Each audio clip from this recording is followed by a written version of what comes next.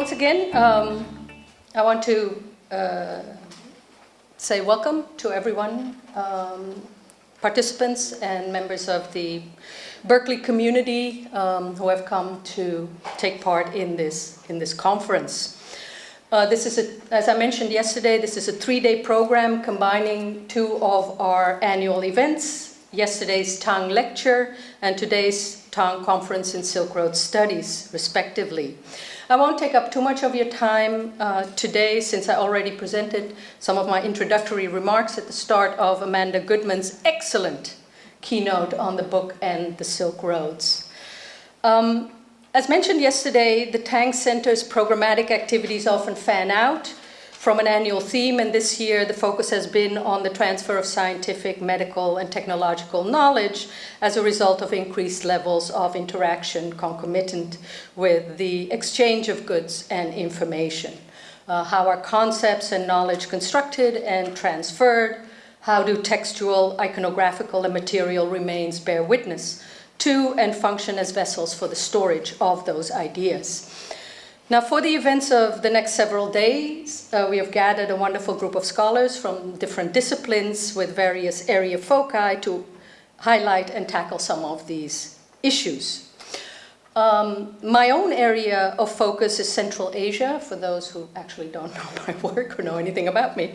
And in my own work on the early Common Era period, in particular the time of the Kushans, 1st to 3rd century CE, I'm interested in the exchange networks, both overland and maritime, that weave together India, the Roman Empire, Central Asia, and East Asia, among others. What moves? Why does it move? Why does it move there? And what happens to it while it's moving, and when it arrives, why doesn't it move somewhere else? I'm particularly interested in the movement of Buddhism, which you can map easily along the trading networks, but explain less effectively. If trade was instrumental, why not move across the Indian Ocean or overland west? What made it move particularly in eastern direction? What spices were cultivated where? What was the purpose of the enormous quantities that were shipped in different directions? Culinary, medicinal. How did the movement of pepper change dietary habits in the Roman Empire? How did knowledge about the medicinal properties of certain spices like cloves spread? In my undergraduate classes on Central Asia, and in particular on art and archaeology, we discussed science as a concept. When did science become Western/European? What role must Asia play in the history of science? How did knowledge acquired in Baghdad and Samarkand impact the West? And I'm particularly interested in my teaching in the Timurid period and the function of the madrasas and universities as vessels, right, for knowledge acquisition and knowledge transfer. So the chairs that we have invited for each of these panels, 2 in their work tackle some of these issues. So our first chair today is Brian Bauman, who holds a PhD in Mongolian Studies from Indiana University. And he teaches in the Department of East Asian Languages and Cultures and the group in Buddhist Studies at UC Berkeley. He's interested in Mongolian language, history, culture, the Mongol Empire, Inner-Asian Buddhism, 20th century and modern Mongolia. He's particularly interested in medieval sciences, mathematics, astral science, time reckoning, medicine and botany, comparative religion, Eurasian literature, and Inner Asian music. His publication, Divine Knowledge, Buddhist Mathematics, according to the anonymous Manual of Mongolian Astrology and Divination, is particularly appropriate in our context. But also in preparation is the science of time and why it matters. Our second chair is Program Director, Tang Center Program Director Frank Billet. For the last few years, 5 years, he's been the program director at our center and very instrumental in crafting the vision for the center. His work is at the intersection of cartography, sovereignty, and territoriality, and he used this research for a number of publications. He's very, very well published, both single-authored and collective volumes that are organized around the all different types of themes. So in progress are, and correct me if I'm wrong, Frank, somatic states, on cartography, geobodies, bodily integrity, this is under contract with Duke University Press.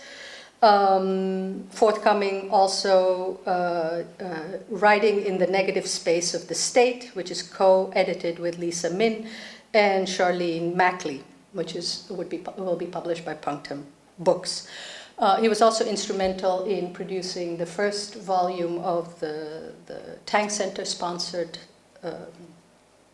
conference, the result of the Tang Center sponsored conference, the Maritime Silk Roads, Global Connectivity, Regional Nodes, and Materiality. Another chair, and you have her bio in your program because she will also give a talk, Stacy Van Vliet, who teaches in the history department, is a historian of Tibet and Inner Asia. And she's particularly concerned with the place of Tibet in regional and global histories, and with how Tibetan historiography and related that of contemporary states, including China, India, Nepal, Bhutan, Mongolia, and Russia, has been shaped by modern transformation in knowledge, economy, culture, and governance. Her book in progress is The World the Medicine Buddha Built, Tibetan Medical Technologies and Infrastructure in Qing Inner Asia. Of the third panel on Saturday, Dominique Stiavu, who is Associate Professor of Religious Studies and East Asian Languages and Cultural Studies at the University of California, Santa Barbara. He specializes in the history of Taoism and Chinese Buddhism and their intersection with the history of medicine. He's also interested in the reception, history, and global networks of knowledge transfer. He's the author of The Writ of the Three Sovereigns, From Local Love to Institutional Taoism. From local lore, sorry. My lenses don't quite work. To Institutional Taoism. And also the co-editor of Transforming the Void, Embryological Discourse and Reproductive Symbolism in East Asian Religions. And he also gave a wonderful talk for the Tang Center not too long ago entitled From India with Love, Buddhism and the Globalization of Medieval Medicine. And then our final chair of the final panel will be Amanda Goodman, and you now know her well from yesterday's talk. And this is also the panel where we will circle back to the book. We started with the book and we'll circle back to the book as we end our conference tomorrow. So for now, I want to welcome Brian Baumann, and we'll get started on the first panel. Thanks, Sanjot. Good morning, everyone. How's it going? My name is Brian Baumann. I'd like to thank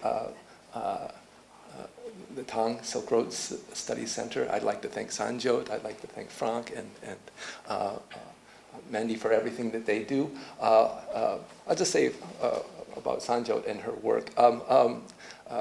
She's really the rock upon which a lot is built around here, and it's not easy being the foundation for things. And anyway, I just want to express gratitude to Sanjot and Frank and Mandy and everyone. We have a really nice panel for you today to kick things off. It's on old school mathematics, and I'm looking forward to it. So. For the sake of time, I think what we'll do, it's been suggested to me that we do, is we have the papers, and so we can give the speakers the time that they might enjoy. And then when it's over, we can all get together for questions, if that's all right. So yeah, just without any further ado, I'll introduce our first speaker. It's Yoichi Ishihaya from Hokkaido University, and he'll be speaking on converting knowledge, culture, and themselves, Mongols' imperial rule in the 13th and 14th century Eurasia. Yoichi, thank you. Please welcome him.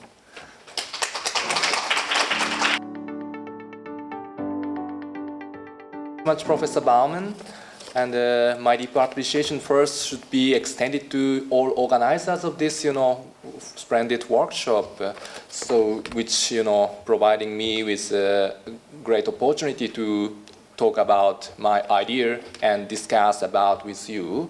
So I really appreciate it. And from the original title, my title was a little bit slightly changed, but this title, I will go with the title Converting Knowledge, Culture, and Themselves, Mongol Imperial Rule in 13th and 14th century Eurasia. And let me start with the epigraph expression by Edward Said. Quote, "The foundation of empire is art and science. Removes them or delegates them, and the empire is no more," end of quote. So this is the expression mentioned between a relationship between the empire, modern empire, and the science. So this is related to today's my topic. So let me start.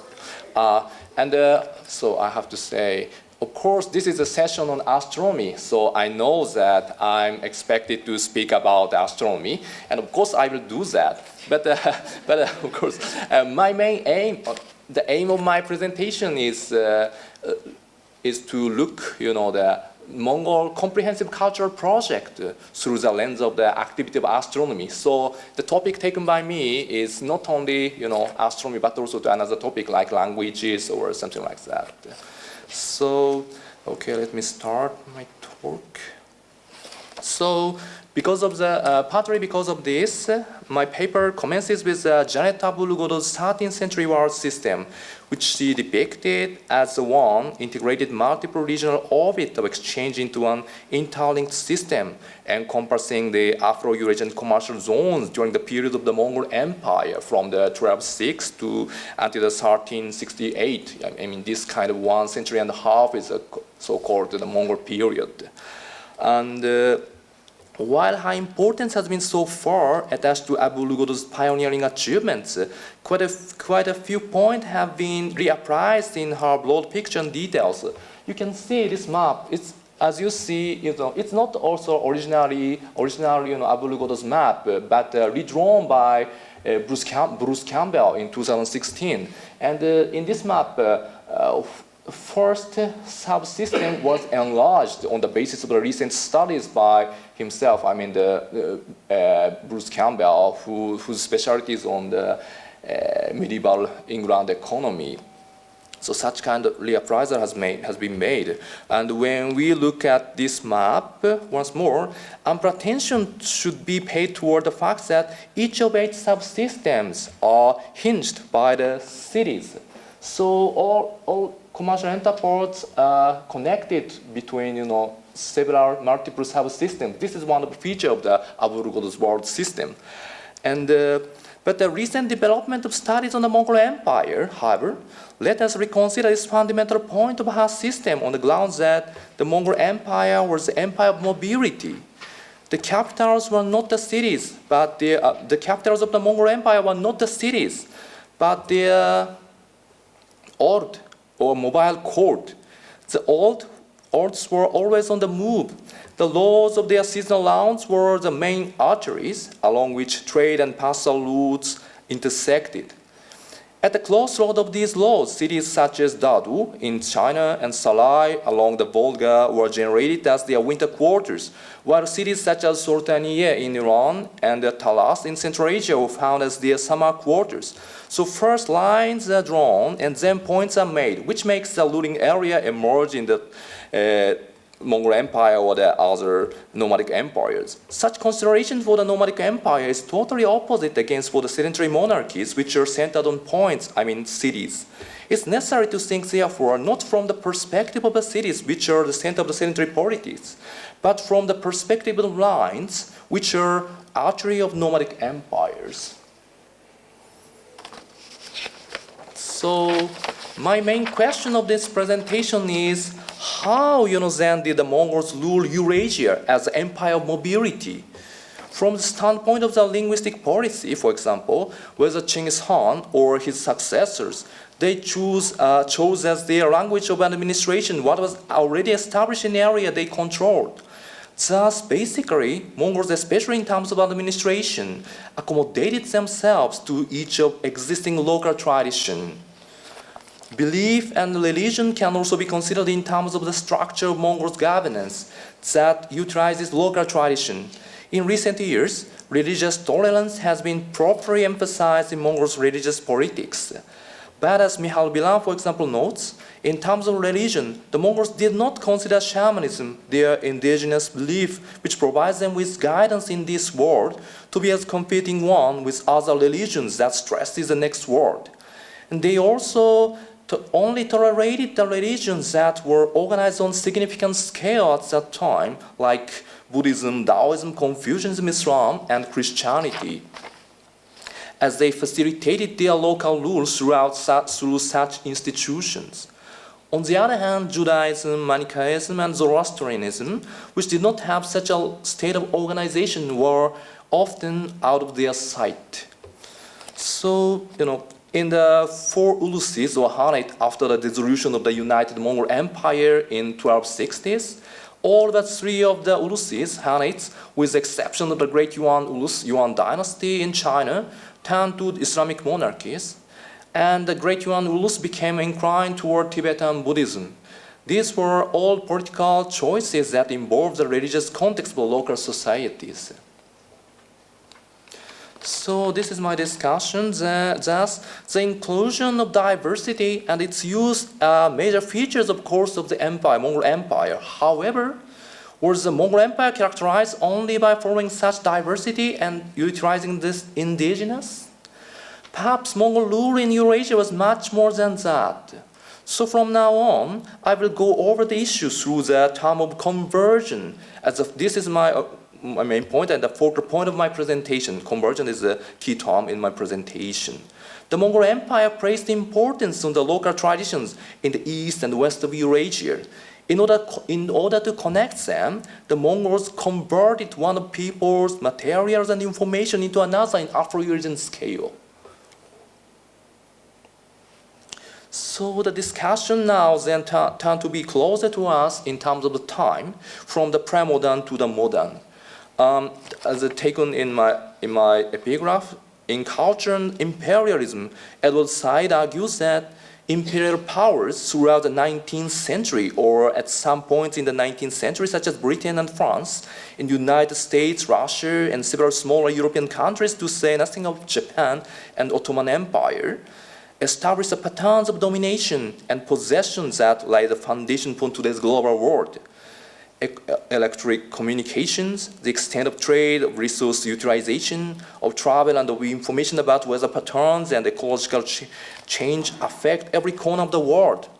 Said adds that this set of patterns was first established and much made possible by the modern empires. As one who studied and indeed lived within the modern empires, Said confessed that he was struck by how constantly expanding, how inexorably integrative they were.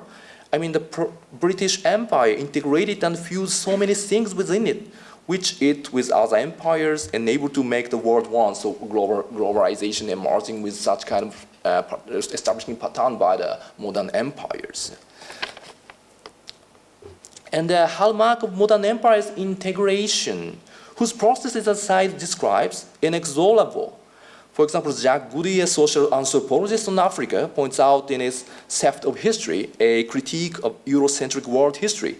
Such criticism, he says, such centrism, he says, extend to the realm of time and space as well. So no basis in terms of the scientific superiority of the calendar is found in the fact that the world is currently using the Western calendar. That is, of course, dated to the year of the Jesus Christ's birth. This only the historical fact that it's of Christian origin and that modern Western empires made it the world standard when they expanded all over the world.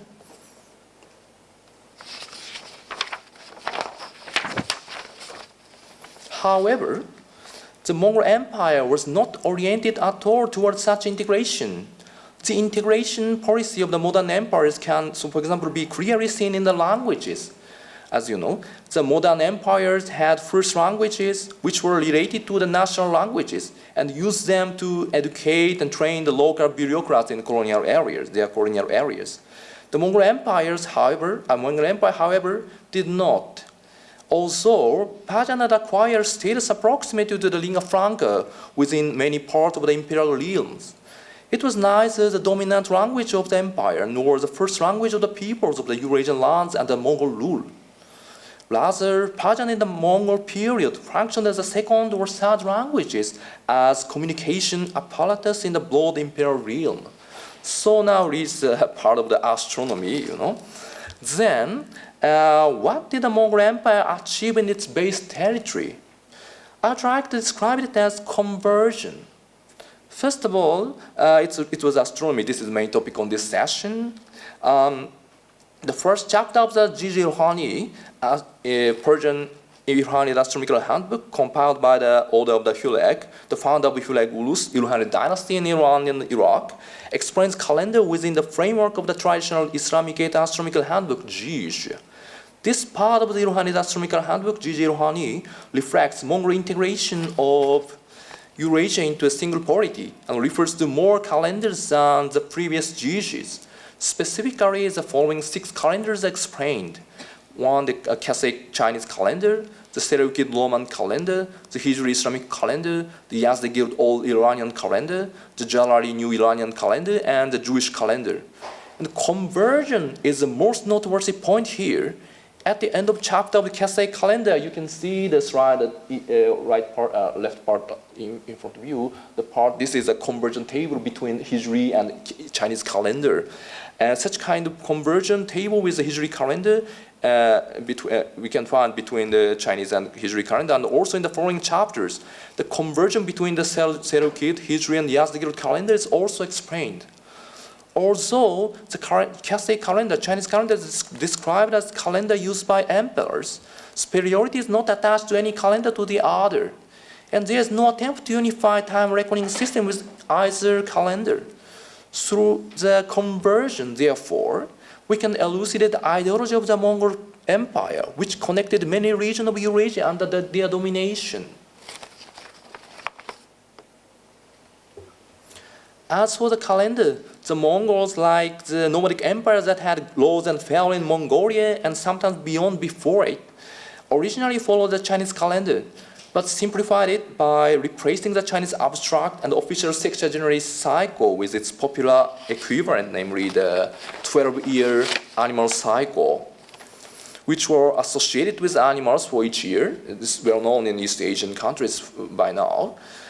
As for the months, for example, the secret history of the Mongols expresses the months with the rhythm of the seasons, such as the 16th day of the first month of summer or something like that.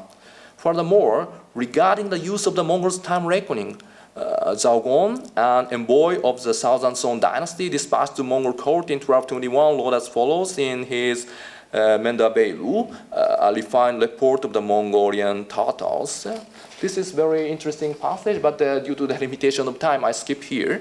But it's a very representative passage to know about the light time of the steppe in which Mongol lived. However, the process of transformation to the Chinese dynasties forced the Mongols who had been living in the time of the steppe to refine their time reckoning system as a result of their subsequent expansion into North China. Since the time of accession of Kublai, after that, in 1276, when Linan, the capital of Southern Song dynasty, fell into Mongols' hand and North and South China were reunified for the first in a long time, an imperial decree was issued to inaugurate astronomical reform to compile an official calendar. This astronomical reform, which lasted nearly 4 years, resulted in the compilation of the season-granting astronomical system, Shouxi Li, which is regarded as a masterpiece of the Chinese traditional astronomical system. But we should bear in mind that there is no record of the involvement of Western astronomers in the compilation of the calendar. And the calendar itself was completely within the framework of the Chinese astronomical tradition. So at that time, even in the great configuration between East and West, the Chinese calendar, the astronomical reform was definitely a Chinese one, not Mongol imperial one. On the other hand, the Mongol Empire had already invaded the Islamic world in the West since the time of Genghis Khan. With the Western expedition by Hulagu in the 1250s, his ulus was established in Iran and Iraq. The Western realm had a calendar tradition quite different from that of the Eastern realm. For the Chinese dynasties, whose ideology was that time based on the celestial movement was controlled by the emperor, Chinese emperor, the son of the heaven, the calendar could only be distributed therefore by the emperor. And therefore the calendar in the Chinese world was exclusively the imperial product. Islamic monarchs, however, were quite different. And they had little motivation to integrate calendars into an imperial one, like Eastern part. This was due to the problems surrounding religion and administration that were unique to this cultural sphere, Islamic world. Specifically, the Hijri calendar, the religious calendar of the Islamic world, was a purely lunar calendar, based solely on lunation. So this calendar did not harmonize with the seasons, which were based on the solar cycle. And this posed a serious problem for agriculture, which follows the seasons, and for tax collection, which relied heavily on agricultural products. Therefore, Islamic dynasties Aryan used taxation calendars that follows the solar cycle in parallel with the religious calendar. And many of taxation calendars were based on local traditions. Moreover, non-Muslims in the Islamic world, whether Christians, Zoroastrians, or Jews, all had their own calendars and religious rituals, and it was rare for a loyal power to deny practicing these religious calendars. So in the Chinese world, the Mongols reigned as the Chinese emperors and rulers of the time. In the Islamic world, on the other hand, they embraced the diversity of the indigenous calendars of this cultural sphere. However, the Mongols did not simply leave the multiple calendars as they were, especially in the Western regions. The key here is, of course, conversion. The Mongols compiled apparatus such as the Jiji Rouhani Astronomical Handbook in order to know how the calendars were related to each other and how one calendar could be converted to another. Through such conversion of calendars, imperial decrees in various languages were written with the local calendars each region. It is not only the calendar in which conversion was practiced.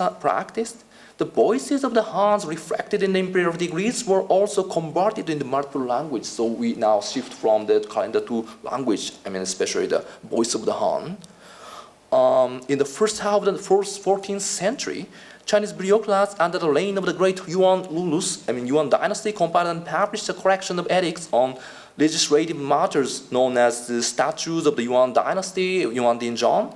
The statute of the Yuan dynasty has a unique literary style that reflects the Mongol rule in China. Within the highly formalized administrative style, which is used only for official documents exchanged between government agencies used, some passages are written in the spoken language, which is called Mongolian literal translation style. The literal translation reflecting the oral Mongolian spoken by great Hans and other members of the Mongolian ruling class was expressed within the Chinese colloquial style. The translation style uses Chinese characters but retains some of the vocabulary and grammar of the Mongolian language. This is a reflection of the Han's voice, which contains many parts that cannot be understood by ordinary Chinese grammar. The Mongol domination of China produced this kind of strange style of writing in which the Han's voices were converted into Chinese. As the word conversion implies, this style was reciprocal between the two languages, Chinese and Mongolian. In other words, it's possible to assume, of course, not only from original Mongolian to Chinese, but also to reconstruct original Mongolian from the Chinese sentences. So Masaki Sugiyama indeed attempted such reconstruction of the original Mongolian from the Chinese text of an imperial degree, Yalik, inscribed on a stone by means of such reciprocal relationship between two languages. The Persian languages in Mongol period was also under a large extent of transformation, with assimilating the vocabulary and expression of Turk-Mongol nomads who influenced the Persian culture and their mutual acculturation. So when we speak of conversion, we cannot ignore many. Under the first silver century, argued by Akinobu Kuroda, silver connected not only the Mongol Empire but also various parts of Eurasia outside the imperial realm. What made this connection possible was fixed in the conversion ratio. Silver circulated across Eurasia in the form of silver ingots weighing approximately 2 kilograms. In China, a conversion ratio of this 2 kilogram 1 silver din, equalizing with 50 liang, equalizing 500 chun, was established.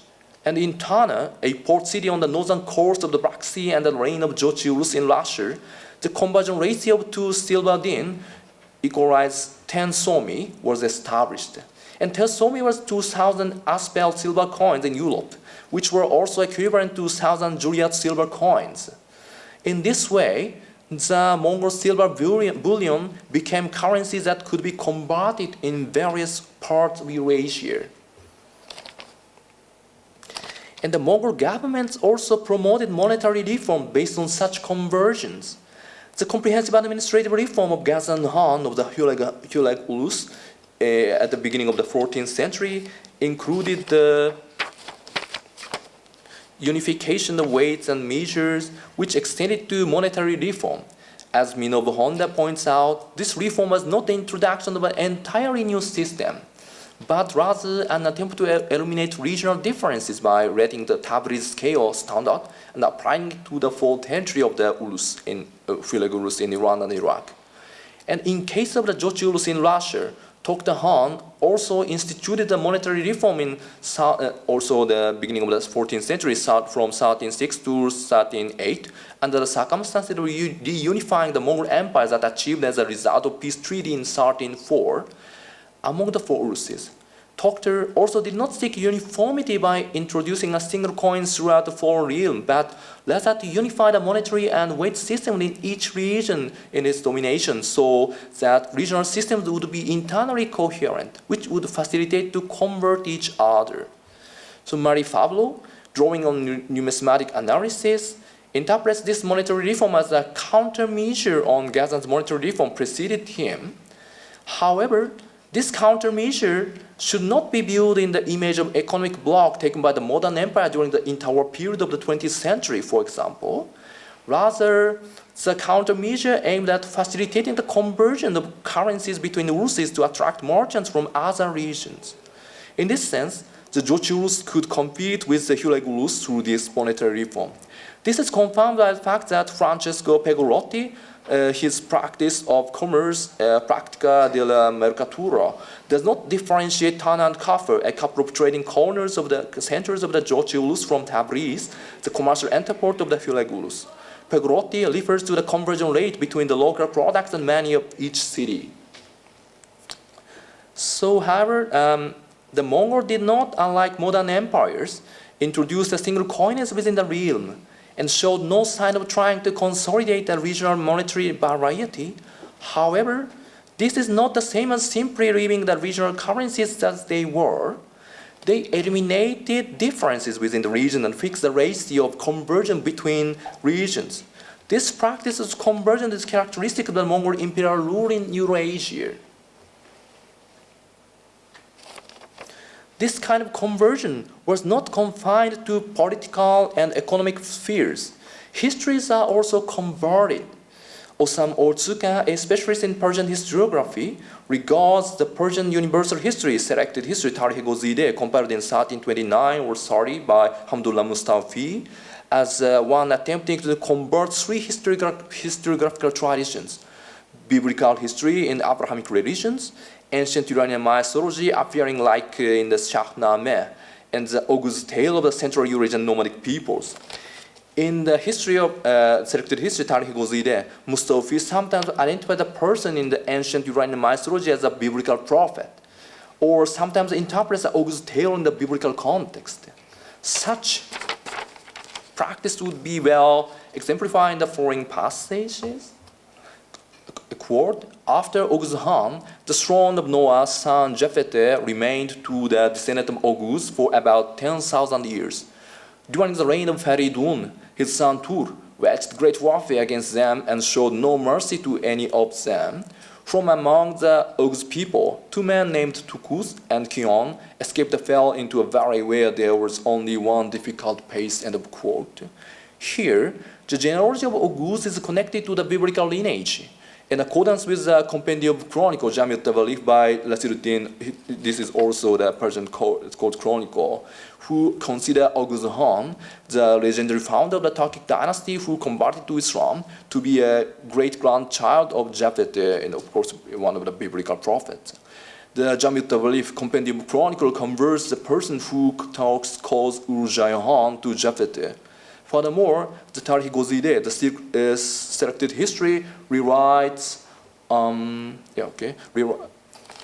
the battle of the above quotation, which the Compendium Chronicle refers to as the battle between the Turkic tribes and the Mongols, as a battle against Tur, a son of Iranian mystical king Faridun.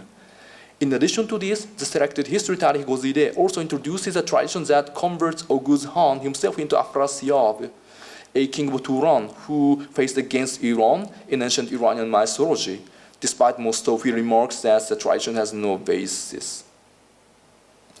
But why did histories have to be converted? It's closely related to the Mongols' own conversion. Muslim court historians who faced with the problem of how to justify Mongol conquest and rule in Iran, especially after the Han's conversion to Islam, connected their Turk-Mongol history with a biblical worldview and ancient Iranian mythology to attach their rulers to sacred kinship. In this context, the conversion apparatus was indispensable. So Thomas Olsen, dealing with cultural exchange during this period, expressed the Mongol Empire as a clearinghouse. I'd like to expand on that expression here and describe Pax Mongolica as a kind of intercultural market. Like the grand markets of Champagne, for example, it was a large-scale gathering of people from various backgrounds. Of course, the Mongol rulers had a right to determine the date and details of the event, and in that sense, the Mongols were completely in control of this intercultural market. The economic transaction were also under Mongol control, even if not directly in many cases. On the other hand, many of the commodities on display at the intercultural market were of indigenous origin. And the Mongols were the organizer of the intercultural market, leaving the detail of the commodity displays to the merchants. Under these circumstances, peoples, commodities, and the information from different cultural backgrounds came into contact with each other, resulting in the Mongol exchange, which kind of expression I taken from the recent, Marie Favreau's book, The Hold. However, it was an intercultural market. Although the commodities on displays were exchanged, it was not intended to be a place where, for example, something completely new could be created by integrating them together.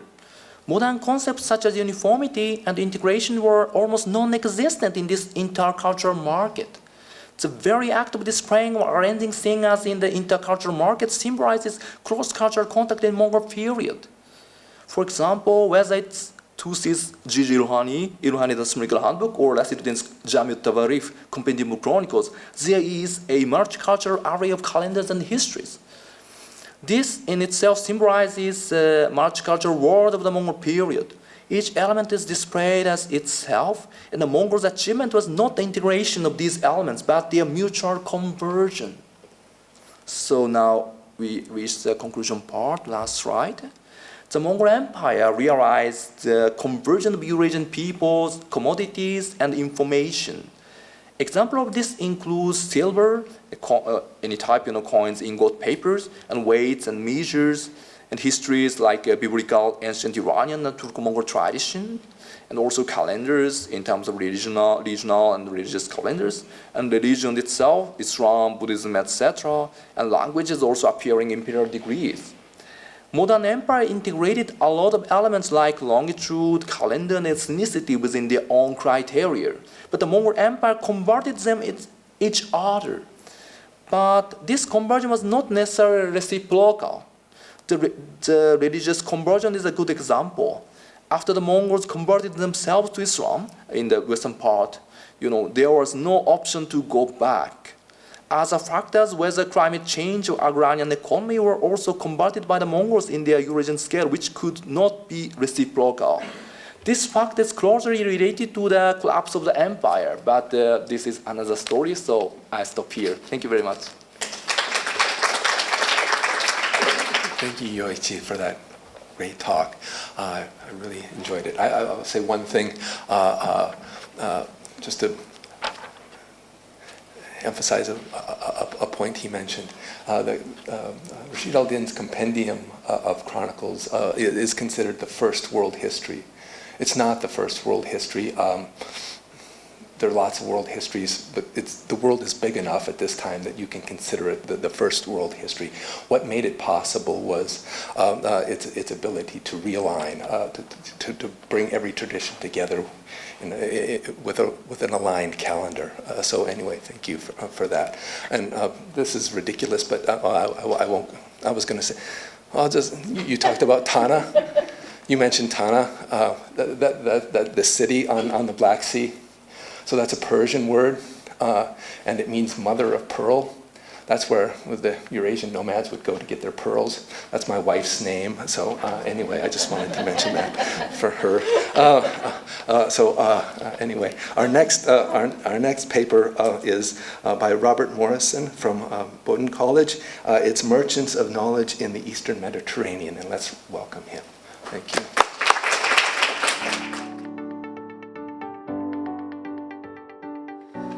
Good morning. I'd like to thank Drs.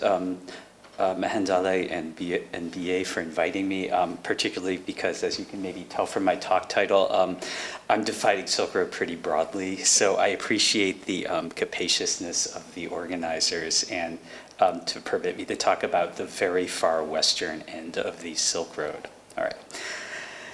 The observatory at Maragha, which is near Tabriz in Iran, which is pretty much on the Silk Road, was the site of remarkable work in observational and theoretical astronomy in the late 13th century. The construction of the observatory was ordered by Hulagu Khan, who died in 1265, and construction started in 1259. Scholars came to Maragha from as far away as North Africa and China. Instruments were built and observations were carried out. A number of astronomical handbooks with tables, zijas, some of which were based on the new observations, were produced. And these tables facilitated the prediction of the position of the sun, moon, and 5 planets at any point in the future.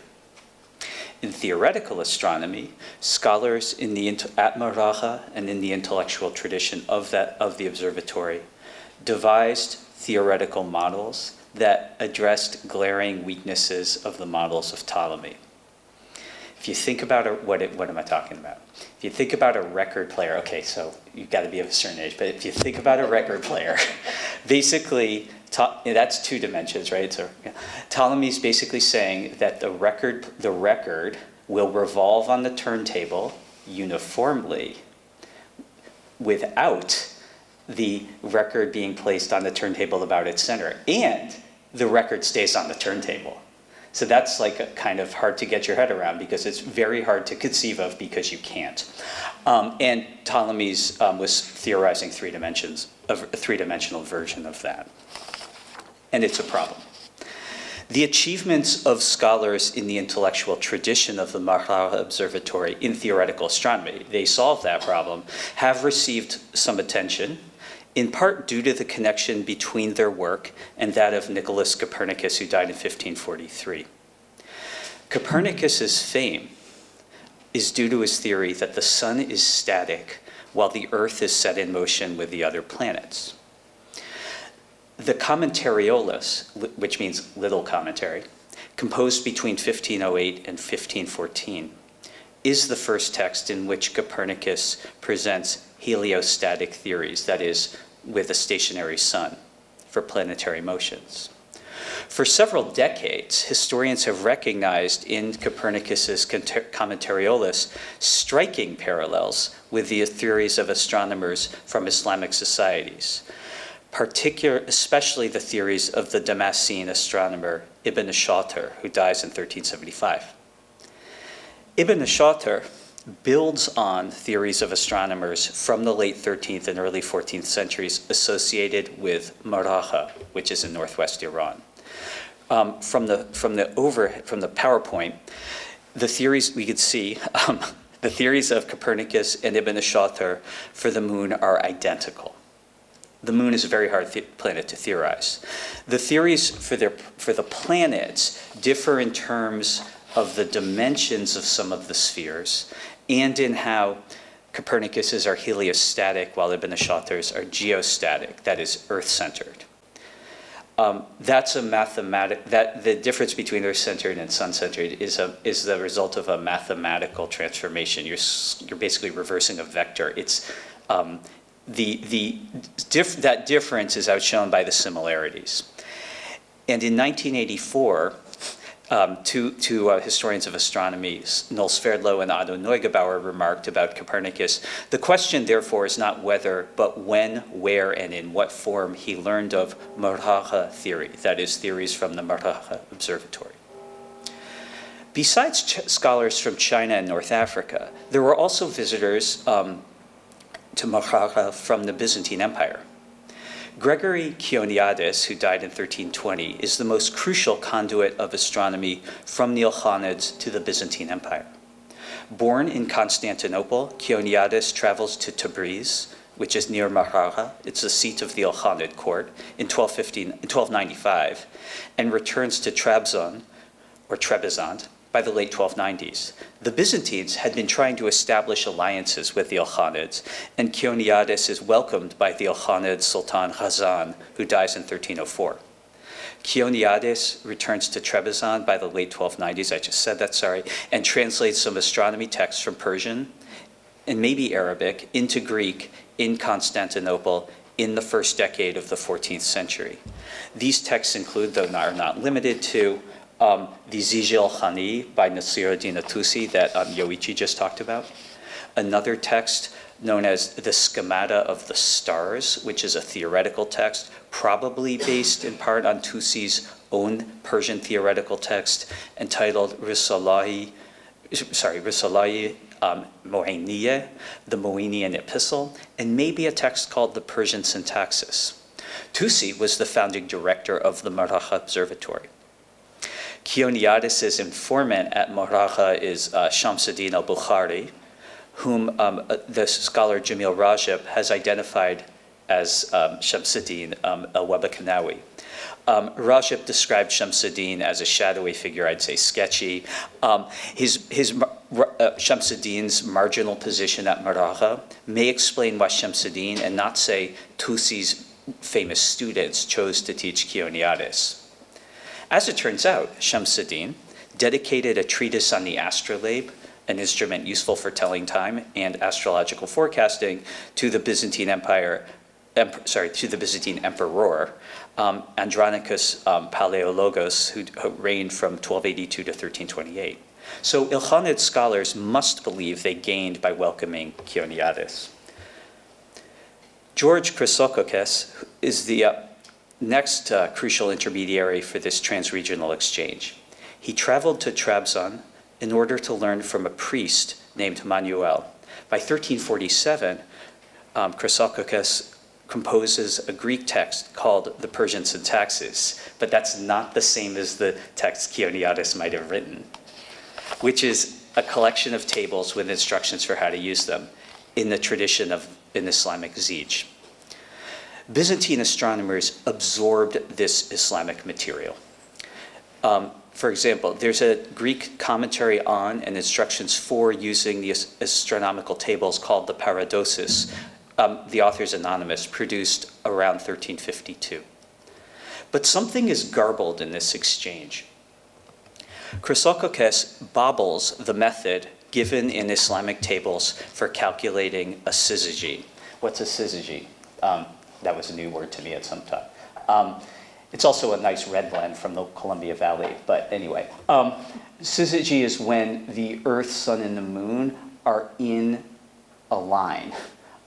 What you see on the screen is an opposition in which the Moon and the Sun are on opposite sides of the Earth, and at opposition, that's when you see a full moon shown in the PowerPoint.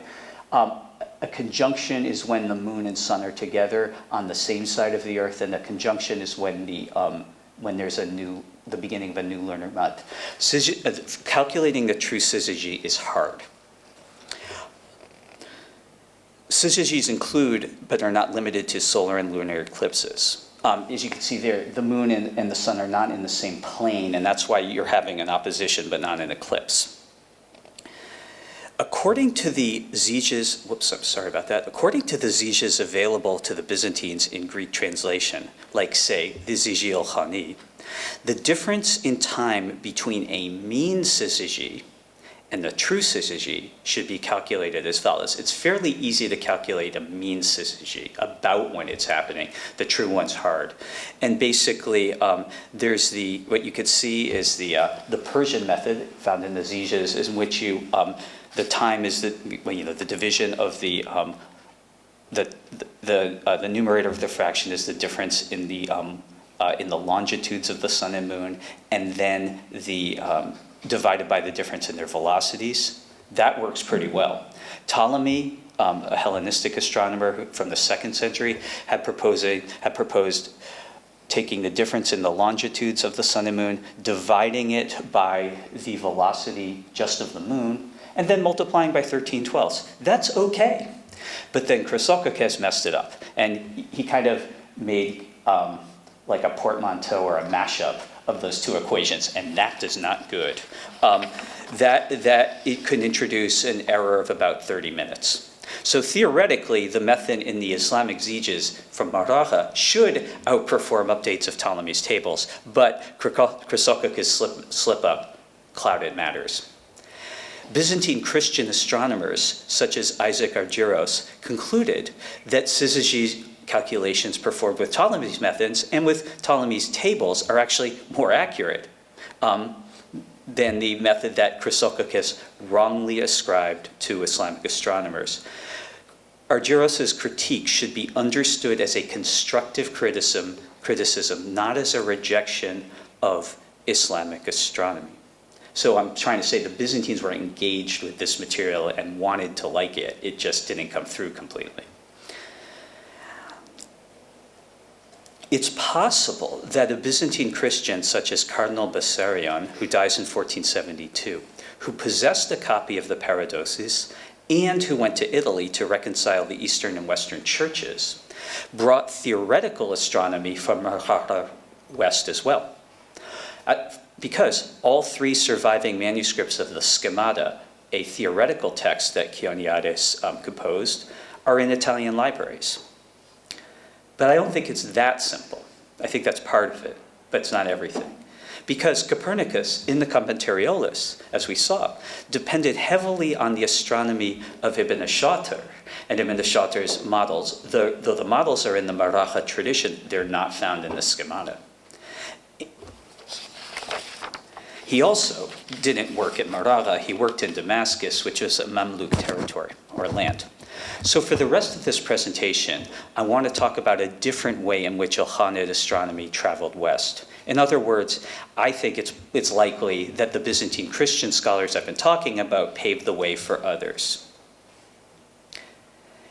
Chioniades couldn't have been the only intermediary.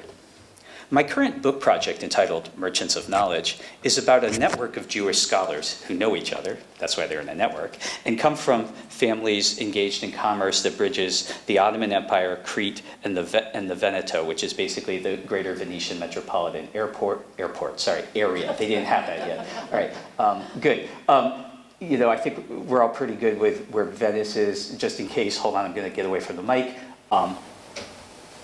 No, that's Cyprus. That's Crete. Okay. That's off the Silk Road. All right. In this presentation, though I'm going to be talking about astronomy. The book is about inter and multidisciplinary intellectual exchange. Anyway, the engagement of the merchants of knowledge with Maraja astronomers starts with tables, just as was the case with the Byzantines. Chrysococcus' Persian syntaxis, the one with the messed up syzygy computations, is translated into Hebrew as Luchot Parhas, Persian tables, by a Jew in Salonika, Solomon ben Elijah Sharbita Zahav, which means the golden scepter, which is a Hebrew calque for Chrysococcus. So I think that's kind of cool, who flourished between 1374 and 86. Sharbita Zahav explains that he translates the Persian tables after determining that Islamic methods of syzygy determination are preferable. Unfortunately, Sharbita Zahav perpetuated the mistake of Chrysococcus. A Jewish contact of the merchants of knowledge, however, Rabbi Mordechai Komatiano, who dies in 1482, composes in 1425, he was a young man, a commentary on the Persian tables in which he endorses and restores the method found in the Persian zijes. So Komatiano's successful resolution of what he perceives to be a significant weakness in the Persian syntaxis, because he was right, means that he has pathways to inquire about Islamic astronomy other than the Hebrew translation of Chrysococcus' work. Indeed, Komatiano refers to the tables of Chrysococcus as an alternative source for tables, so he has other sources. I have not found an independent Hebrew source for the syzygy computation found in Islamic zijes, so that must mean that either Komatiano must have either other Byzantine sources, oral or written, or he has access somehow to Islamic sources. Sometimes in the commentary on the Persian tables, Komatiano criticizes Byzantine astronomers by name. In the course of those critiques, he follows portions of the Paradosis, again, a Byzantine Greek text, very closely, although he doesn't cite it. But it seems like he's pretty wrapped up in Byzantine astronomy. Islamic syzygy computation methods, the right ones, have an impact on other Jews in Istanbul. Again, and it's all coming from Maraja. Komatiano has students from the Karaite sect of Judaism. Komatiano himself, like most Jews today, is a rabbinite, meaning that he accepts the authority of the Talmud, a post-biblical code of Jewish law. Before Komatiano's career, Karaites, unlike the rabbinites, held that the new moon had to be observed, not calculated, not just calculated, because the methods for calculating calendar were laid out only in the Talmud, which Karaites reject. But with Komatiano's Karaite student, Elijah Bashachi, the great divide between the calculated Rabbinite calendar and the observed Karaite calendar was finally breached. Bashachi and his Karaite student, Caleb Afandopoulos, who died in 1525, wrote tables with instructions for how to calculate a calendar. And they include the method found in the Ziji al-Khani. And in Hebrew now, but somehow they got this.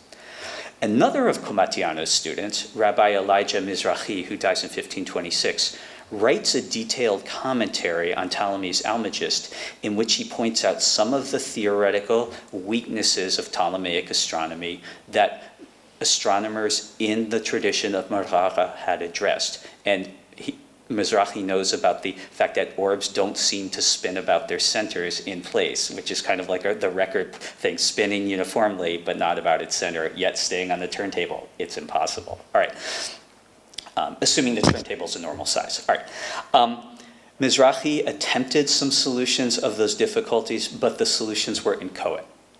Yet Mizrahi's student, the merchant of knowledge, Moses Galiano, had the right information. He shared that information in his key Hebrew text called Puzzles of Wisdom. Well, translates to Puzzles of Wisdom. When he answers the question about how to explain the observed variations in planets' motions by theorizing combinations of orbs that revolve uniformly. Basically, I've been talking about how the celestial orbs or spheres have to revolve uniformly. But when you look at the planets, they don't move uniformly. If you're into astrology, Mercury is sometimes retrograde, right? Retrograde means moving backwards, right? So it's not moving uniformly. How do you explain this? Well, there are some four options, and Galeano writes, this may occur from this may occur from compound, blah, blah, blah, blah, blah. It may occur from compounding motions of uniform direction models and centuries using completely uniformly rotating orbs that are stacked up on top of each other, like the light of the world of Rabbi Joseph ibn Yaish. Or you can do it how Ptolemy did it. Or you can do it like how Ibn Shatir did it.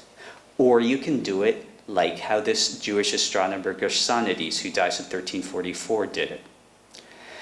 There's more than one right answer to how to theorize the heavens, but the key is Galeano knows about Ibn Shatir. The schemata, again, it's a Byzantine text of theoretical astronomy, has attracted scholarly attention because its motions for planets, its models for the planet's motions, contain a hypothesis, a theoretical idea, a theory from Maragha called the Tusi couple. What's that? This is the Tusi couple in 2 dimensions. Basically, the small circle, which stands in for a small orb, revolves about point Z, and this is the orb, the circle with the circumference BED. It revolves around point Z at a velocity that's double the revolution of the larger orb BGA about point D in the opposite direction at half that velocity. If that happens, a point E will go back and forth on line GDA. That's something Nasir ad-Din Tusi theorized. And Tusi incorporated this hypothesis into his astronomical models and solved Ptolemy's weaknesses. And you can see the Tusi's models in Greek in this leaf from the schemata.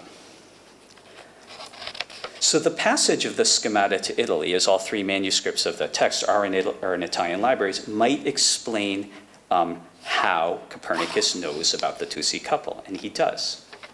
But there are other ways he could have learned about it.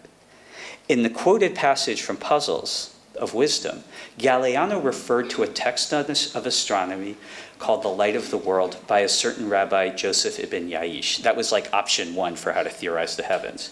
Galeano got the author wrong. Galeano himself writes another text in which he reproduces passages from Joseph ibn Nachmias's The Light of the World verbatim. So I think he's got the right text, wrong author. The Light of the World was composed in Judeo-Arabic, a dialect of Arabic, or a type of Arabic, around 1400 in Iberia. A Hebrew version of the text is produced shortly after, probably by Ibn Nachmias. There's a Tusi couple in the Judeo-Arabic original of The Light of the World, and in the Hebrew version of The Light of the World, there's a particularly elegant version of it, and this is a figure, that I drew, kind of explaining what's in the Hebrew version of The Light of the World, and you can see the 2 circles that are revolving at one at twice the velocity of the other in opposite directions, and the linear oscillation ensues. So it's the same theory applied in pretty much the same way that it's found in the schemata and in Tusi's work. Ibn Nachmias doesn't claim to have developed the Tusi couple, and there's some evidence of mathematics and instruments passing from Maragha all the way to Andalusia before Ibn Nachmias' lifetime. There's also a record of the Hebrew version of The Light of the World showing up in Italy by the mid-1600s. So, exchange of The Light of the World and of Ibn Shatir's astronomy with Christian scholars likely occurs when Galeano visits Venice between 1497 and 1503 and meets with a printer named Gershom Sonsino. Now, Copernicus had studied at the University of Padua between 1501 and 1503. Padua is like 22 miles from Venice. It's part of the Veneto. And so basically what I'm saying is that Galeano is conveniently one-stop shopping for Copernicus, whereas the schemata doesn't explain everything. Galeano would. It would be one-stop shopping for Copernicus or his intermediary if you want to know about theories from Maragha in the intellectual tradition of Maragha. So why was Galeano doing what he was doing? Galeano didn't travel to Italy just to broadcast everything he knew. He was a self-promoter, but not quite that bad. Rather, I'm saying he's a merchant of knowledge who brings information back to Istanbul. So he's not just giving, he's taking. One source of the information he brings back to Istanbul is a text called the Almanach Perpetuum, which is a Latin text. It's a collection of tables with instructions for how to use them. That was printed first in 1496. The Almanach Perpetuum turns out to be a version of a Hebrew astronomy text called HaChibur HaGadol, the Great Composition, which was written by Abraham ben Zakut in 1478. Galeano dedicated his Arabic translation of some of the instructions for how to use the tables from the Almanach Perpetuum to the chief military judge, Al-Qadi bil-Askar, Abdurrahman Mu'ayyadzadeh, who dies in 1516. So Galeano translates this Latin text into Arabic for an Ottoman elite. As this text was printed in Portugal only in 1496 and in Venice only in 1502, I speculate that Galeano secured a copy of the Almanach Perpetuum while abroad, perhaps with the aid of Sansino, who was like a printer, because Galeano anticipated the potential value of this knowledge in the Ottoman Empire. Maraja astronomy gets to the West because Ottoman scholars are interested in Latin scientific texts. Here's another example. A few years after the translation of the canons of the Almanach Perpetuum, Galeano authored the Ottoman Turkish medical text, Treatise on the Natures of Medicines, dedicated to Ahi Çelebi, Hamid ibn Kamal at-Tabrizi, who was the chief physician of Sultan Bayezid II, who reigned from 1481 to 1512. And later, Ahi Çelebi comes out of retirement to be the chief physician of Bayezid's successor, Sultan Selim. So actually also On the Natures is an early example of scientific literature in Turkish.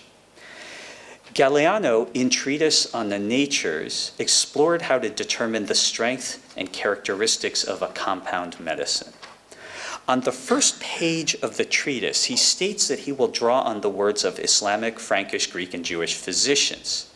Though Islamic sources predominate in this text, Galeano referenced the works of Arnaldo da Villanova, who dies in 1310, and Bernard de Gordon, who flourished between 1270 and 1330.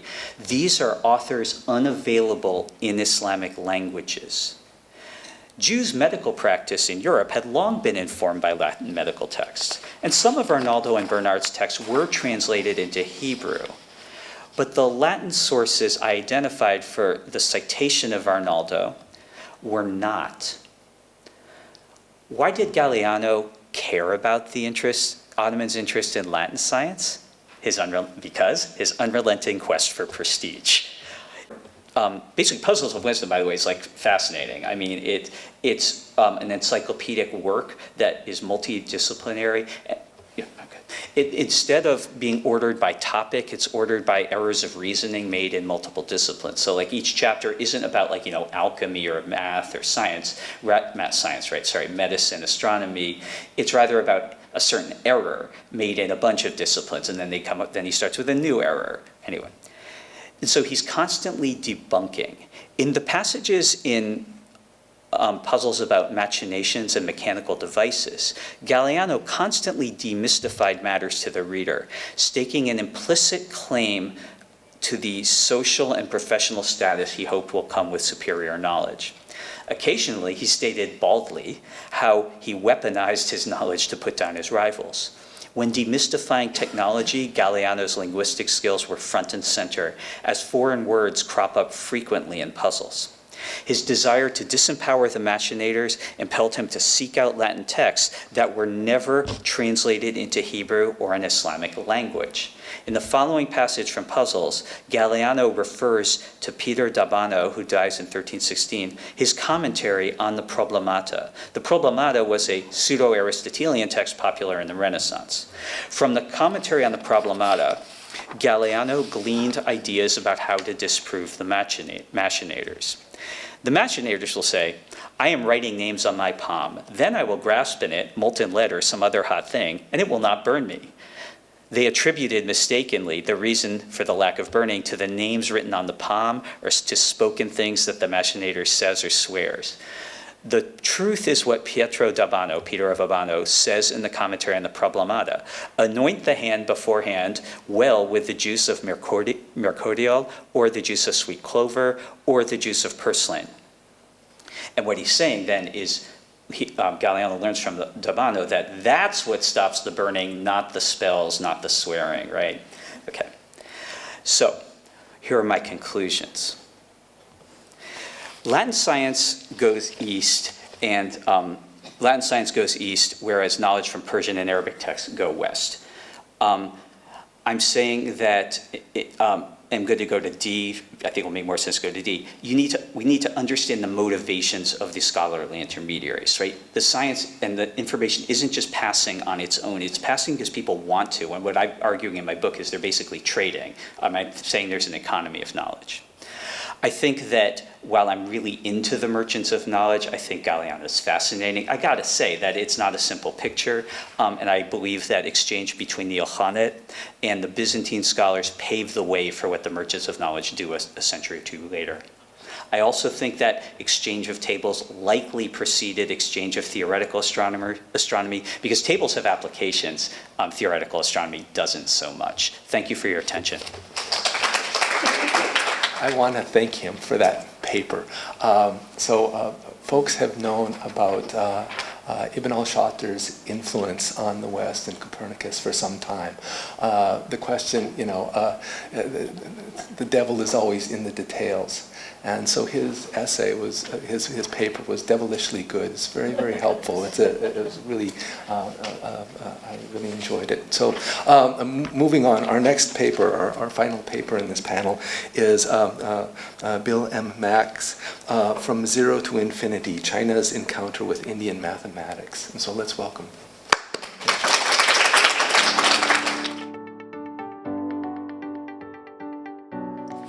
Good morning.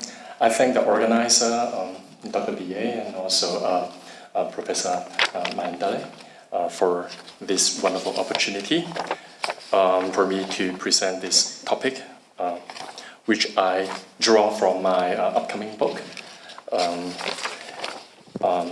And it was titled Foreign Astronomy in China from the Six Dynasties to the Northern Song.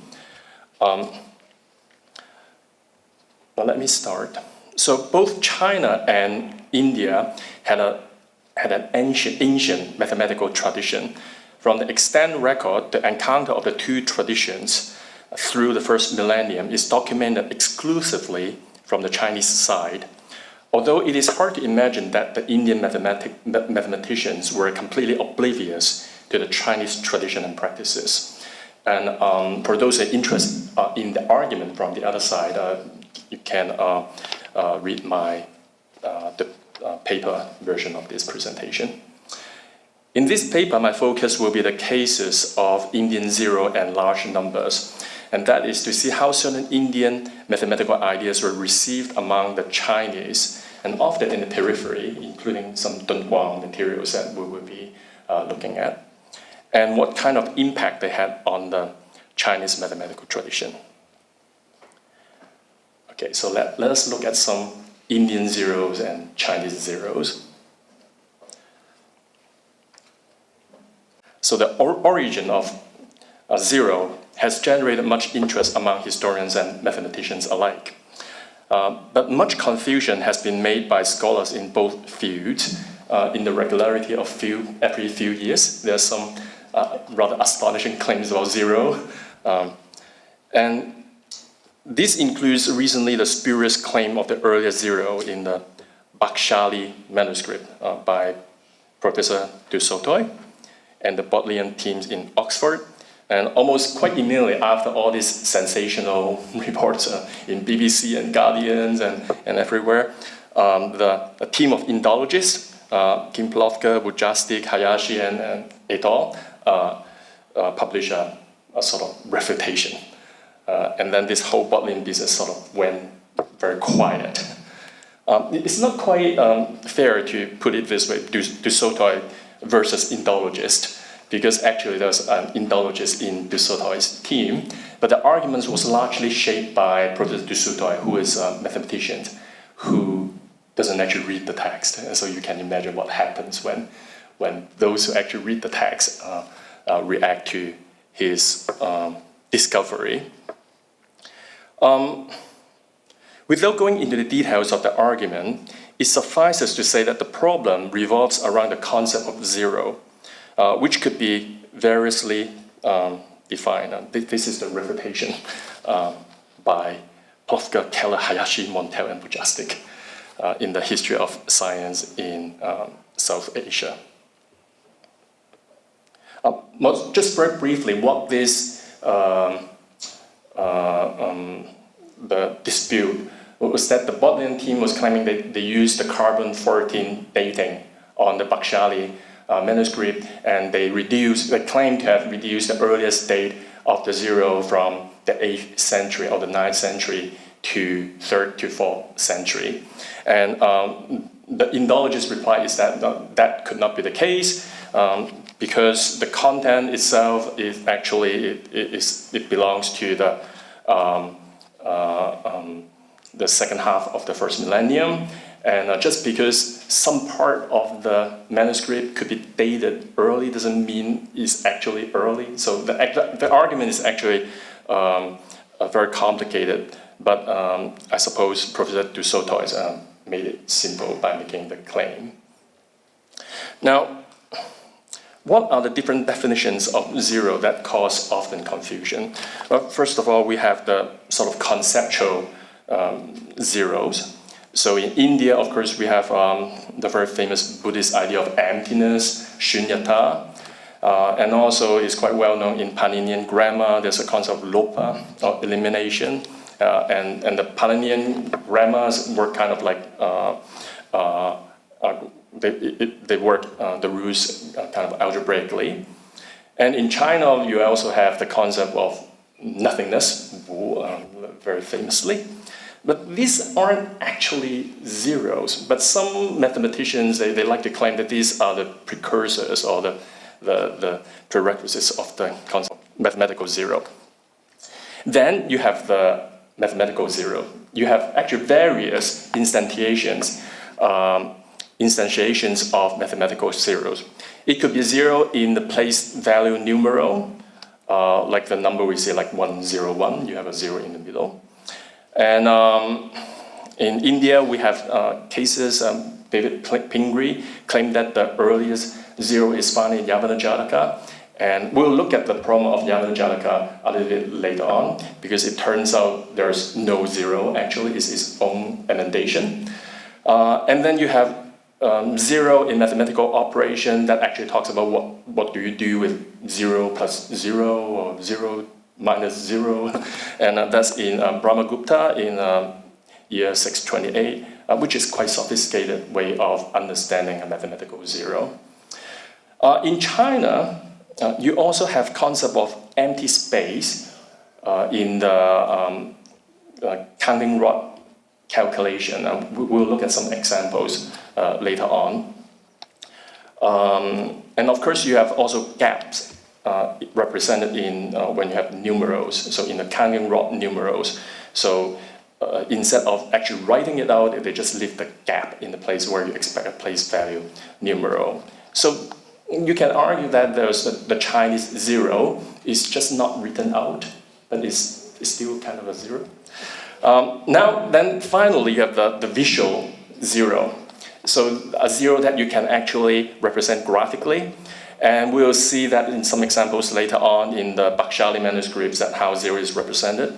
Well, leaving aside the problematic and the controversial Bakhshali manuscripts, you have actually inscriptional or epigraphical zeros, and the earliest one, surprisingly, is not found in India, but in Southeast Asia. There's a Khmer zero, dated 683.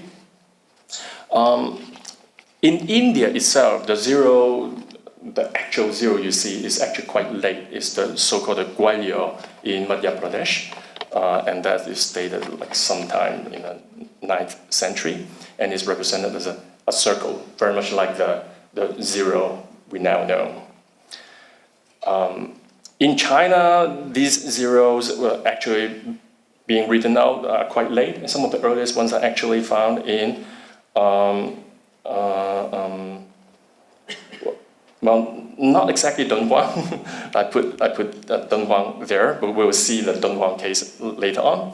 But in some Song printed manuscript, you actually find zero written out as circles in the counting rod numeral notation. But let's look at some actual examples. Before I do that, I would like to go into this text that is called the Canon of the Nine Caesars.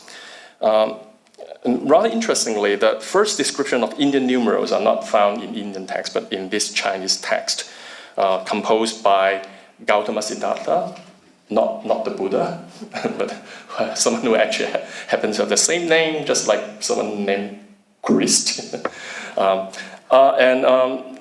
He composed this text sometime before 718, commissioned by the emperor in China. And this text I work with, by the way, is I published the translation. It was just published this month. It was part of the Max Planck project in the Plurilingualism in Traditional Eurasian Scholarship, so you're welcome to download. It's open access. Now, in this text, what the author described was the features of Indian numerals, which for him is superior to the Chinese numerals. So let's read this text. So the aforementioned Indian method of mathematics utilizes the above 9 symbols, 字, for multiplication and division. All such symbols are formed with one pen stroke. When the counting reaches 10, the numeric character enters the next space. Wherever there's an empty space, a dot is always placed. As the gap is always marked, there is no room for error. Mathematical operation is visually clear. This should be described before anything else. So the Canon of Nine Caesars is an astronomical text and has this opening that deals with numbers or numerals. And the reason is that the author thought it's so important to understand how Indian astronomy works. You first have to understand how numbers are represented, namely by the numerals. And what he highlighted here is that the Indian numerals are something that is quite foreign to the Chinese at that time. In his text, he actually, there was this description of 一字、二字、三字、四字. So the actual numerals are missing in the extant version. So this is on the right-hand side is in the 四库全书, and the left-hand side there's a manuscript copy by Xu Youren, which we don't know when that was dated. Because this text was lost for a long time until the 16th century when it was rediscovered when someone was cleaning the statue of a Buddha. So it was hidden in this Buddhist statue and it was rediscovered. So this passage, it has this 算字法. So 1, 2, 3, 4, 5, 6, 7, and so on. Supposedly, the blank space, they had the Indian numerals that they are missing. Except, quite interestingly, for the last one, for 0, it says 点, it's a dot. So the 0 is described as a dot. And it turns out to be the earliest description of the Indian 0 in any text. In the right-hand side, we have the manuscript version, and they do put the numerals there, but those are not Indian numerals. Those are Chinese counting rod numerals from the Song dynasty. So this is a Qing dynasty work. So the author obviously supplied his own imagination of numerals, which is another story. So this is what I would imagine. I put the Devanagari numerals in the empty space, just to illustrate how it would work in terms of one stroke. Those who learn the Sanskrit numerals, you know that they are just like our numerals. They usually can be written in one stroke, except that nowadays, like 4, you have to actually 2 strokes, right? So not so convenient according to this criterion. But supposedly, for the author, the Indian numerals are very convenient because there are 9 distinct characters, and they can be written in one stroke. And then he was describing the place value system. After you write one numeral, when it reaches 10, so it's a decimal system, then you move on to the next space, and you put another numeral. Now, the interesting thing is the next statement, saying that whenever there's an empty space or empty place, a dot is always placed, so there's no margin of error. And the numeric operation is clear visually. So what he was actually referring to is ambiguities or another system that is not so clear, and there's some room for error, namely the Chinese system. So the Chinese system he was describing is not the Chinese character, but the counting rod system. We'll look at that in a moment. But this canon of 9 Caesars by Gautama Siddhartha was largely ignored by the Chinese scholars and the mathematicians, and they always thought that it's strange, bizarre, and not practical. The Chinese historian Chen Jiujin talked about this is it's rather unfortunate because the numerals could have created a kind of scientific revolution in mathematical operation for the Chinese, very much like it did in the Islamic world. And also there was the transmission of the trigonometry, the sine table, and all that, but the Chinese sort of have other methods that would override them, and lots of opportunity to learn about the Indian system. The reason for the sort of opposition against the Indian system is because the Chinese have a long established tradition of arithmetics. So how is this Chinese 0 represented? So this is a rather late, the one in this one in the Needham's Science and Civilization of in China, the 3rd volume is 16th century. The one in the left in 18th century block print, and what they illustrate is how the Chinese would do calculation. And it's sort of like a pocket calculator. You have these counting rods you all carry. So the Chinese before possibly the 10th century, proper gentlemen, they would have a little pocket of sticks, the counting rod. And then when they want to do calculation, they just kind of, they put a grid, they draw the grid on the ground, or maybe on the table there's the counting grid, and then they put the counting rod numerals in the grid. So you can see the example here. You have the vertical 1, 2, 3, 4, 5, and then you have the horizontal 1, 2, 3, 4, 5, and so on. And of course, it goes to 9. And then the numbers are represented like in the bottom. So the first one is 6, and then 7, and then 2, and then 8. So what happens if you have a 0? Well, you have 6, 7, and then empty, and then 8.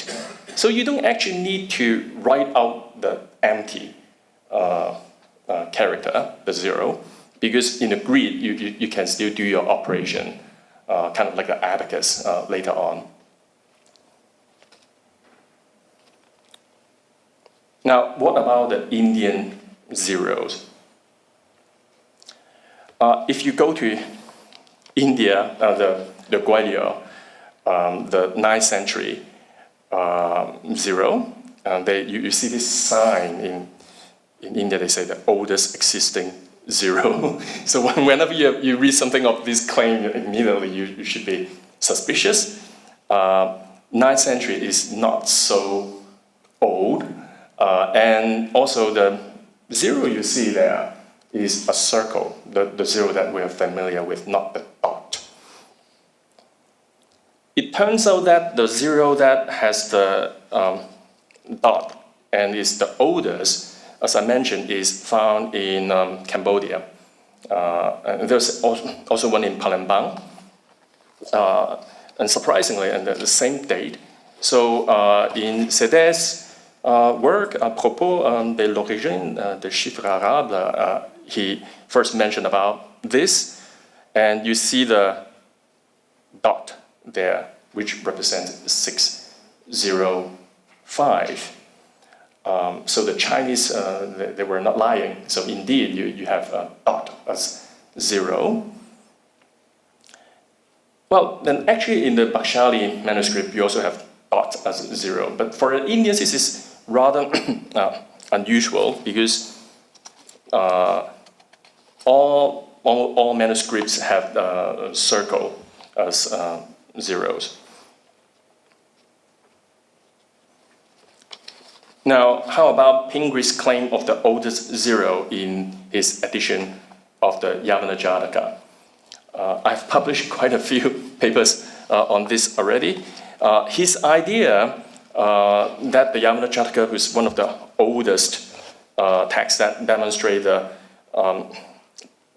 exchange of astral ideas between the Greeks and the Indians, dated to the 2nd century. It was refuted by a number of scholars, by Shukla, 1989, and Harry Falk also expressed his doubt, and myself, and quite recently by David Brown. So for the zero, what his claim was that the Yavana Jataka contains the earliest use of a number system known as Bhuta Sankhya, a rebus-like system to represent numbers mostly for metrical purposes. So for example, if you have a number like 125, instead you would say senses, eyes, moon. So it reads backward because there's only one moon. Well, at least for the Indians, there's only one moon.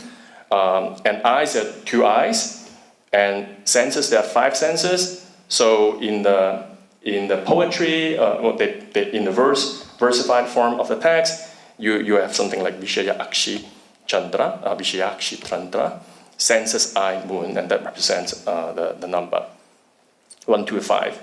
And this assumes or presumes a place value system. And also, according to Pingree, in the Yavana Jataka, you have the earliest reference to a decimal place value with symbol for 0, which is Bindu. So Bindu actually means a dot, right? So again, you have the dot. So this sounds very exciting, except it turns out to not there. So in 2013, Yano Michio was going through the catalog in Kathmandu and found another copy of the Yavana Jataka. And I also went there and took a look and compared to the manuscript. And actually, without even looking at the manuscript, you see in the apparatus that there was no Bindu. It was Vidya. So in his apparatus. And then I look at the manuscript. It's not Vidya, but Vidya. But Pingree silently amended it to Bindu.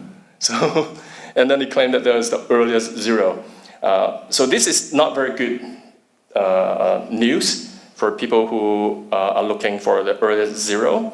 And according to Shukla's emendation, it should be Vidhi. So it's an imperative, meaning know that. So I published about this verse in my 2013 paper for those who are interested in what actually this verse says. We'll go back to this later. But sadly, the Bindu is not there. For those who read Sanskrit, you would see that this is actually in verse, and that this is how the numbers are expressed. It deals with the Tithi, which is a rather mysterious astronomical concept, is 1/30th of the synodic month. So it's slightly less than a day, rather inconveniently. But actually very good business for the astrologers, because only they will know when exactly the tithi occurs, and then you have to change all your rituals and deities and so on. Now, let's look at the Dunhuang numerals. In 1982, Liebrecht published a paper called the Mathematical Manuscripts from the Dunhuang Caves. And, well, yesterday we have been looking at a lot of Paleo-Chinois manuscript, and here's another one. Now, this is a rather curious mathematical table. It's multiplication. So it just starts with 9 times 9 is 81, 8 times 9 72, 79. And then 7 times 9, 63, and so on. So it's just like the grid on the right, except as Liebrecht mentioned that this system, the Chinese system, is in fact more logical than our table, because we do not take into account of the commutativity of the multiplication and consequently give each product twice. What is interesting here is not the multiplication table, but the use of the counting rod numerals, which you see underneath the Chinese. So I don't know how well can you see them? Like you see those strokes. So you see actually for mathematical operation, the Chinese don't use the Chinese characters, but uses counting rod numerals to do the multiplication and all kind of fancy operation. Now, he gave the summary of what these mathematical manuscripts from Dunhuang are.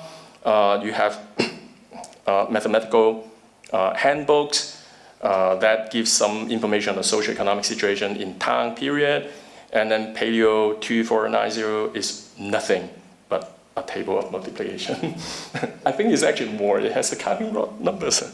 And then you have also the same work, but interesting data on decimal fractions and metrology. And Stein 930 has information on metrology and provides the oldest extant list of decimal numbers up to 10 to the 14th. And if you could read what's on the top, I thought that was curious. Finally, we must conclude that Dunhuang manuscripts on arithmetics are not world-shaking at all, but we shall never forget the wise words of our honorable masters: crumbs are also bread. So, I think actually it turns out to be quite interesting for a different reason. So let us continue our journey with the zeros. So what happened to the zeros after Song period? Now, I don't know how well you can see. You have this Chinese text, and then from time to time you have this kind of crunch up figures. So these are large numbers, how they're represented by the counting rod numerals. And then from time to time, like, and now I'm going to move away from the mic. There's like a circle there, circle there, circle there, circle there. So those are the zeros. Now, why do you need the zeros there? Well, arguably you don't, because the way the Chinese, the counting rod numerals, how they distinguish the place value is by alternating the vertical version with the horizontal ones. So, like if you have a number like 11111, then it's like 1 vertical, and then the next one is like line, and then vertical line. And then that's how you tell one number from the next. And then if you have an empty space, then you have like 2 stroke, that is 101. So you don't actually need the zero. But now the question, if you have large numbers, let's say you have 10001, then you can suddenly have some ambiguity. Like you need to leave a large space, or what do you do? So things like that is driven by some external factors. And I would argue that this factor is the use of large numbers. So let's look at large numbers. What's the history? But from the oracle bones, we know that the Chinese use only up to 10,000. So we have 10, 100, 1,000, and 10,000, which is up to 1. We also have some reference to yi in some later materials, but yi is never quite certain what exactly it is. It is kind of like it can be anything that is very big. So large numbers first appear in Chinese from the Buddhist text. So for those who read Buddhist text, you know that the Indians actually are very fond of large numbers. Sometimes incredibly precise, strangely precise, but sometimes you don't understand why it's given those numbers. So in one Abhidharma text, the Buddhist kalpa was described to be 127664800 years. And the time before the future Buddha Maitreya descends from the Tushita heaven to our world, so that's like the second coming of the Buddha. And in the Xian Yu Jing, it was given to be 576 million years. So these are incredibly large number that defies imagination. And in the Lalita Vistara, that deals with the biography of the Buddha, the child prince Siddhartha, to show his prowess, he was doing multiplication up to 10 to the 7th koti, which you will encounter very often in Buddhist texts, to Ayutta, 10 to the 9th, and successively to reach Taulakshana, which is 10 to the 53. Yeah, that is a number with many, many zeros. So this is actually a very common theme in a lot of Indian texts. They would like make a very large number. Like what happened? You keep multiplying by 10, and then they have a fancy name for each of these large number, and we don't really understand why.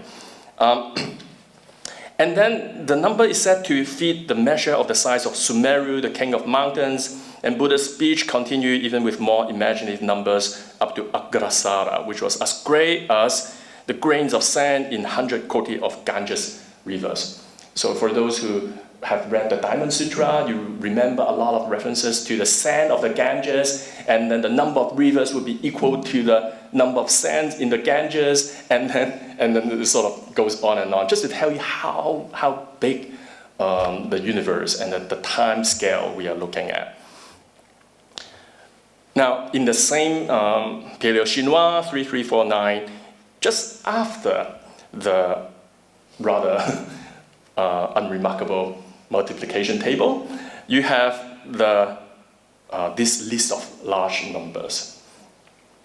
Well, it goes from 10 to the 4th, the 1, and then 10 to the 8th, up to this number called Ji, which means ultimate number, which is 10 to the 96. Yeah, that is a very large number. Well, again, we don't know why this number appears, but again, this is a tradition, an Indian tradition of multiplication to show that you can do large numbers. And Akhenaten Liebrecht, he claimed that the reason of the interest of large number has to do with there's some connection with Dunhuang, and because this text is found in the Buddhist monastery, Needham doesn't believe in that because he thinks that the Buddhists have no contribution to science. It's the Taoists who do all the works. But this interest in large numbers, it was absorbed in the Chinese tradition, and the use of large number. So it was expanded from the original up to 10,000. So this is arguably the result of the contact with the Indians, and the Dunhuang manuscript is sort of one of the evidences. So these are the kind of numbers that we are looking at. Actually, according to my calculation, the Zai is 10 to the 4,096. So this is, again, I think this is the better way to represent them rather than writing out the zeros. Now, for the last part, I would like to just briefly look at the Chinese and Indian expressions with zero. The Indians themselves, if you know Sanskrit, when you read a number, you actually don't use zero. Just like when we read a number in, let's say, English, we don't use zero. The Chinese, when you read a number like 205, you would say 205. So this is in the canons of 9 Caesars. Now, what happens if you have a formula like this? This is in the Xiu Yao Jing, another 8th century Chinese text, and you have a number like 703. How would you say that in Chinese? So in the Chinese text is 703, means 703. Again, you don't need the zero. So, but the interesting thing is that in modern Chinese, for our Chinese speakers here, let's say the year 2020, you would say Erling, and you would read out the zero. Now, if you say, okay, that is a year, so don't count it. How about the number itself, 2020? You would say 2020. But you can also say 2020.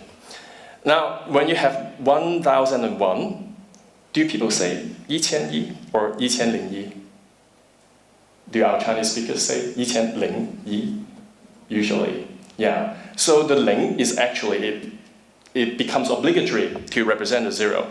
According to Zhao Yuanren, if you have like 2 zeros in the old way of pronouncing, you would actually say 72,086.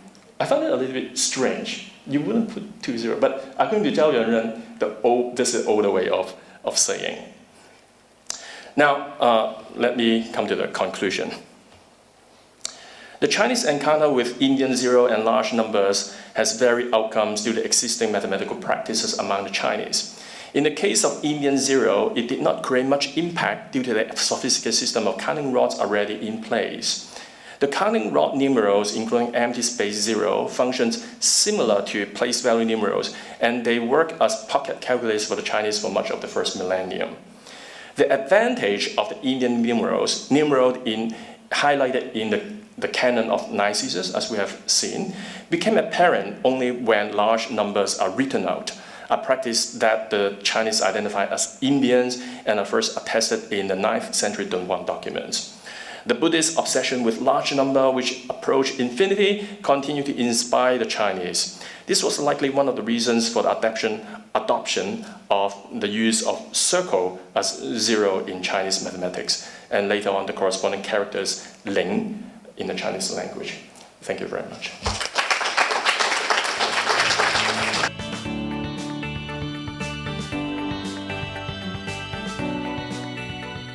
So we get started on the second panel of the day on geography and cartography.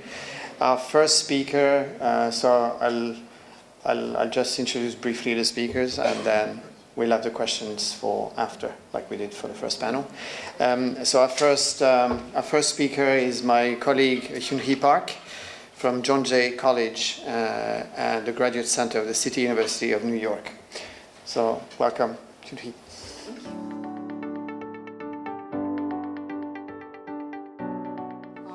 Good afternoon, everyone. I'm Hyun-Hee Park. So it's my great honor and pleasure to participate in this significant conference at the Tang Center for Silk Road Studies at Berkeley. I would like to express my profound gratitude to the conference organizers for extending this exceptional invitation to me. As you see from the title, my paper is about India, but I'm not a specialist in the history of India. I myself define my specialty as transnational connections in the medieval period, particularly the cross-cultural context in East Asia and the wider world, focusing on information and knowledge transfers. So my first book, Mapping the Chinese and Islamic Worlds, Cross-Cultural Exchange in Pre-Modern Asia, examines the context between China and the Islamic Middle East that facilitated the increase in the two societies' geographic knowledge of each other and their understanding of the wider world from around 750 to 1500. And the Russian translation was just out, so I just put it in the PowerPoint. So I have been working on new projects that examine major transfers of geographic knowledge facilitated by Afro-Eurasian networks. In the course of my study, I deeply realized that India is very important in transmission of knowledge in the pre-modern period. When I discussed context between the Chinese and Islamic worlds, many colleagues asked me, what about India? So I wanted to work more deeply on the role that the Indian world played in transmission of geographic knowledge. And I began to develop the topic as a monograph, tentatively entitled Mapping India, Cross-Cultural Exchange in Pre-Modern Afro-Eurasia. The book-length project is not solely focused on the history of the geography of India. Instead, it will utilize pre-modern maps of India and writings about its geography to understand the early development of world geography and pre-modern Afro-Eurasian contact, which we can call the broader Silk Road, connecting the overland route and Silk Road. Some studies have shown how India's geography was understood and constructed by the locals in ancient times. However, my new book will instead underscore India's significance for the development of world geography by shifting the scholarly gaze inside out, by analyzing the construction of knowledge about India from outsiders looking in and moving through it.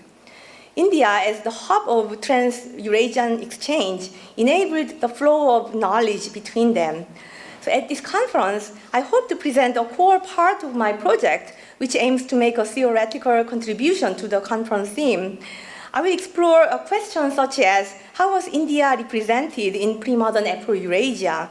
And what role did historical Eurasian exchange networks, such as the Silk Road, play in transforming geographic and cartographic knowledge of India during the High Middle Ages, that's from the 7th to 13th centuries? Using a comparative perspective, the paper demonstrates that people in the eastern and western worlds of Afro-Eurasia grew familiar with India in distinctive but also similar ways through geographic and cartographic works produced and circulated in their respective domains. As a result, by the 13th century, India had become one of the most well-known foreign regions in their societies. The paper's main title is Familiarized Worlds in Geographic Learning Process. Through this study, I aim to challenge ultimately the existing global history field to incorporate the history of pre-modern Afro-Eurasian contact more seriously for a more inclusive and balanced understanding. In order to see some major changes over time, let me first briefly review basic knowledge of India accumulated in the ancient periods in societies in Eastern and Western Eurasia. After that, I will compare updated knowledge and perspectives gained rapidly in the medieval period from around 600 to 1300 through direct contacts with India by some travelers. It will focus particularly on Xuanzang of China and Al-Biruni of Greater Iran for comparison, who traveled to India directly and wrote the most detailed accounts of India. Their accounts also exerted considerable influence on later cartographic development of India in their own societies. So first, about geographic and cartographic knowledge of India from the antiquity to 600. So we know the world's first urban civilizations flourished in the Indian subcontinent in the ancient period, and Hinduism and Buddhism developed and spread to other regions. As the Eurasian Silk Route expanded, its southern route connected to India, and the southern part of India further connected to other societies through maritime routes. While India had closer connections to neighboring societies like Southeast Asia and Iran, it was also reached by people from the Chinese and Greco-Roman wars. And they left concrete records about the societies that have survived to the present. Let's first see the information reflected in Eastern records, mainly Chinese sources. During the ancient times, the first unified dynasties of China received tribute missions from distant countries that were connected with China through the Indian Ocean. However, this did not motivate the Chinese to actively explore the wider maritime world, as Chinese official histories have few direct references to such activities. Instead, historical records sources indicate that it was Indian merchants who sailed all the way to China for trade. The Chinese opened overland routes to Central Asia by developing the Silk Road, a historic endeavor that was led by Zhang Qian in the 2nd century BCE. This journey is particularly famous and had an everlasting influence on Chinese travelers and writers in later periods. Zhang Qian traveled to several countries in Central Asia and also attempted to secure a safe passage linking southwestern China with Central Asia via India, as well as establish an alliance against the threatening Xiongnu tribe, though the mission ultimately failed. The Chinese began to acquire basic and rough information about India starting from the Han period as Buddhism began to spread to China. Buddhist monks from India and Central Asia began to travel directly to China, and increasing number of Chinese came to be attractive to the new religion, as you know. The new phase of contact started when some Chinese Buddhist monks began to go to India directly in order to bring original Sanskrit works. Such Buddhist journeys allowed them to bring more reliable first-hand information about the country there. So one of the earliest Chinese pilgrims, Fa Xian, traveled to India through overland and sea routes and wrote a travelogue record of Buddhistic kingdoms, including some concrete information about India and networks of Buddhist communities in the travel routes. Later, people probably used it as a travel guide. In short, the Chinese gradually learned about the country through their contacts over several centuries, thanks to political, commercial, and religious motives. We can find similar but more commercially oriented aspects of learning about India in the western part of Eurasia. The ancient Greeks and Romans were the first to document geographical information about the areas of Indian subcontinent, which was accessible to them from the sea. The maritime routes connected India to the west through the Red Sea. Before the Common Era began, Greco-Roman sailors projected their trade further eastward beyond the Mediterranean into the Indian Ocean. During the golden age of the Roman Empire, people craved luxury goods from the east, such as spices and silks. This trend encouraged merchants to travel to ports in India frequently and familiarize themselves with the geography and travel routes of the maritime regions they encountered. The merchants who engaged in cross-cultural activities are found in several classical sources, but the Periplus of the Erythraean Sea provides the greatest detail. The book's anonymous author, probably a Greek merchant based in Egypt, wrote the book in order to provide a detailed description of the navigation routes reaching India, the names of the ports and distances between them, and inventories of local import and export products. The book claims that Hippalos discovered the first direct sailing route from the Red Sea to the Indian subcontinent. So the maritime route to India described in this work ends where the Ganges River meets the Indian coast and does not continue further east. The limited spatial knowledge of the Indian Ocean shared by the Greeks and Romans is verified by their geographic knowledge and by world maps developed by contemporaneous geographers. So to the earliest geographic and cartographic works in ancient Greece and Rome, India became the eastern edge of the known world. Their geographic works began to include places like China and Turkestan. When the field of world geography and cartography reached its peak with the works of Ptolemy of Alexandria, he placed in the middle of the Indian Ocean the Indian subcontinent, protruding towards south and Sri Lanka as Sri Lanka as a large island below that.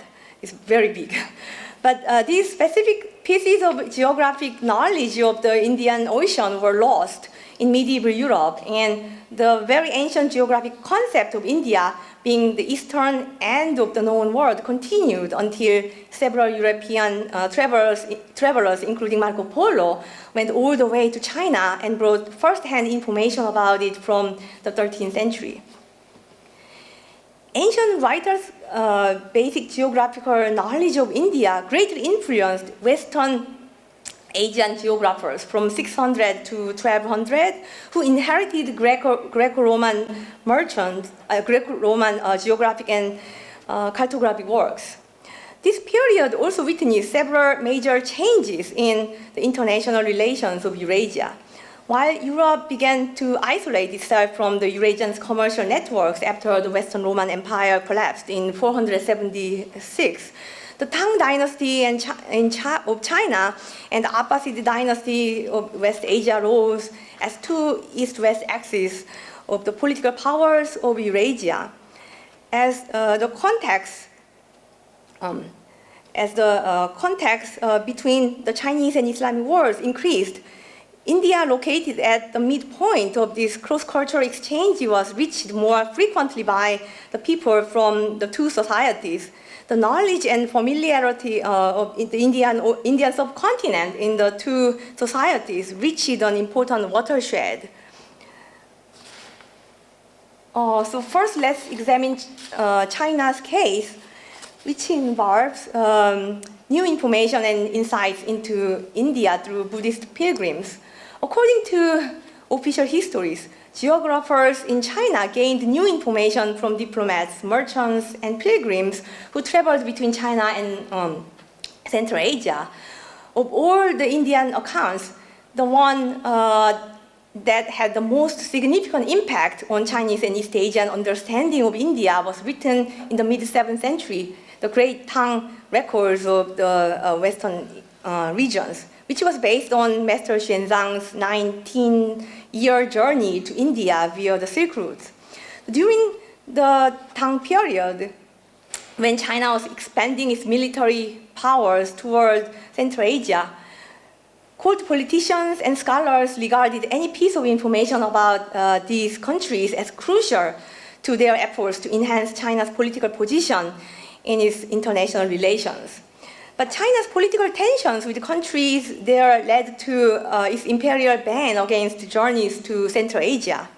It was Xuanzang's zeal to bring original Buddhist sutras to China for the improvement of Chinese understanding of Buddhist texts that drove him to undertake this perilous adventure to reach India. After successfully working and studying as a famed Buddhist scholar at the Nalanda Monastery, the center of Buddhist study and the place where Buddha taught, Xuanzang returned to China with numerous Sanskrit Buddhist sutras to translate. His fame even led Emperor Taizong to welcome him as an accredited pilgrim of official standing. So Tang Emperor even requested that Xuanzang record his travels in the regions he visited. So that Xuanzang's journey brought unprecedentedly rich information about India is testified to in the preface written by Xuanzang's contemporary Jing Bo. As a court historian, Jing was involved in compiling official histories. The first few paragraphs of his preface here proclaim the limitations of traditional Chinese geographical works in understanding the wider world, even when specifically pointing out that the works supplemented Chinese knowledge about the Western regions initiated by Jiang Qian's Han Dynasty expeditions. Jing evaluates this book highly as a new source for Chinese geographic knowledge about India, which had been important since the Han Dynasty. So we can compare the roots of Jiang Qian and Xuanzang here. So Xuanzang's records provide information about regions other than India following his travel itineraries along the Silk Roads of Central Asia. But the largest part is the section about India, the new part, which provides the richest information compared to other similar accounts. It starts with the general introduction of the Indian subcontinent, including the origin of the name of India and its geographical boundaries. Its 3 dimensions are bordering the sea, and the north bordering snowy mountains, that's the Himalayas. And the northern part of the subcontinent is wider than the southern part, which is narrow, as you see. The shape of the subcontinent is like a half moon, which helps us envision a reverse triangular shape. Xuanzang gives more details, including administrative system, laws, currency, military system, ethnicity, manners, tax, times, calendar system, villages, habitants, costumes and foods, local products and trade goods, letters, education, funerals, and the situation of Buddhism at the time. So he also talks about the 4 caste system in Indian society. After providing general information about India, he provides more detailed information about each state in 5 Indias one by one. So Xuanzang's account most likely influenced Buddhists who were interested in the wider world, centering on India as part of a systematic Buddhist cosmology. The best example is Zhu Fan's general records of the founders of Buddhism, dated in 1270, which presents the geographical knowledge of the entire world in a systematic form, citing and utilizing the records of the Western regions by Xuanzang. 2 chapters are devoted respectively to world cosmology and geography. So here, Zhu Fan explicitly criticized Confucian geographic works that focus inward and do not see the wider world. So in his own geography, Zhu Fan tried to show this wider world, including China, describing the cosmos as a massive cylinder. In the south sits a tiny landmass called Jambudvipa, the world of human beings. China is situated at the eastern side of this world, rather than at its center, where Chinese geography is placed. In place of China, at the center of Jambudvipa lies Lake Anutachi, which Zhu Fan locates in the northwest of India. So this particular geography is identical to the world presented in Xuanzang's records. So another one, the cosmological view. So Zhu Fan also supports his text with a map of India, which is one of the 3 maps of each of the known world's main regions. So China, Central Asia, and the so-called Western regions, and India. So based on various sources, including secular geographical accounts. So Zhu Fan does more than Xuanzang in one respect. So in one glance, we can see the places of India very easily like this. So following Xuanzang's account, Zhu Fan's map divides India into the north, south, east, west, and central Indias, 5 Indias. And he indicates these cardinal points by a small letter above each place names. So marking the political territorial affiliations to one of the 5 Indies. Actually, I drew the lines myself. Yeah. So more maps of India in reverse triangular shape were circulating at the time and continue to be copied also in other areas of Korea and Japan as late as the 18th century. These maps were considered symbolic religious maps of India reflecting Buddhist cosmology, but some contain detailed place names drawn from Xuanzang's records. So in short, the geography of India from this new cartological perspective was based on updated knowledge brought by a major Buddhist scholar and pilgrim Xuanzang, who went to India following the footsteps of earlier pilgrims and returned to China to familiarize his compatriots, contemporaries with details and concrete pieces of information about what he had seen. We can find similar counterpart cases of West Asian perspectives from comparative examinations. The Islamic world made the most stunning development in geographic and cartographic knowledge of the world between 700 and 1000, when they received information from the societies that they conquered in the West and East. Some of their understanding came from earlier Greco-Roman works. So early Muslim world maps that borrowed cartographic theories heavily from the earlier Greek works resemble Ptolemy in their placement of India. So merchants continued to sail to the Indian Ocean and return to their homelands with updated information. From this, geographers in their homeland wrote their professional accounts. So in the first panel in the morning, there were several talks focusing on the role of the merchants in transmission of geographic knowledge, in the knowledge of science and technology. And this is also very important in the field of geography. Accounts of India during the 9th and 10th centuries can be divided into two categories. So first, those that collect the testimonies of travelers and which focus on basic geographic features, including the traveling routes, local products, and trade goods, like accounts of China and India.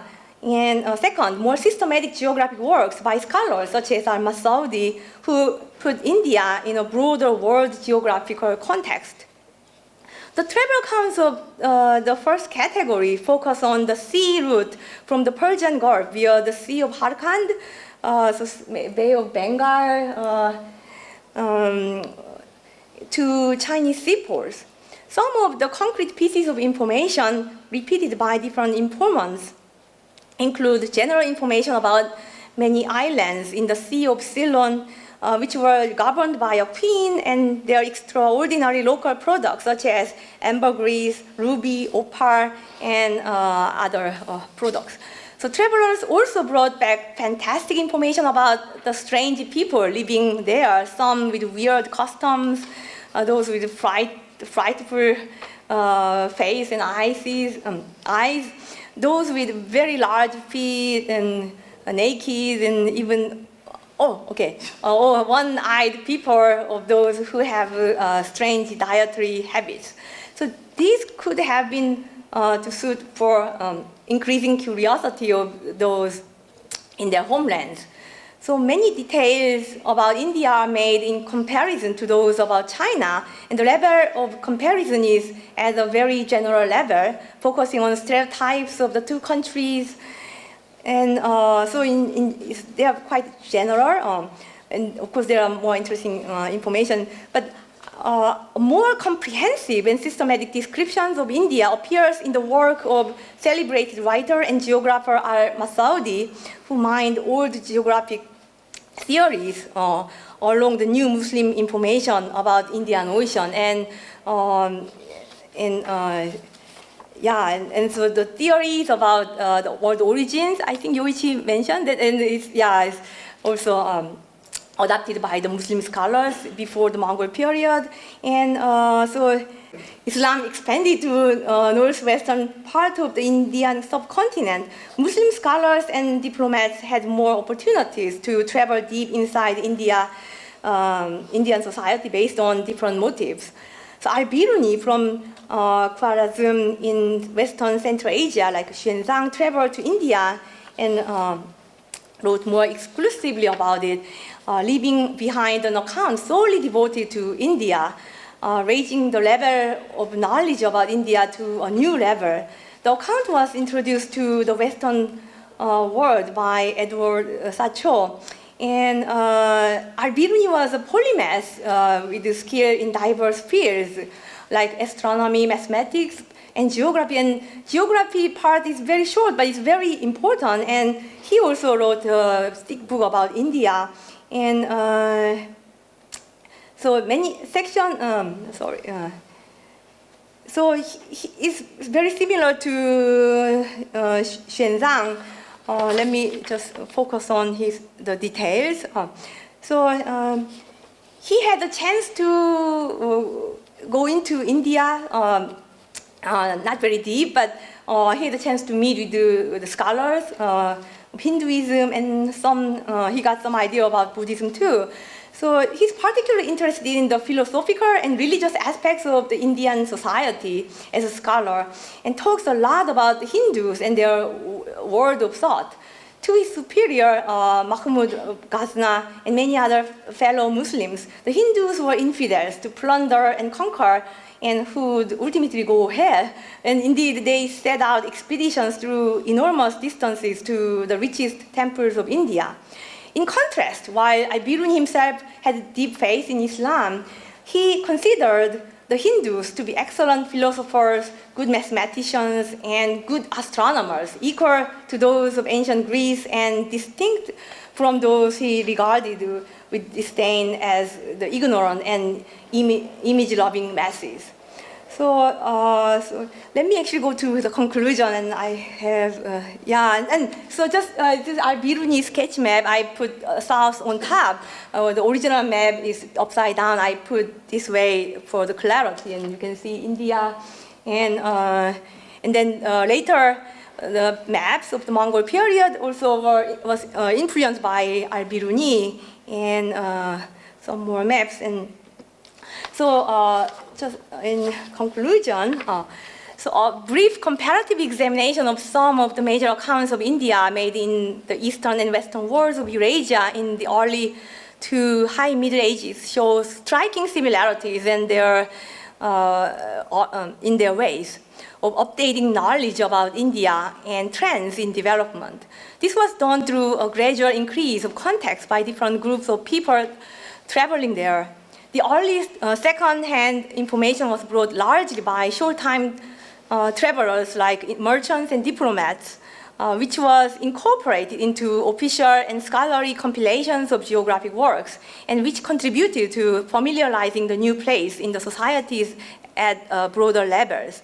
But it was intellectuals like Xuanzang and Al-Biruni who managed to travel deep inside societies like India's in person for religious and scholarly purposes, and who brought deeper understanding and more detailed information of the country to their homelands and disseminated it by writing systematic literature about it.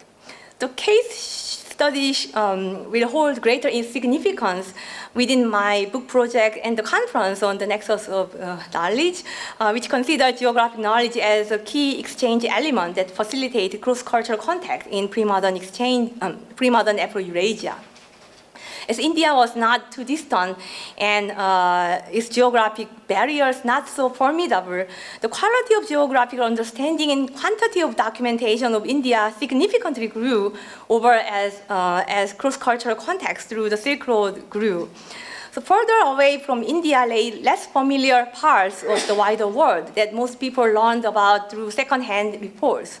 Until more people traveled to and reported on China, like Marco Polo in the 1200s, medieval Europeans tended to associate India with Asia at large. By the age of the Mongol Empire in the 13th and 14th centuries, when cross-cultural exchange across Eurasia reached new heights, geographers and cartographers began generally to plot India at the center of Afro-Eurasia, signifying a shift in worldview. Mapping India, therefore, was an important part of the expansion in scale of both cross-cultural context and knowledge in the pre-modern world. Thank you. Thank you so much, Hyun-Hee, for this presentation. I can't wait for the book.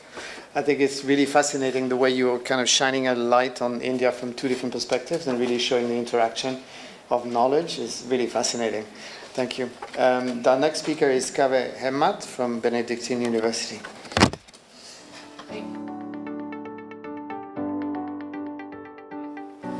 Okay, so I just want to start out by thanking Professor Billet and Professor Mandel for organizing this conference and creating a wonderful opportunity to be here with all of you and hopefully have a lively exchange of ideas. I'm going to say I'm going to be juggling a few different eggs here as I speak because this is not simply and directly a presentation about geography, but I want to look at it through the lens of theories of technology. And my talk today is going to be an attempt to make a body of text that I've been engaged with for some time, Persian and Arabic writings on East Asia, speak to a history of theories of technology.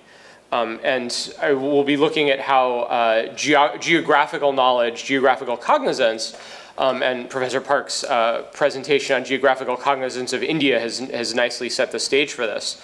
The role this plays in the development of theories of technology. So I should also add the disclaimer that this interest in theories of technology is a relatively new enterprise for me, and I'd especially appreciate any recommendations that you have on scholarship on this or just avenues of inquiry on theories of technology. So far it seems to me that the scholarship on theories of technology outside of the modern industrial era does not match the fairly tremendous body of scholarship on theories of technology, theories of pre-modern science, right? This is perhaps unsurprising given how closely natural science was identified with philosophy before the modern era, which is to say they weren't necessarily distinct things, and the importance modern philosophers of science like Karl Popper have given to the problem of demarcation, what is, what isn't science. Nonetheless, I believe use of technology, bearing in mind that this term and our understanding of it comes from a very specific post-industrial moment, I think its use as a transhistorical category is warranted.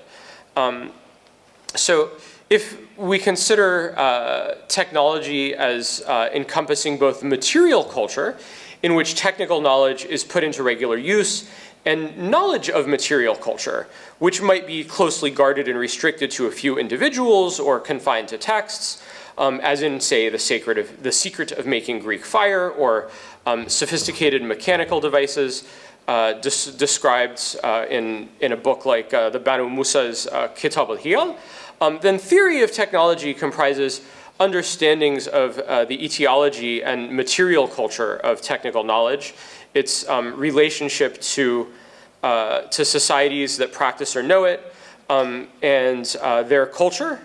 So for example, the relationship between, or the place of technology, the different roles of different types of technology within the social order, its relationship to moral qualities, and to philosophical or scientific knowledge, right?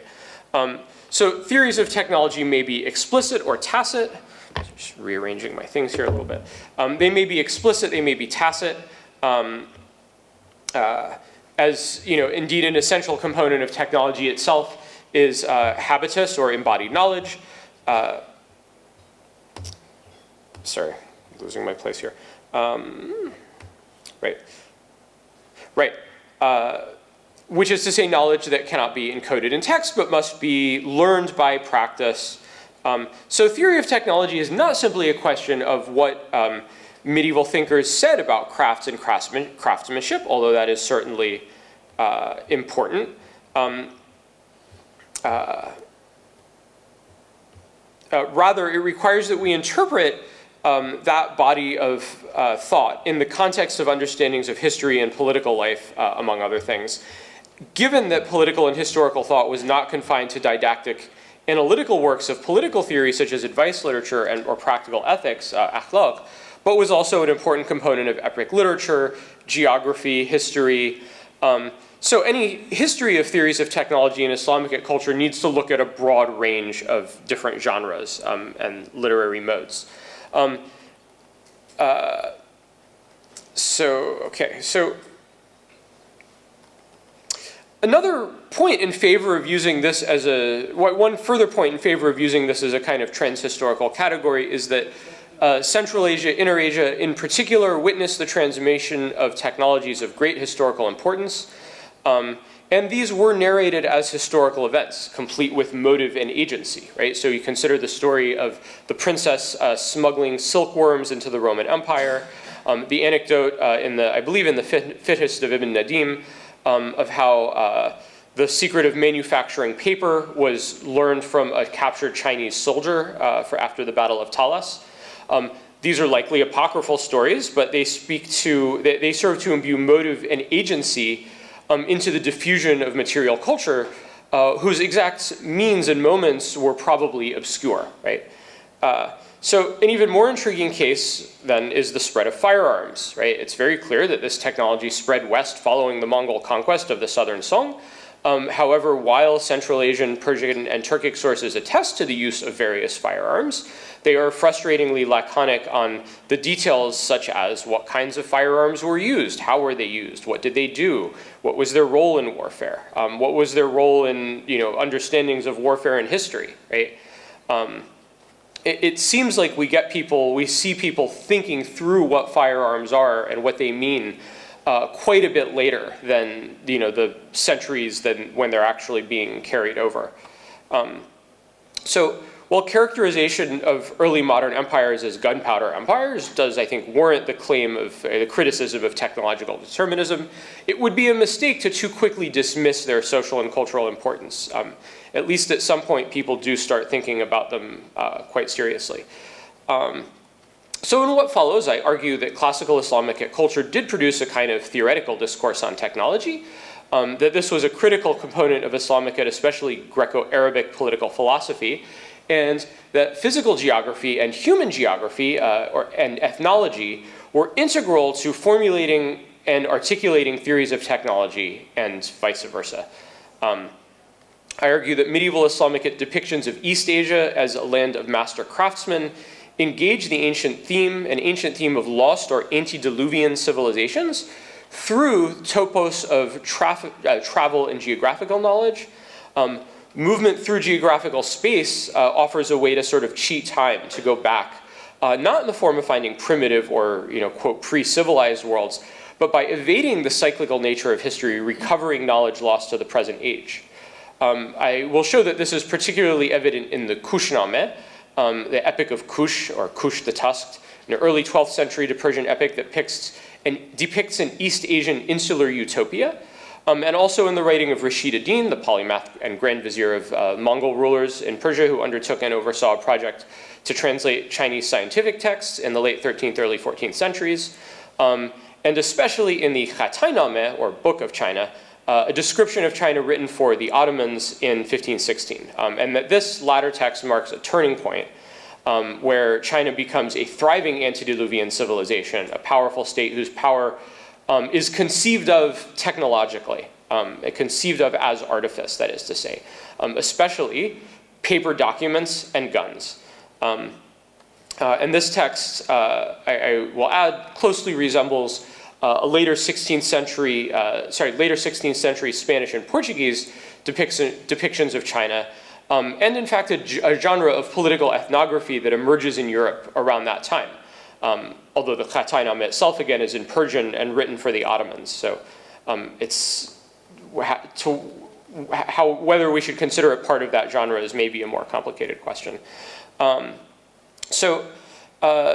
Just considering a few figures in classical Islamic thought and its thinking about technology, We can see, for example, Al-Jazari's Compendium of Theory and Useful Practice in the Mechanical Arts defines artifice or mechanical devices, hial, as they're defined as performing actions contrary to the forces of nature. Ibn Khaldun, this is an interesting case, has quite as extensive description, quite extensive thoughts on the role of technology and material culture in social and political history. He states that they include both tacit and explicit knowledge. His political thought is commonly thought of as a kind of proto-sociology, right, where social dynamics are responsible for the rise and fall of dynasties, right? But it also comprises important bodily and moral dimensions. So, for example, he claims that the desert life of pastoralists, who he refers to broadly using the term Bedouin, makes them, he says, closer to being good than sedentary people, braver and healthier. In contrast, sedentary life provides rich and varied foods, for which we are all grateful eternally, which he maintains are the principal source of disease, and it also creates context for the opportunities for the specialized use of material resources, such as using fertile farmland near cities to grow orange trees, something which he says is a bad sign, because they're a trade good and not an efficient source of nourishment. Most of all, sedentary life, according to Ibn Khaldun, engenders specialization of labor, and he argues that learning a craft requires submitting to the discipline of a master, and that this makes one weak, right? This reduces bravery and fighting ability. So sedentary people are not accustomed to engaging in self-defense, but leave warfare to others who are specialized in that task.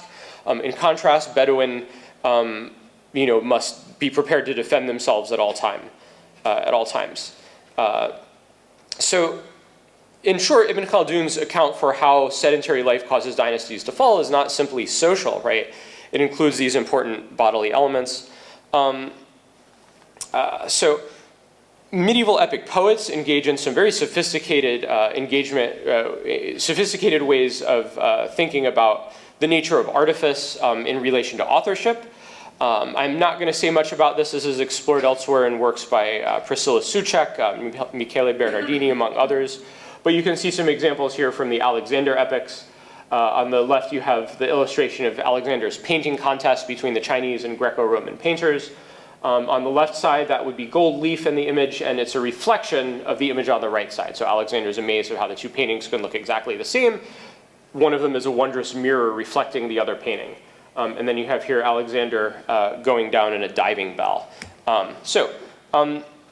The Greco-Arabic tradition of akhlaq, practical ethics, which to a certain degree consists in a theoretical exercise of deriving the state or kingship from first principles, among which, perhaps chief among which, is the specialization of labor. It's part of the rationale for this so, for example, Jalaluddin Davani's late 15th century Akhlaq Jalali, which draws on Nasiruddin Tusi's Akhlaq Nasiri, notes that Adam had to complete 1,000 tasks in order to bake a loaf of bread, and describes the process of invention in which an enlightened person devises a new technique or science, passes it down to posterity. Such science and technique may be lost and discovered by later generations through the faculty of inspiration, ilham. So what these and other akhlaq works emphasize is the power of the mind as the origin of technical devices, right, of technology. The enlightened king stands at the top of a hierarchy of professions, encompassing all of the professions and dominating them, essentially. So bearing in mind the above examples, and here I draw on some wonderful comparative work by Benjamin Olshan, we can specify some basic parameters within which technology was understood in pre-modern Islamic thought. These will be familiar, though different from modern conceptions of technology. One is that it's essential to urban life and fundamentally tied to the specialization of labor, and thus depends on concentrations of population. Two, accounts of technological wonders, whether in entertainment-oriented fiction, epics, or elsewhere, tend to place magnificent technology in the distant past. Or if it is in a present lifetime, it appears through encounters with ancient relics. So technological marvels are usually not made, invented, or found in the future, but they're something that belongs to an ancient time. This is something we see across cultures and eras, ranging from Sanskritic stories of flying machines, Ainu tales of a golden age when people could fly on shields, the Ring of Gyges in Plato's Republic, the story of the city of brass in the 1001 Nights, where an expedition encounters a magnificent city in the desert with automata that defend its treasures and bewilder the travelers. And these devices often are explicitly described as mechanical rather than magical or, or something else, right, divine. These stories all strongly imply, or many of them strongly imply, a cyclical view of history through which technical knowledge has been lost and possibly re-encountered or rediscovered. And one of the really important archetypes for that, interestingly, is Atlantis, right? The story of Atlantis. As depicted in the Timaeus, it is 9,000 years old, the ultimate sort of antediluvian city, right? Because it goes under the sea. And the dialogue's account of Atlantis emphasizes the tension between memory and textual knowledge, right? With gestures towards the unreliability of our sources of knowledge of the past, right? So this theme of great cities destroyed by natural disasters recurs in Quranic references to the cities and palaces of destroyed by divine wrath, the cities, peoples of Ad and Thamud, right?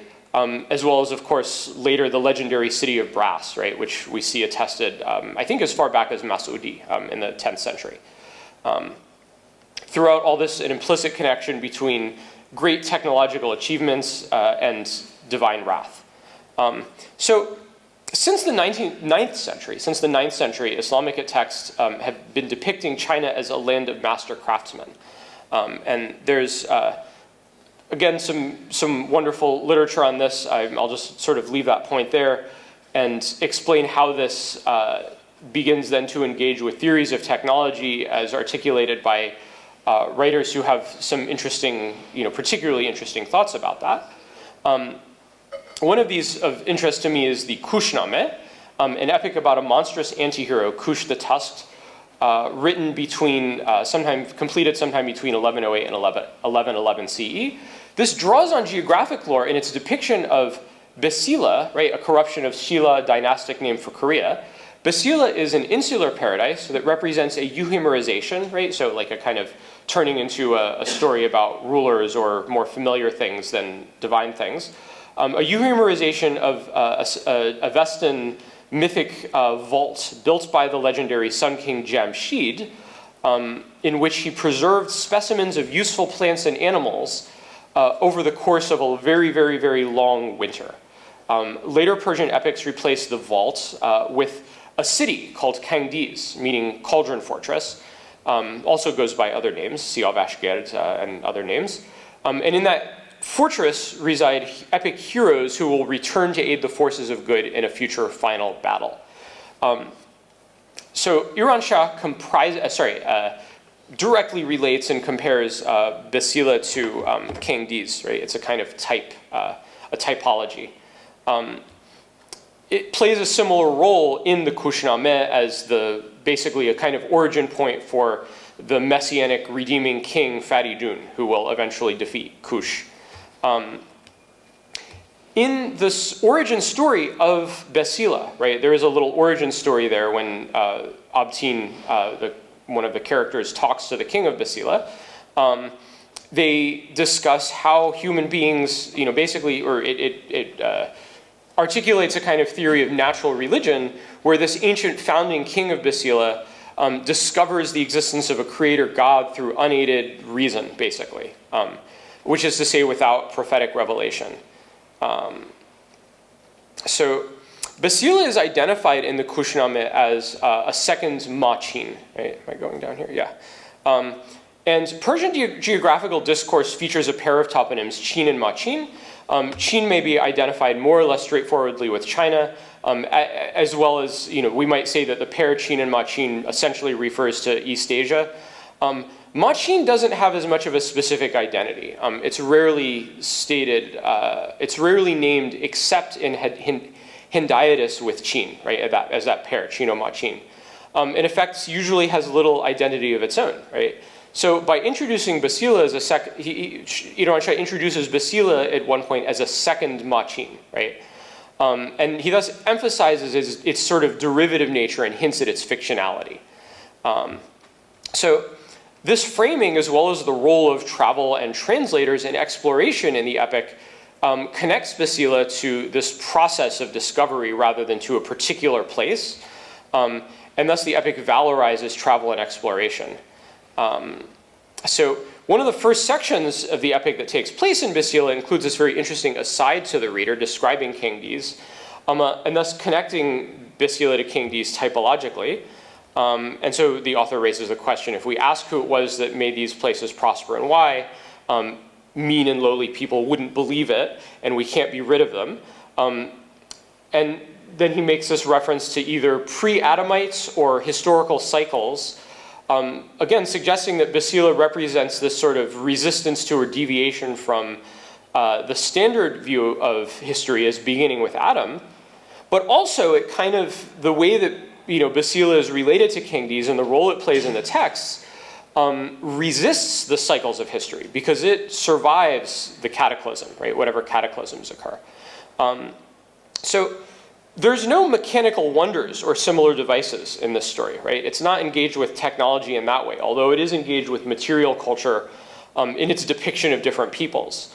But it reprises some really key elements of the story of Atlantis and other tales of ancient technology here, right? A marvelous entity produced through human agency, this sort of paradise of Basila, not a lost continent, but a place that persists and thrives, right? So moving on, another really important moment, of course, in the reception of Chinese science and technology is Rashid ad-Din's translation, his effort to translate Chinese knowledge. He doesn't translate them personally, but his effort to translate Chinese knowledge. He compares this to the efforts of Harun al-Rashid translating Greek knowledge. In his introduction to the Tangsukname, a translation of Chinese medical knowledge, he makes the argument that the Chinese language is an ideographic, a purely ideographic writing system devised by Chinese sages in the past. So again, a sort of directly an understanding and a formulation of this knowledge as artifice, right? So finally, I'll talk about the Khatainame, right? Another really interesting example of this.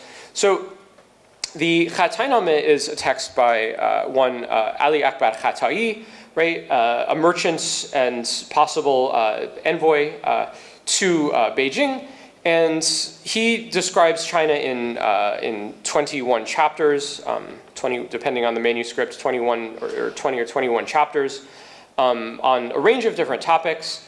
And interestingly, one of the earliest moments in the text is he has a poem in his preface describing one of these sort of ancient wonders, the Grail of Jamshid, a kind of magic mirror that can see everything. Overtly sort of resists the idea of the Grail of Jamshid as a technical device, right?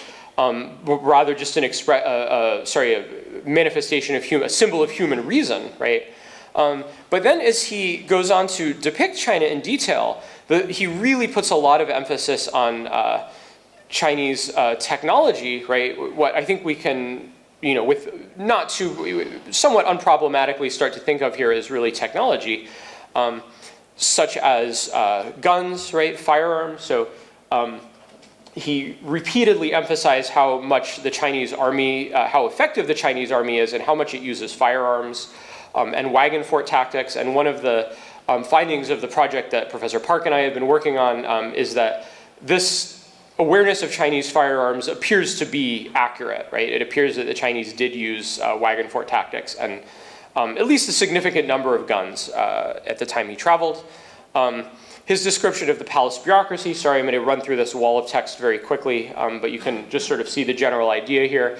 The palace is basically, its core is a bureaucracy with thousands of eunuchs and palace women serving all sorts of functions, transmitting, carrying back and forth sheaves of paper documents, getting them signed,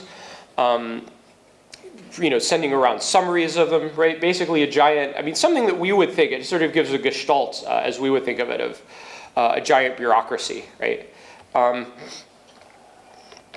Let's see, his description of the provinces of China includes a description of how porcelain is made, right? His description of each of the provinces, it does have some geographical information, but it also really emphasizes the trade goods that are bought and sold there. He is a merchant, but this isn't really a merchant's vademikam, right? It's not really something you could use that effectively as, say, compared to, say, Pego Lodi's account of the Mongol Empire. And in the section on the the province where porcelain is made, he has a discussion of how it's made, and he gives a pretty interesting, detailed account of how it's produced. Leave that up there for a moment. And then finally, we also have a discussion of other technologies, gold leaf cosmetics, and what he describes as open heart surgery, right? Again, this is a little bit preliminary, but our understanding in the translation project, from the translation project of the second point here, is that this looks like something that was not, sort of widely, openly practiced, at least in the Ming period, but something more of a legendary technology. And here, as with his discussion of paper money, it looks a little bit like he's drawing on older stories of, sort of marvelous things that people did, be it paper money, be it, of course, paper money, was to some degree used in the Ming period, but, stuff that is either very old or was around in the, more or less distant past, and states it as if it is part of the present, right? Part of the present place that he's visiting. Methods for fire prevention, right? Very practical. You keep the houses, far enough apart that the fire doesn't spread. Keep some water handy to put out the fires. And the fact that they burn coal for fuel, right? So the mining and use of coal, right? So all of this is, is part of his account.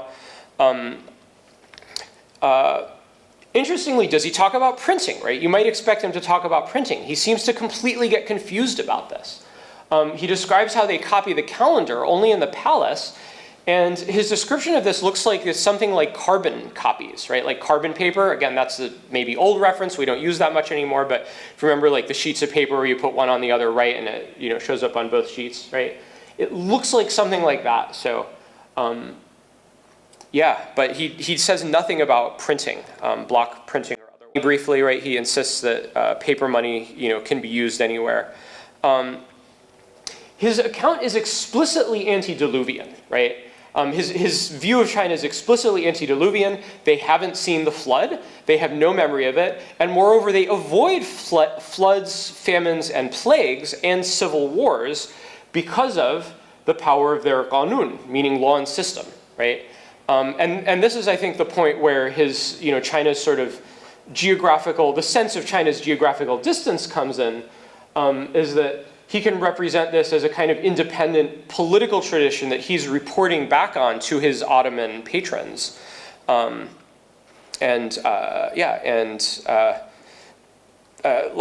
point about that, I'll stay on this slide for a moment. The last point about that is that the qanun, basically, its origins are profane. He claims, and this is a very weird claim, it's not something I've yet found attested elsewhere in Islamic texts, that the Chinese are descended from Cain, right? So again, a violation of the standard, everybody's descended from Noah, Quranic biblical story. And that, their law, their qanun, has a legislator, a moghanin, who is basically Confucius, based on some popular stories of Confucius, not so much a canonical or scholarly view of Confucius. I'll just jump through that. So finally, just to wrap up, a few concluding remarks. Theories of technology, I mean, again, this is a very preliminary effort to specify what they are and how they work, but I think we can say, just based on the range of examples here, that they are an important facet of Islamic political theory. Lore of China as a land of master craftsmen and the figure of the Eastern paradise or utopia becomes an important way to engage with the notion of lost knowledge of ancient civilizations. Again, expressed through the sort of Quranic image of Ad and Thamud, right? Possibly some engagement with, directly or indirectly, with accounts of Atlantis. And the increasing prevalence of certain material cultural practices, certain technologies, right? The changes and proliferation in the use of paper, and especially between the 15th and 16th centuries, increased importance of firearms, changes the significance of this figure of the East Asian paradise, right? So for Khatai, I would say that the law is really conceived of as a form of artifice, right? Not something that would be totally alien to Ibn Khaldun, certainly, but not expressed as, I think, strongly or directly by other writers. The Khatai-Nameh depicts Chinese material culture and technology quite, in quite a bit of detail. And and that represents sort of a moment when, interestingly enough, when we start to see the emergence of a sort of more systematic genre of ethnography, interestingly, not so much as far as I know in Islamic writing, but in Western European writing in Spanish, Portuguese, and other languages. So, and the Khatai-Nameh anticipates a lot of core content and structures of that genre. So, thank you. Kaveh Ahmed, for this. It's really fascinating talk, very rich, and I think we'll have a lot of questions. Is that your phone? Oh, yes, thank you. Our final speaker is Nouran Khenje Ahmed from Harvard University.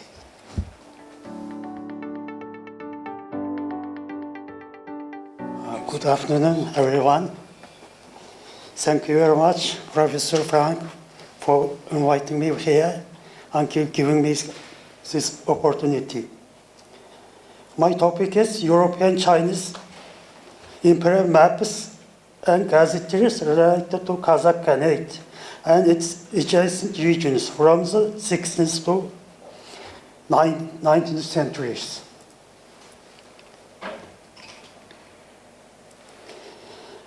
I give brief information of Kazakhstan. Kazakhstan, officially also known as Republic of Kazakhstan, it's transcontinental country located mainly in Central Asia and partly in Eastern Europe. It borders Russia to the north, China to the east, Kyrgyzstan to the southeast, Uzbekistan to the south, and Turkmenistan to the southwest. Its capital is Astana. Here. Almaty, Kazakhstan's largest city. Here. Was the country capital until 1997. Kazakhstan is the world's largest landlocked country and the 9th largest country in the world.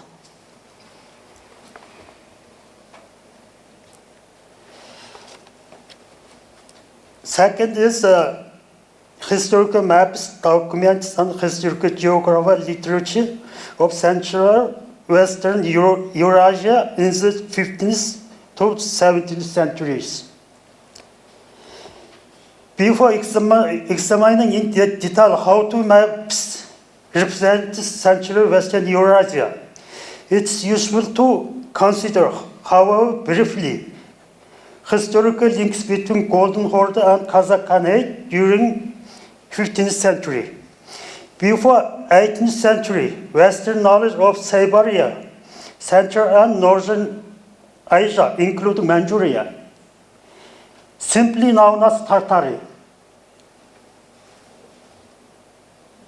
Whole Golden Horde also known as simply as Tartaria. According to Plano Carpini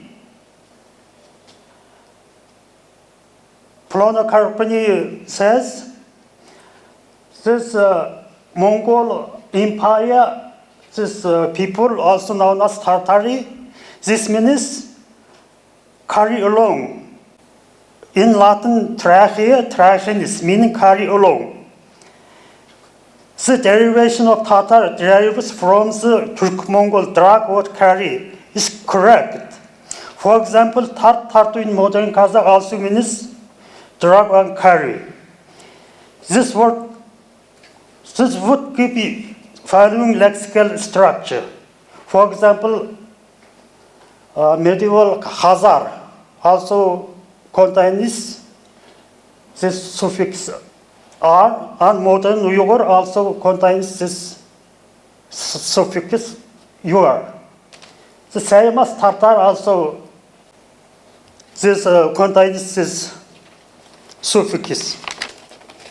On the Catalan Atlas Golden Horda and its ruler Geneva Khan is shown. Here one is inscription. This is a map of Golden Horda. This is King of Uzbek Khan. One of the Khans is the Golden Horda. My third topic is various names of the Kazakh Khanate and Central Asia countries from the mid-16th century to the mid-18th century. The terminology used European, Chinese, and Turkic historical maps.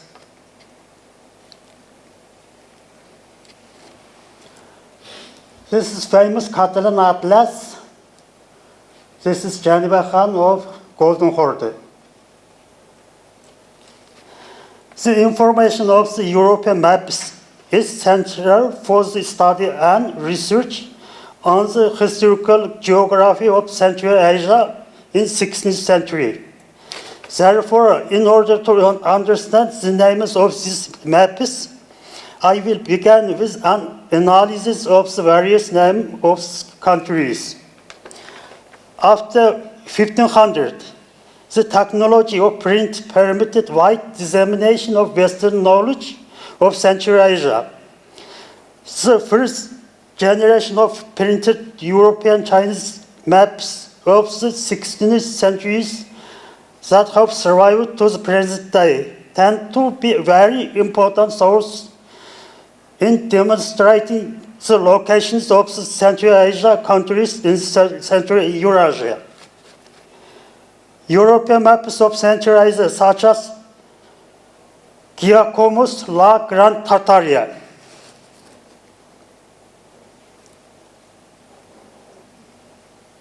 This one.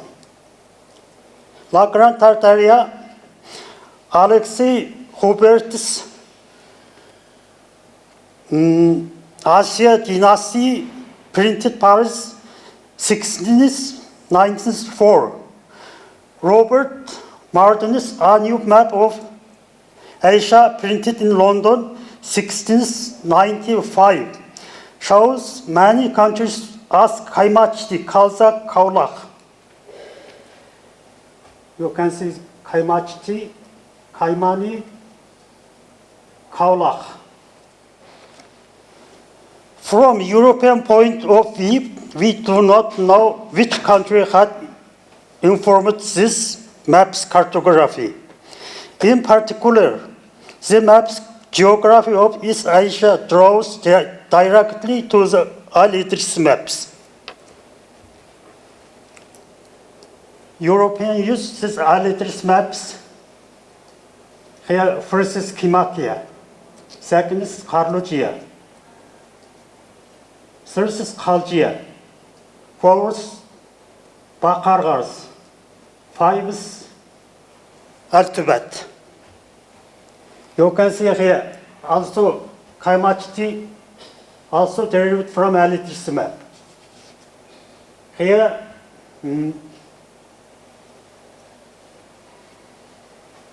Kaulakh. This map, according to Al-Idris map,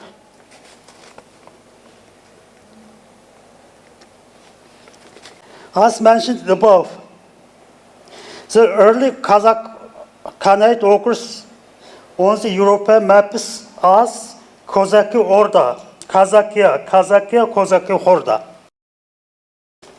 European also called this Kazakh Khanate as Kazakh Tatari.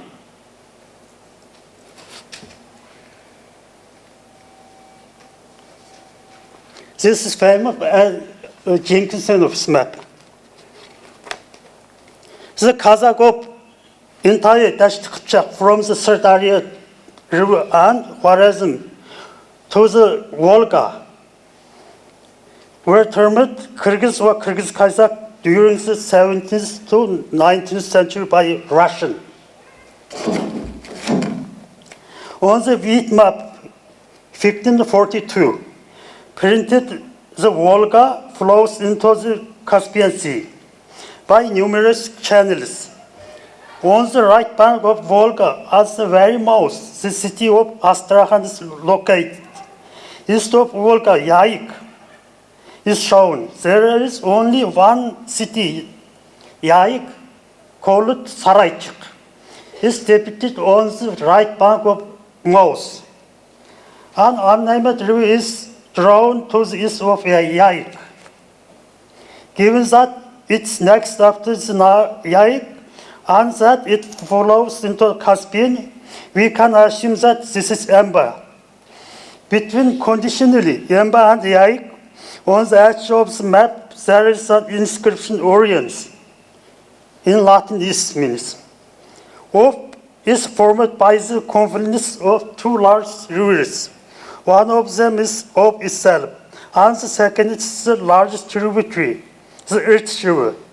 Near the Irtysh River is large city named Velkaya Tyumen. This is a killer maps.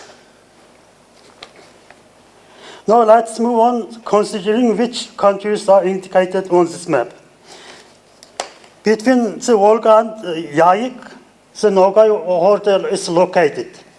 On the left bank of Yaik, in its upper reaches, the Kosari Horda, Kazakh Horda. Apparently, the misspelling of Kazakh Horda is indicated. It's possible that the entire Yaik could be meant by the nomad campus of the Kazakh Horda. Since there is not enough space on the map, stretch Kazakh Horda along Yaik. To the east of the Yaik, the Kalmyk Horda is depicted with an explanatory inscription. They were long higher. It is not entirely clear whether the Kalmyk campus are suitable for Yaik or not. Through all these hordes, there is an inscription Tartariya.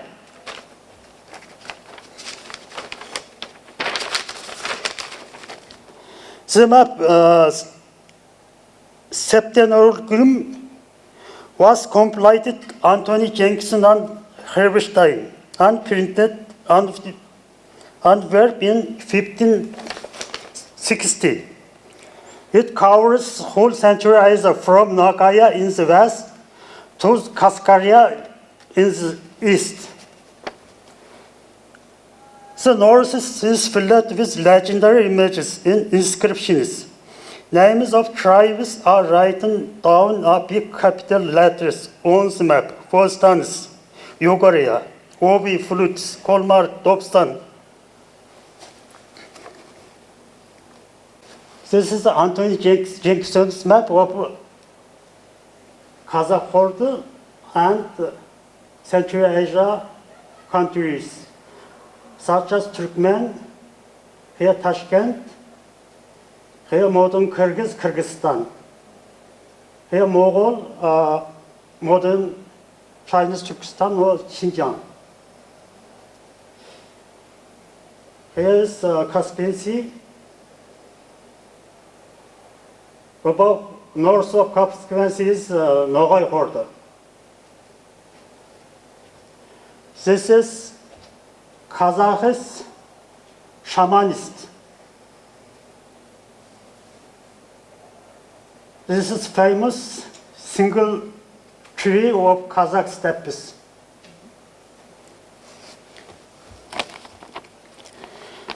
My fourth topic is Kazakh Khanate and Central Asian countries on the Anthony Jenkinson's map, this map. Anthony Jenkinson first published it in 1570 this map was based on a mixture Jesuit, Arabic, and early sources, including the Tartarian map entitled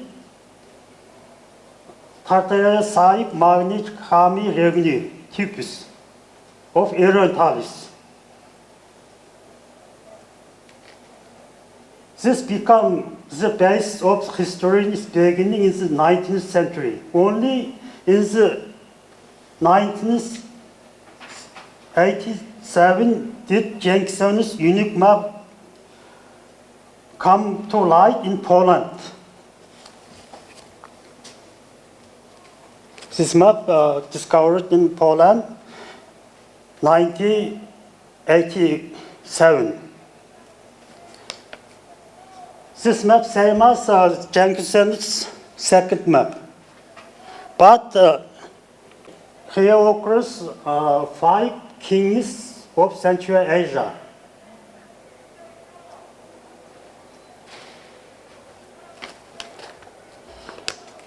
North and northeast of Caspian Sea, 2 hordes of Nagaya.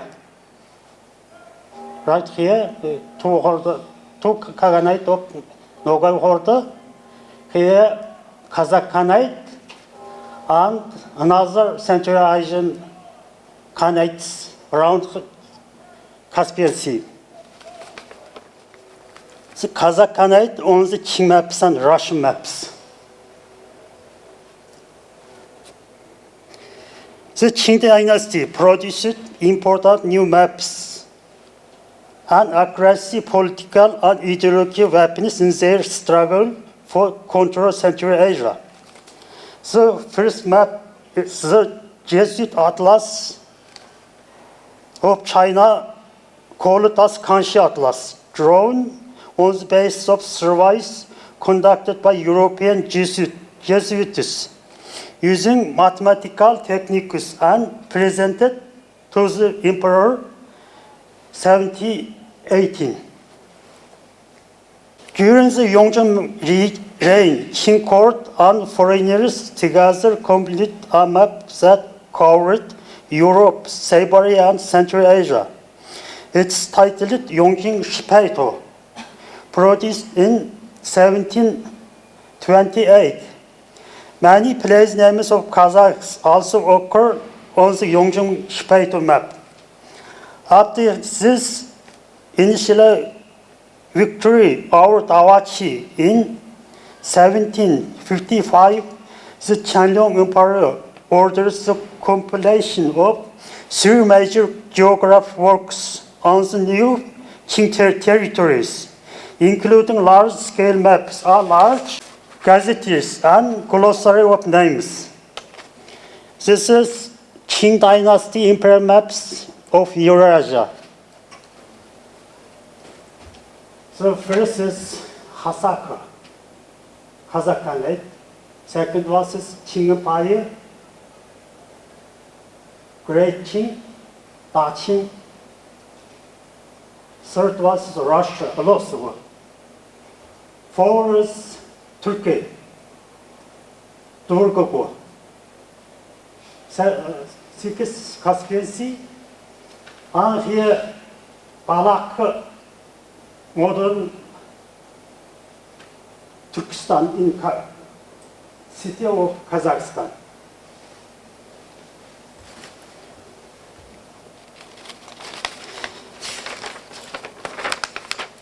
Here, Qianlong map, Siberian part of Qianlong maps, copied from this Roman map, 1722. You know, Qianlong map is a very large map.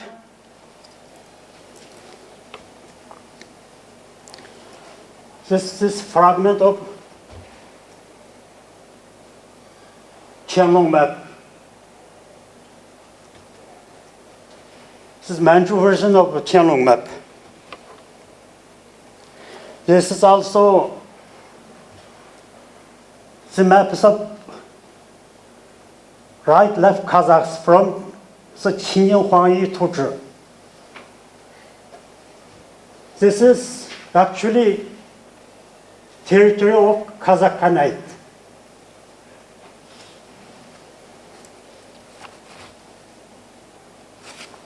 This is famous Qianlong map, this Manchu version. I also talk about this is during Qianlong period, Kazakh Khanate and Qing Empire divided this border according to current line. In Manchu, current means this border line. This is Saisan Lake in Kazakhstan. This is Qing, and this is Russia.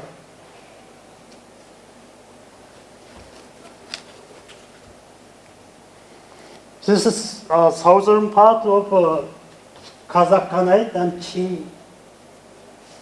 Here, Alakul modern belongs to Kazakhstan. This is Balkhash Lake. This is border, two countries, Qing and Kazakh Khanate. This is modern school.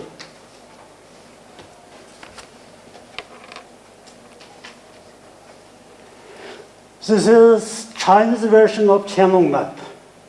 Also same as this Manchu version.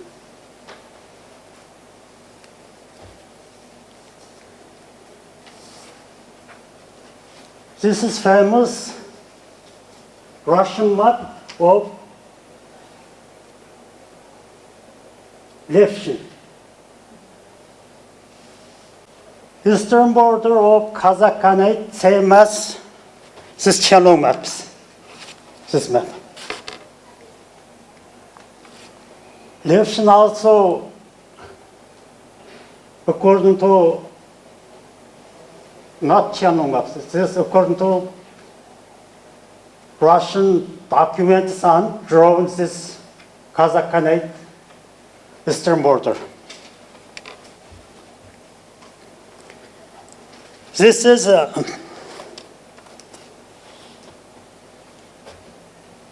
Kazakh eastern border. According to Hongyun Rong'e Jiaojie Chuantou.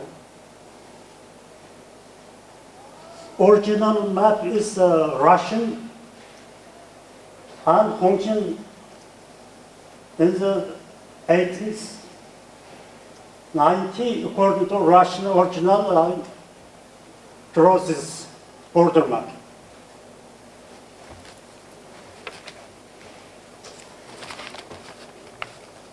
According to Qianlong map, Three Kazakh fort was situated to the east of Caspian Sea, occupied modern west, east, and central Kazakhstan. Qianlong maps shows three Jews of Kazakh Khanate, Amarji Kazakh in Manchu means northern Kazakh, and Bihazaka in Chinese. This refers to western small Jews Kazakhs. Further west are Wargi Kazakh. Wargi Kazakh in Manchu refers to great Jews of Kazakhs, and Ablai Kazakh. This refers to Middle Jews Kazakhs. After the Kazakh-Jungar War in the mid-18th century, mass of Middle Jews Kazakhs returns to historical homeland annexed by Jungars over 100 years. The Kazakhs and Qing moved to fill in the resulting power vacuum and divided the Jungars' pastures between them. The Kazakhs occupied the western section of Jungars' former territory, while the Qing occupied the eastern sections.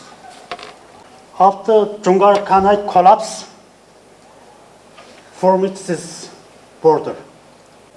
Conclusion: this Kazakh western and northern border, 17th and mid-18th and 19th centuries on European map. The Russian from the capture of Siberia and the conquest of Kazakhs and Bashkirs from the Shimru. This is Kazakh Khanate northern border, according to German cartographer Pfister. This is Yongzheng map, Kazakh steppe map. This is also Yongzheng map. This is a modern Xinjiang from Barkul to Urumqi. This is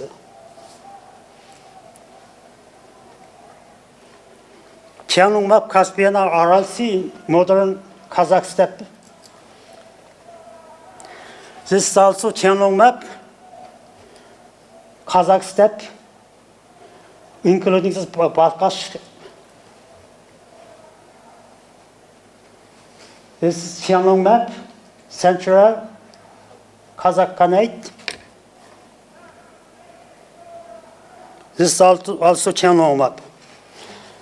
This is my forthcoming monograph, including my research about Kazakh Khanate territory according to European Chinese imperial maps and gazetteers. Thank you for attention.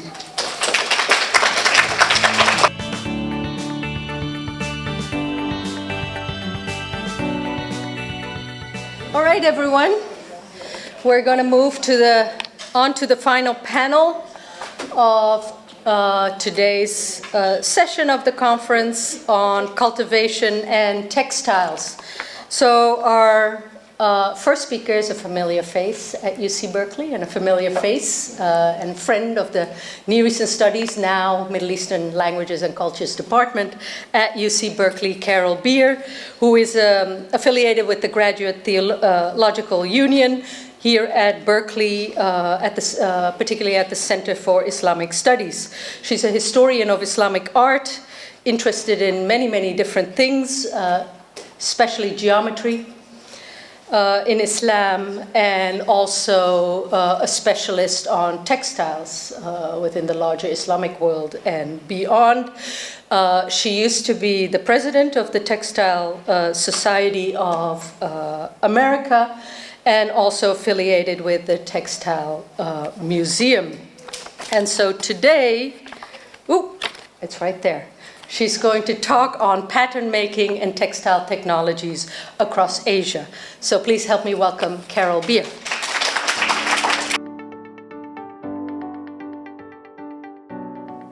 Good afternoon. I'm very honored to be here. Thank you for including me in this stellar symposium. I feel like we have 10 to the 96th power of brain power in this room. Most of us, I'm sure, are familiar, at least to some degree, with phase transitions in nature, from solid ice to liquid water to gas, air. Or to cite another example, the element carbon alone can exist as graphite in a pencil or as a diamond on a necklace.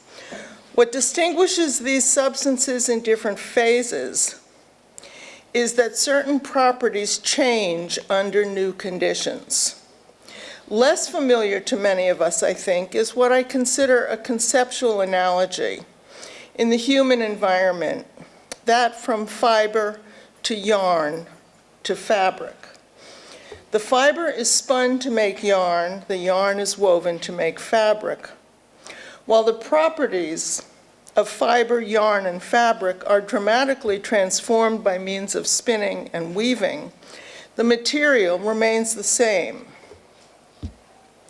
The four natural fibers, being linen, cotton, wool, silk, and wool and silk as the sequence I will be following. We traditionally associate linen with ancient Egypt, where it was used for the wrapping of mummies. A vegetable fiber, linen is derived from flax crops, converted in several steps, and then spun into plied yarn.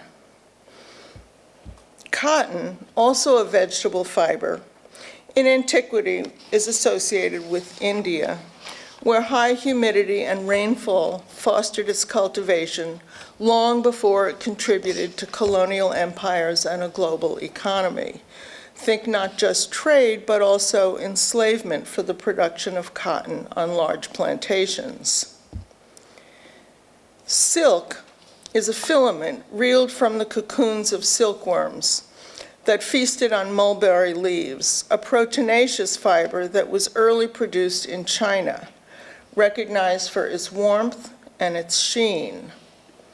Wool, the other great protein fiber, also recognized for its warmth, was associated with the other side of the Great Wall, a renewable resource sheared from sheep and goats, managed by nomadic pastoralists who sought pasturage in lands of lower rainfall, predominantly on the steppes, grasslands of Inner and Central Asia, westward to Iran and Mesopotamia.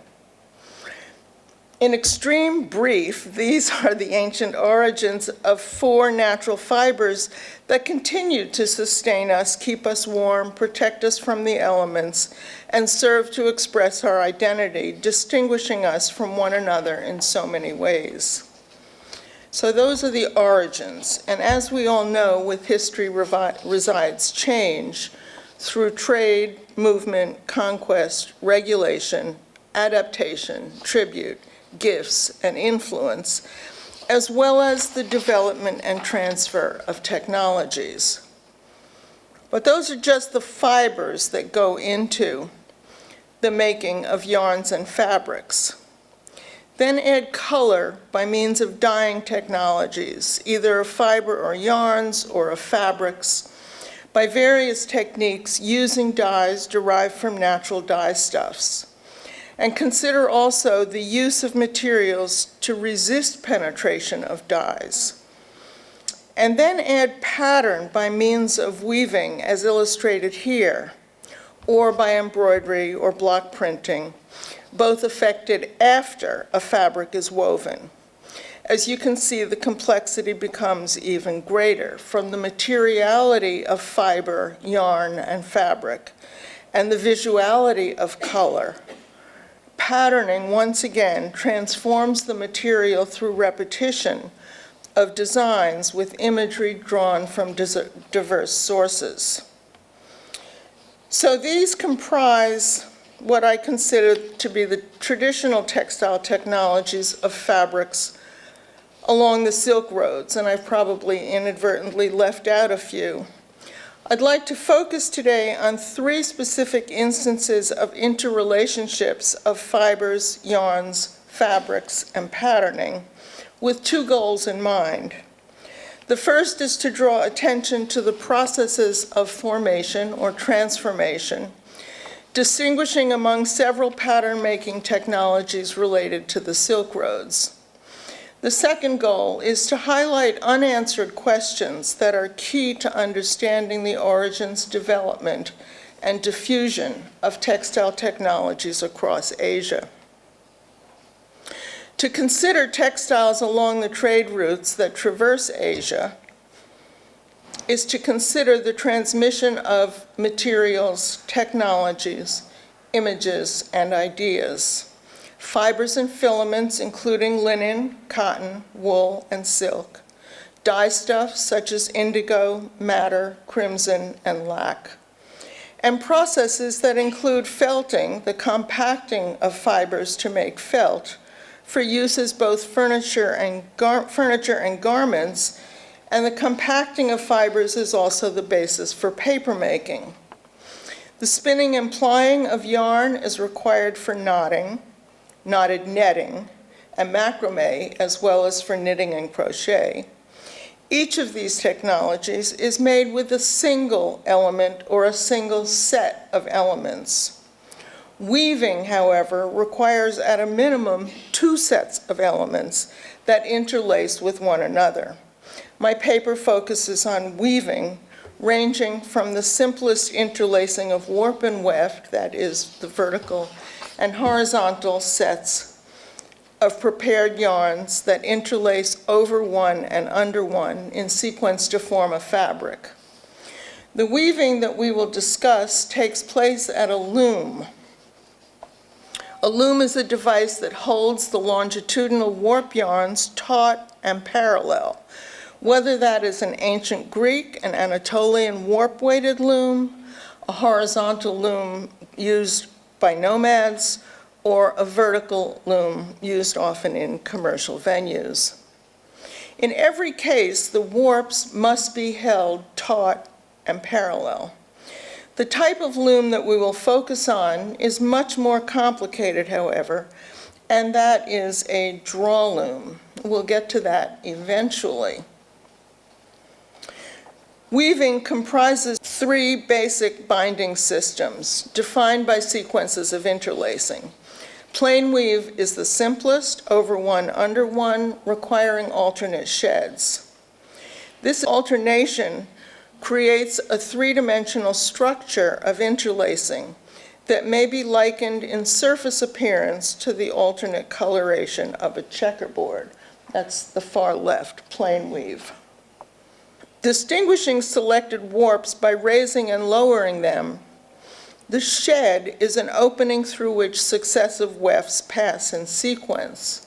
Twill, in the middle, is the second binding system requiring additional sheds. Satin is the third basic binding system requiring yet more sheds. These three basic binding systems can all be thought of as systems of sequential interlacing that rely upon counting and manipulating warps for the passage of successive wefts. Let me just stop for a moment to consider, whoever thought of spinning a yarn?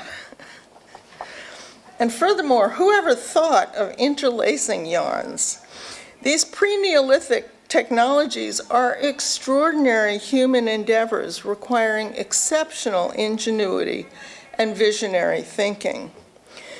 But beyond this, yet more complicated weave structures are achieved with the addition of supplementary wefts, as in carpet weaving, complementary wefts, supplementary warps, or complementary warps, and more complex still, the utilization of multiple sets of such warps and wefts, which together comprise compound weaves such as weft-faced compound plain weave or tabi, called takete, and weft-faced compound twill, called samit, per the Cieta vocabulary. That's a standardized now international vocabulary for textile studies. And other complex weave structures such as velvet. To set out upon an understanding of these weave structures and the trajectory of development of loom technology and its products is to move along the Silk Roads across time and space. I want to take us into this complexity to the pinnacle of weaving, in which patterning is integral with weave structure. Takete and samit are both compound weaves that are weft-faced. Earlier in China, during the Han period, patterning of compound weaves was achieved in the warp with warp-faced fabrics, which reached as far as Rome. Somehow, somewhere, there was experimentation that allowed for a shift in the patterning in the weft from warp-faced to weft-faced weaving and patterning. We don't know where or how. But a mechanism was developed, we think in the, quote, West, perhaps Iran or Mesopotamia, which we call the draw loom, that allowed for the mechanical repeat of a design to form a pattern during the process of weaving, the pattern being integral with the woven structure. And then this technology was transmitted back to China, hence the 17th century drawing I showed a few moments ago. Before moving forward, I want to set forth three caveats to ensure clarity. The first is that you must understand that structure inheres in the fabric. You can see it, you can examine it, you can analyze it, you can even classify it. In contrast, the technology, the process by which the structure was achieved, must be inferred. Another way of saying this is that weaving technology itself is not visible, not even necessarily evident in the finished product. And in order to understand it, to identify it as it were, it must be surmised. The result of heuristic thought processes that are interpretive, often based on underlying assumptions that are not always articulated. The second caveat concerns the distinctions that I use between design and pattern. The pattern exhibiting a repetition of the design. To complicate matters, in cases where textiles are represented rather than actually preserved as evidence, I'll give 3 examples. The Ajanta Caves on the right, where we look at patterning, draping, and wrapping of fabrics, compare patterns, and look at the orientation. The paintings of Kizil on the left, we look at patterns and tailoring, including hems, edges, facings, and collars.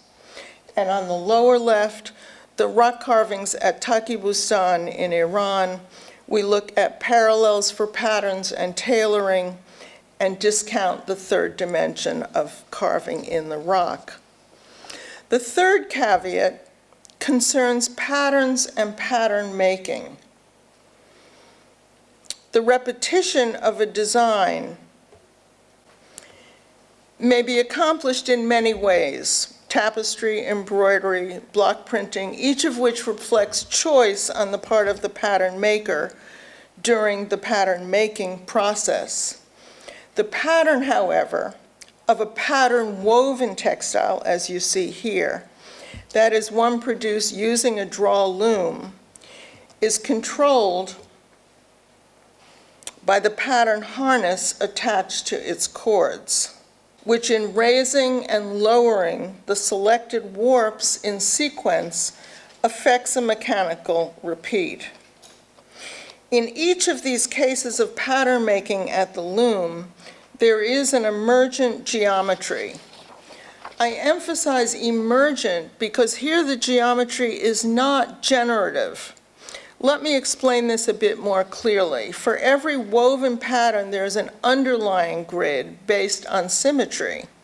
Mathematically speaking, symmetry expresses a correspondence of points achieved by the transformation of a shape along or across an axis. It is a rigid motion that does not transform the shape itself, and there remains a correspondence point for point to the original form. But the natural laws of symmetry, both in nature and in art, rely upon circles and centers, which can be reproduced analogically using a pair of dividers and a compass. The structuring of geometry underlies textile patterns, but is not the generator of these patterns. The patterns executed by means of weaving on a loom must adhere to the strict orthogonal interlacing with warp and weft yarns perpendicular to one another. Note that geometry and symmetry are inherent in the process of repetition when scale remains invariant. My reference there is fractal dimension is also a patterning process, but scale changes. Keeping these caveats in mind, I like to think of the materiality and the physicality of textiles as primary sources. First up, we need to identify which set of elements is the warp, the longitudinal yarn strung up on the loom, held under tension, and which are the wefts introduced successively as weaving progresses. If there is a selvage, as we see on the right, the left-hand side of the slide on the right. The selvage is where the weft wraps around and returns, and that is a useful indicator. Next up, we need to identify materials, weave structure, and color. Dyes must be analyzed and figure out which is the front and which is the back of any given textile. Note that date and attribution are generally interpretive, drawn from external sources. They were made fluid and hypothetical, often based on comparative data, evidence for which may also be interpretive and hypothetical. Here's what we think we know in very broad, elastic strokes. Let's say sometime between the 6th and the 8th century, there seems to have been considerable experimentation with patterning at the loom in textiles, often attributed to Iran or Iraq, ? They usually have undyed wool warps and wefts of wool dyed red, as you see here, and cotton, newly cultivated commercially in the Near East and Iran, ? The designs tend to correlate with what we consider to be Sasanian iconography. Single birds, as you see here on the right, less frequently other animals, including the mythical Senmerv, as well as a boar's head and winged horses, and forms associated with jewelry worn by royalty, Sasanian royalty and deities. There tends to be a preference for red and the use of abstract, stylized composite floral forms as interstitial motifs. These are symmetrical along both the horizontal and vertical axes, between the ducts above and below. And there's a shift to silk, woven in compound structures with weft-faced twill or weft-faced tabby. There are problems, however, in that so much that has been written about Sasanian textile patterns is based upon their representation on the carved rock reliefs at Taki Bostan, the dating of which remains insecure. While the back wall may indeed be 7th century, there is nothing that links the back wall panel to the side wall reliefs of the stag hunt and the boar hunt, in which so many different textile patterns are represented. And we simply have no prior evidence of patterned textiles among the more than 30 known Sasanian reliefs. What we do know, however, is that Sasanian royal imagery proliferated after the Arab conquest, which brought an end to the dynasty in 651. Many compound weave, weft-faced, silk, tabby, and twill textiles moved very quickly across the Eurasian continent and beyond. As far away, as you see on the right, in the Shosoin treasury in Nara, Japan, collected by Emperor Shomu in the 8th century, and a nomadic chieftain's garment, a kaftan, excavated in the northern Caucasus. They also appear in European church treasuries where they were used to wrap the relics of saints, all bearing evidence of these transformations in pattern weaving and weaving technology in ways not yet fully understood. Such transformations are also documented, it would appear, among the wall paintings of Kuzul and Afrasiab,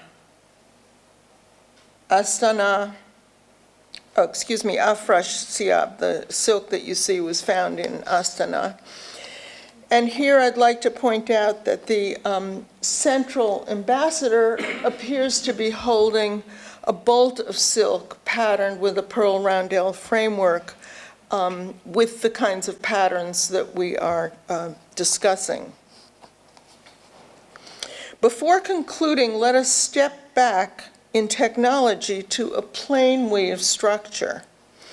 over one, under one, to view a type of textile called ikat in English today, possibly, I think, derivative of Arabic akadeh, to tie or to bind. The term refers to a striped textile, usually cotton, characterized by rhythmic blurred patterns that result from the use of rhesus-dyed warp yarns, prepared in bundles prior to weaving, prior to being strung up on the loom before weaving.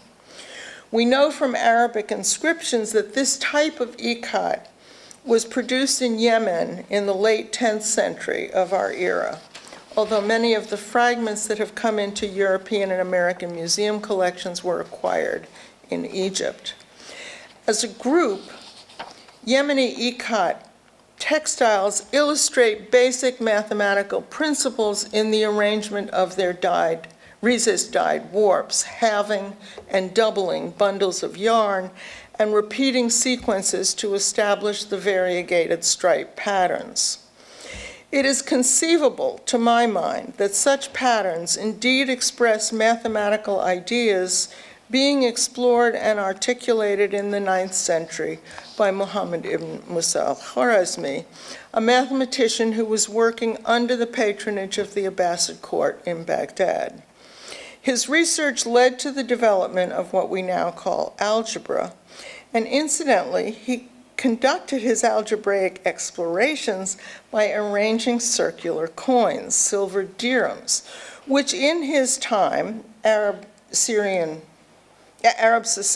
coins bore a crescent and star motif at their cardinal points, very reminiscent of contemporary textile patterns. What I wish to raise here, however,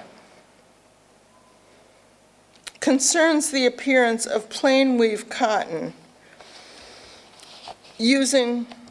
textiles using rhesus-dyed warps, the earliest evidence for which may be represented in Ajanta. But textiles that rely on the same technology were made at different times in different places. In Gujarat, India, Sumba, Indonesia, Bukhara, Uzbekistan, Japan, and Guatemala, possibly even pre-contact Peru. While stylistically diverse, do these ikat textiles reflect independent technological developments, or do they represent transmissions of technology, a technology along Silk Roads and beyond, for which we do not yet have historical knowledge? That I myself have spun several yarns, seeking to present a plausible narrative concerning several textile technologies. Any new or neglected data points may shift the narrative dramatically. It's by no means definitive. But in considering textiles in this rhetorical manner, I urge critical thinking and acknowledgement of both the extent and limits of our knowledge. I implore us to ask more questions, to seek to identify and articulate underlying assumptions. And in concluding this paper, I'd like, if I have a few extra minutes, do I have a few extra minutes? To highlight and reiterate 3 or 4 interrelated unanswered questions which pertain to the development and transmission of textiles technologies on the Silk Road. We know, I think, nothing of the origin of pile carpet weaving, which is reflected already at a high level of technical competence in the Pazyryk carpet, at best guess, of the Hellenistic era. Nor do we know anything of the later transmission of carpet weaving technology using discontinuous supplementary wefts, cut segments of yarn wrapped around pairs of warps, that is next evident not until the Seljuk period, more than 1,000 years later. 2, what are the origins and early development of the use of rhesus patterning, and in particular warp rhesus patterning of what is called ikat? And what may account for its appearance as a textile technology in so many disparate locations, as early perhaps as 5th century Ajanta, 10th century Yemen, 19th century Uzbekistan, as well as in India, Japan, and Guatemala. What are the origins and early development of drawloom weaving and its transmission as a textile technology from late antiquity to the early modern period? And how does patterning relate to these technological developments? What are the relationships between the Han warp-face warp pattern silks and the later Western weft-face compound weaves of Western Asia? Finally, how and where does velvet weaving fit into this trajectory of the transmission of technologies using differentially tensioned warps with respect to Venice and the Italian city-states, as well as to the Ottoman, Safavid, and Mughal empires, the so-called gunpowder empires, which leads us in the direction of, yes, considering yet another technology, the origin, development, and transmission of which also relates to the Silk Roads. Thank you. Thank you, Carol, for a wonderful talk, and thank you for also referencing Pazyryk, where I think a lot of our story begins about textiles. So maybe there'll be questions later on. So after all, for those who came late, we'll allow you to ask questions at the end of the panel. So our next speaker is Professor Angela Zheng. She's a professor of art history at McMaster.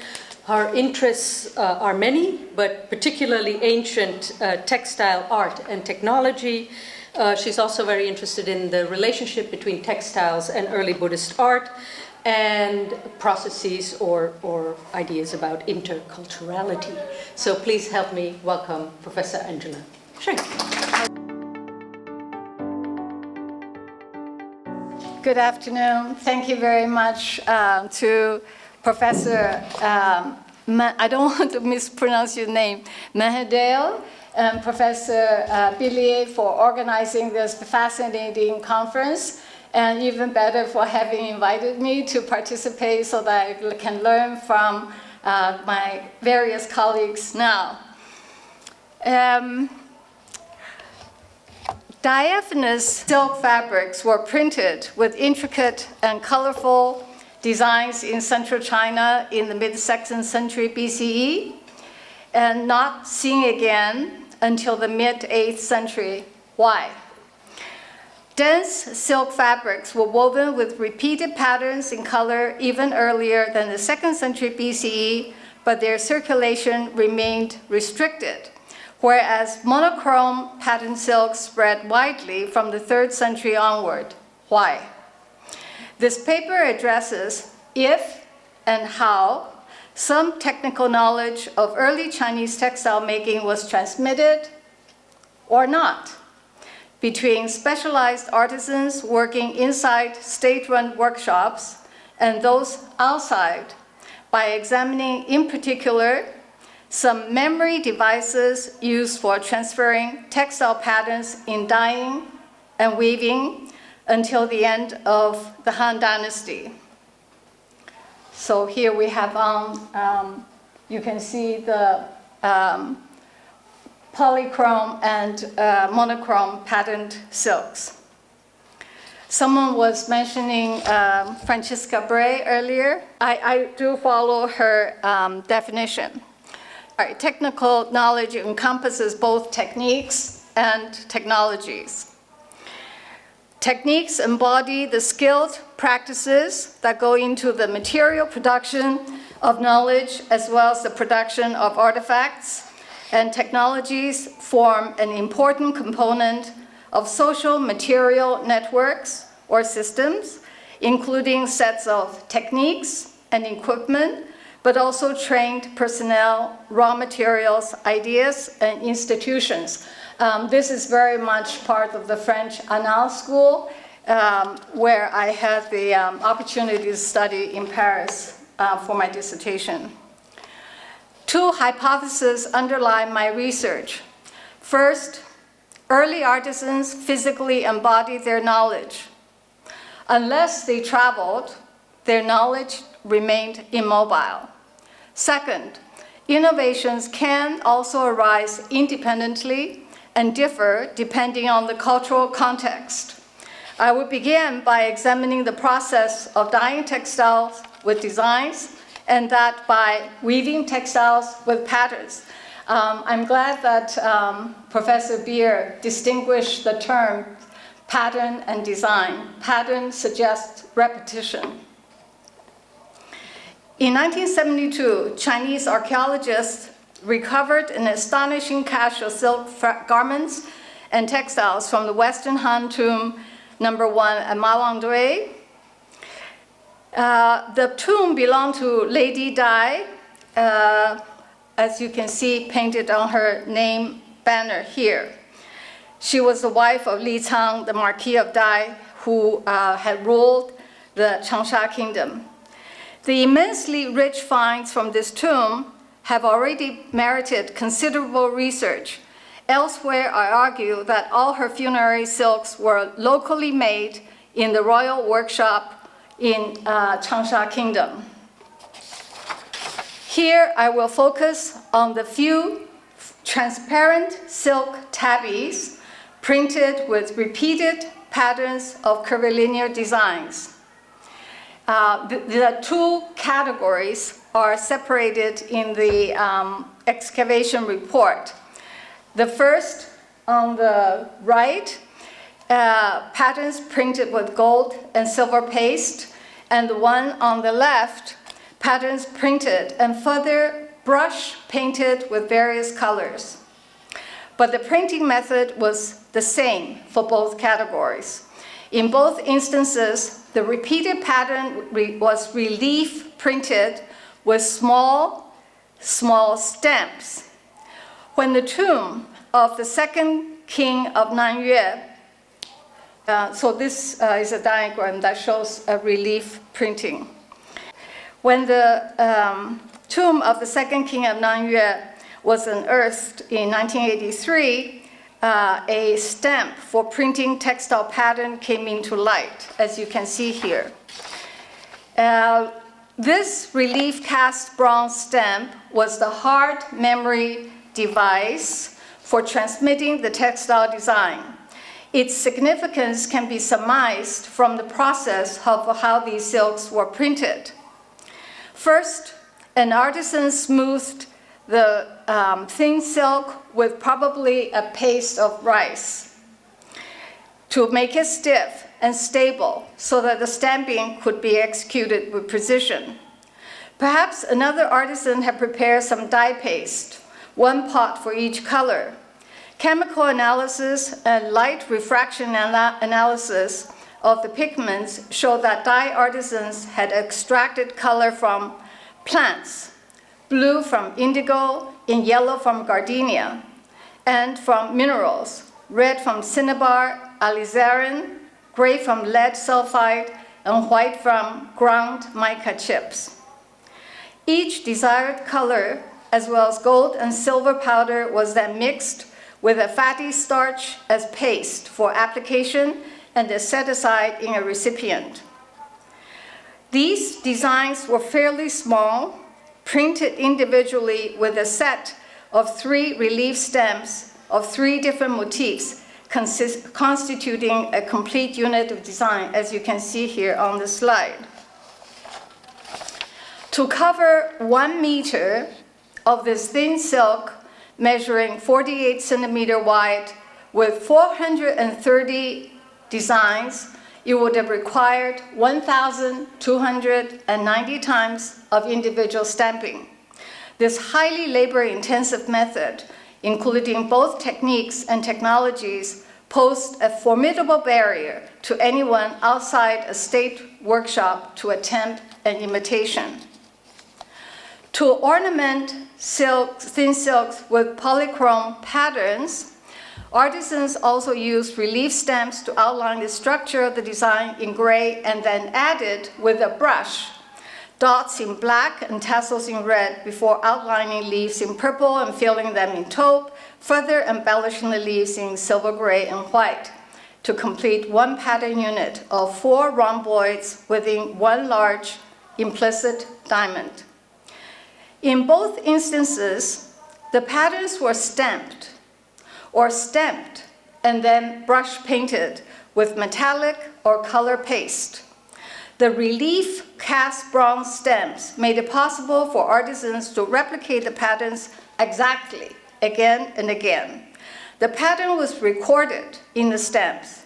In contrast, the very small motifs brush painted by hand, though seemingly similar when viewed from a distance, could vary in minute ways.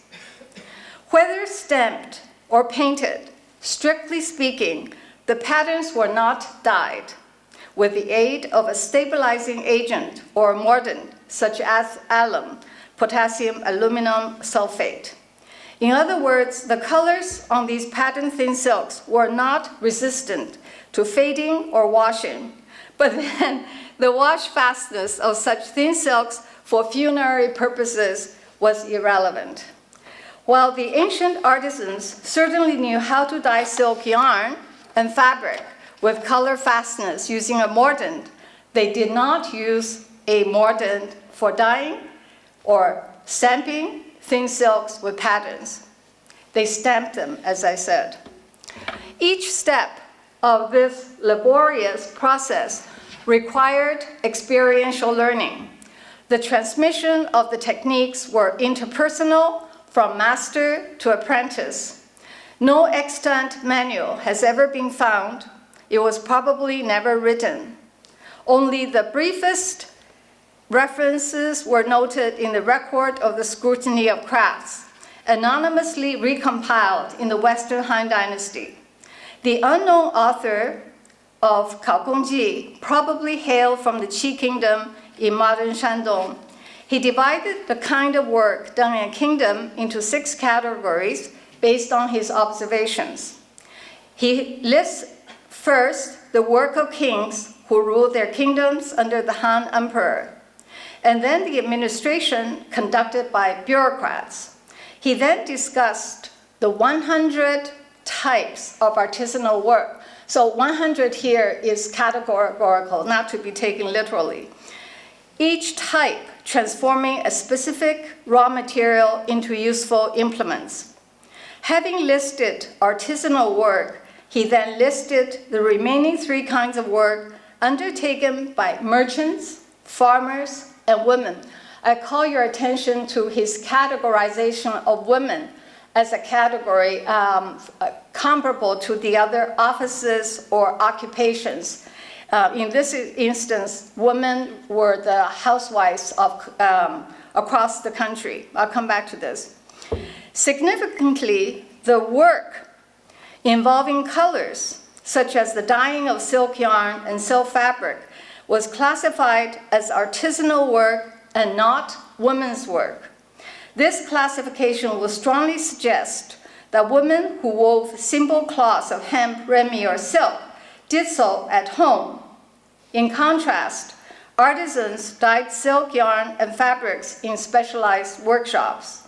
Such silk workshops in early China were at first operated by the state only, whether at the royal capital of small kingdoms or at the imperial capital of the Qing Han Empire. Curiously, no similarly stamped silks have surfaced again after the Mawangde finds in 1972, nor any bronze textile stamps after the Guangzhou find in 1978. The bronze stamp was a memory device, but it lay dormant until activated by a specialized artisan who knew how to use it. The specialized knowledge of casting bronze stamps and of stamping silks with bronze stamps remained within royal workshops. Only state-run royal or imperial workshops had access to precious materials such as bronze and silk and the requisite specialized labor. The bronze stamp found in the tomb of the second king of Nanyue might have been a gift from the Changsha kingdom. Since no stamped silks were unearthed from his tomb, perhaps no such gift was offered him, or none was made because there was no artisan who came with the stamp, or such silks have perished. A brick also unearthed from this tomb features repeated rhomboid patterns common to monochrome patterned silks of this time.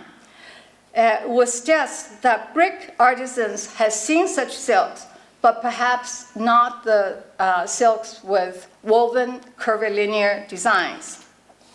Interestingly, the second king of Nangyue was buried in a jade suit and had a gold seal placed above the suit on his chest. The seal's top was sculpted in the shape of a coiled dragon through which a cord could be threaded for the ease of holding the seal, and the seal's bottom was carved in relief with Chinese logographs, as you can see. Seals were relatively common for officials and workers in state enterprises during the Western Han Dynasty. Even a female master weaver in charge of a workshop had a seal of her own, as I will show you soon. Possibly, the artisans who cast bronze stamps had learned about relief stamping from seal carvers. The transmission of knowledge between artisans working in different media, bronze casting and seal carving, seems probable because both types of artisans would have worked at the same location. They could have communicated in person while demonstrating techniques. That no such textile stamps have ever been found again would suggest that the knowledge transmission was limited to the confines of the workshop. It would take a few more centuries before commoners in northern China gained knowledge of dyeing textiles with patterns through other means that were first developed in the ancient area of today's Gujarat in India. The fragment on the left is dated much earlier, but it shows the kind of patterns imagined to have been printed, dyed much earlier as origin. This is what I propose. Thanks to migrants and nomads moving eastward along the Silk Road, these new methods of dyeing entered China. Notably, the migrants and nomads moved outside the state workshops, and hence, commoners had more of a chance of intermingling with them. Indeed, the true resist dyeing that circulated among commoners later led to the clamp resist dyeing refined in the palace workshop at Tang Dynasty, capital Chang'an in the 8th century. We have this example from Shouso Inn. Let us now turn to examine some memory devices in early Chinese weaving. In 2013, archaeological excavation at Laoguanshan Cemetery unearthed 4 earthen shaft pit tombs that were of great interest. They were dated to 118 BCE. Tomb Mem 1 belonged to an aristocratic couple. A lacquered object, a low table, inscribed the official name Jing Yin, connected them to the formerly powerful Jing clan of the Chu state, who fled westward from First Qin Emperor's conquest of the Chu in 223 BCE, and they settled in Zitong, today's Mianyang city, about 110 kilometers northeast of Chengdu. The Laoguanshan Cemetery served this couple and their dependents. All 4 tombs had been looted soon after burial, accounting for the lack of precious goods such as fine silks, but otherwise still yielding important information about the deceased. All 4 tombs contained each a wooden chamber that held the deceased in a coffin, except for the 2 coffins in tomb M1 for the double burial. The single wooden chamber in tomb M1 represented the deceased's permanent home after death. In contrast, the wooden chambers in the other 3 tombs were divided into 2 levels. The second narrow level in tomb M3 housed a medical clinic, witnessed by medical equipment, including this figurine showing meridians for acupuncture points. The second level in Tomb M2 housed a weaving workshop, also based on the finds. Tomb M2 belonged to a female buried with a jade seal carved with the words of Wan Shi Nu, literally slave surnamed Wan. The seal conferred authority and responsibility to the deceased over her workshop. The slave surnamed Wan was in fact a weaver, confirmed by her deformed spinal cord at the back.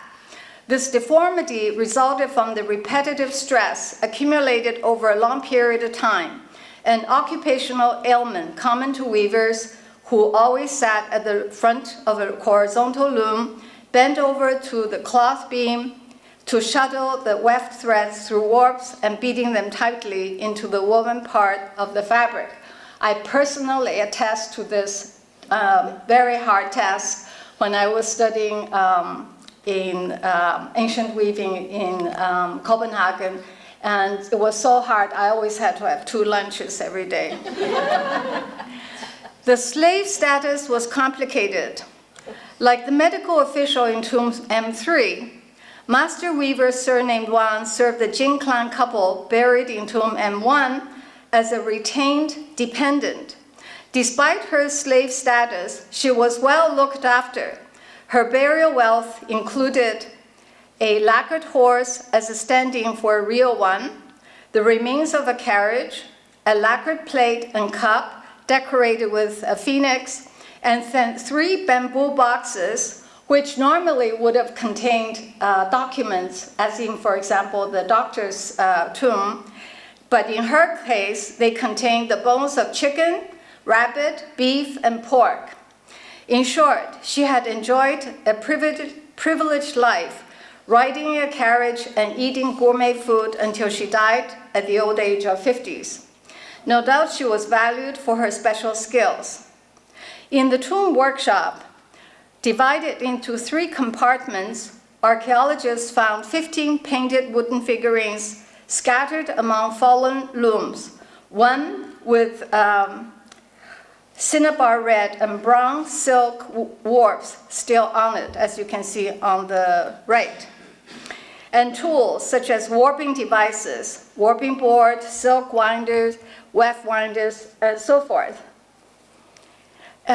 Measuring about 25 centimeters in height, these figurines were shown standing or seated with different hand gestures, suggesting that each did something different. 4 were men because of their painted mustache and shoes, and they were thought to be also weavers. The women, maybe assistants, were shown wearing long skirts that covered their feet in conformity to Confucian propriety. Each figure was also inked with words on the upper left chest, referring to either their names or more likely their specialized work. Unquestionably, real artisans shared tasks in a real weaving workshop directed by the master weaver surnamed Wan. Above all, she controlled the operations of the 4 pattern looms made as miniatures for the burial. Researchers investigated the remains, were equipped with first patterned heddle rods held by shafts or pattern shafts, and second, 2 kinds of mechanism to move the pattern heddle shafts. The team successfully reconstructed the 4 pattern looms to life size and functional capacity. They also used these reconstructed looms to have woven jean silks with geometric patterns in cinnabar red and brown, as you see here, based on Maundry finds, and I will talk about these looms.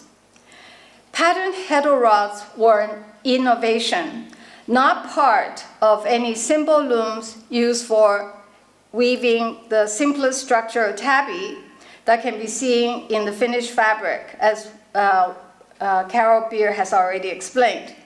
When weaving the tabby, a weaver only needs to open the shed, defined as the opening in the warp that permits the passage of the shuttle, and thereby the weft pick, and the counter shed on the loom to shuttle the weft through. The simplicity of this operation results from the way the warp ends are first warped with a twist and then dressed on the loom prior to the weaving.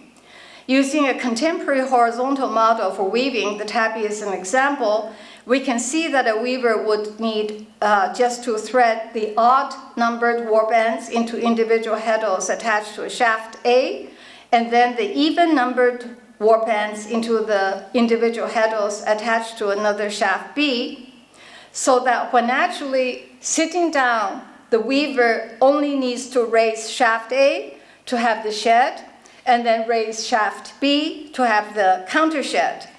Thus, for every shed opening, the weaver is shuttling through the weft only half of the total number of warp ends. Effectively, the yes or no decision of each weft going over under warp is already stored in the threading of the heddles when the loom was dressed. So this is true of any kind of loom, period. The renowned Chinese jin silks were woven with repeated patterns in color, attested by the abundant finds from Mount André. They were woven in the classic structure of warp-faced compound tabby. The tabby refers to the binding structure in the ground weave. Compound means that more than 2 sets of warp ends, each set a different color, were used in weaving the repeated patterns. To do so, a weaver must select and raise individual warp ends or not for the shuttling of each weft according to a desired pattern. Shuttling weft through warps of patterning is both a laborious and mathematically precise operation. The more complex the design, the longer the sequence of yes or no decision-making process. By threading individual warp ends through specific heddles held in place by the shaft, a weaver can store the memory of this sequencing one shaft of heddles for one weft passage. By raising the successive shafts for successive weft passages, the weaver could avoid the painstaking procedure of counting the densely threaded warp ends for each and every shuttling of one weft. When the average density was 150 warp ends per centimeter, the memory device saved much time and effort. I only have 5 minutes left, so I will show you very quickly what the Lao Guanshan reconstructed tombs look like, and the castle that held the pattern shafts. Positive evidence of draw mechanism already in practice in 118 BCE. Instead of using heddle sticks. So the point is, such kind of loom cannot make a complicated pattern, but a draw loom of such kind is so big it cannot be moved. Now, we have a rhapsody on women's weaving that already tells us about how this worked, captured in a rhapsody on women weaving. So thanks to Dieter Kuhn's translation, author Wang Yi, who was a court official and had access to seeing the weavers in the weaving workshop at the palace, compared the rise and fall of shafts to the rise and fall of the sun and moon, which I've highlighted, and the up and down movements of the harness cords as fishing, jumping up and down to catch and swallow baits, and so forth. So the point is, Wang Yi, as official, had seen it and praised it in poetry, but based on this poetry, no carpenter could make a loom. And no carpenter at the time would necessarily also be able to read it. So the knowledge of making the loom, weaving on it, was embodied in the specific artisans at the time. They were private workshops, but they only produced monochrome pattern silks, not polychrome jean silk of this kind. And the monochrome pattern silk, Ling, Qi, and then Ling, was developed on a different kind of loom with a different kind of memory device for capturing the sequencing of the decision making. I just wanted to bring this to your attention after this morning's talk about astronomy.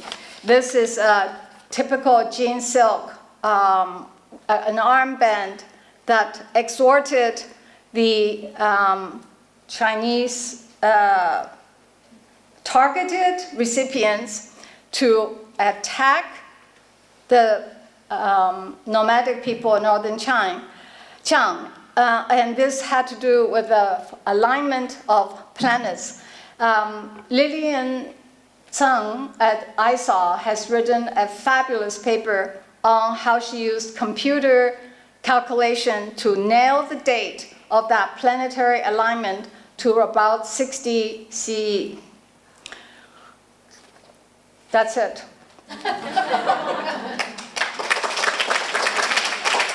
Thank you so much for a wonderful talk. I wish we had a lot of time to go on. Our last speaker today is Robert Spengler. He's director of the Paleoethnobotany Lab at the Max Planck Institute. His research focuses on all things paleo, almost, paleobotany, paleoecology, paleoeconomy, and he is the author of this very wonderful book that shows us the histories of the foods that we eat along the Silk Road. So please help me welcome Robert Spengler.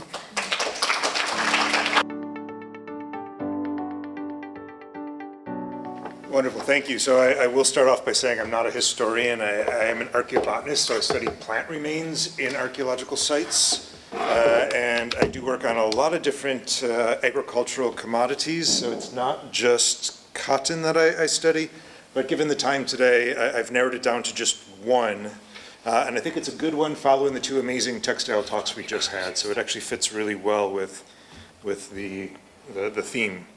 So I run a lab of postdocs and graduate students at the Max Planck Institute for Geoanthropology, the former Max Planck Institute for the Science of Human History in Jena, Germany, and they're largely funded through my external grants, but we have ongoing research projects that span much of the temperate zone of the northern hemisphere of the world.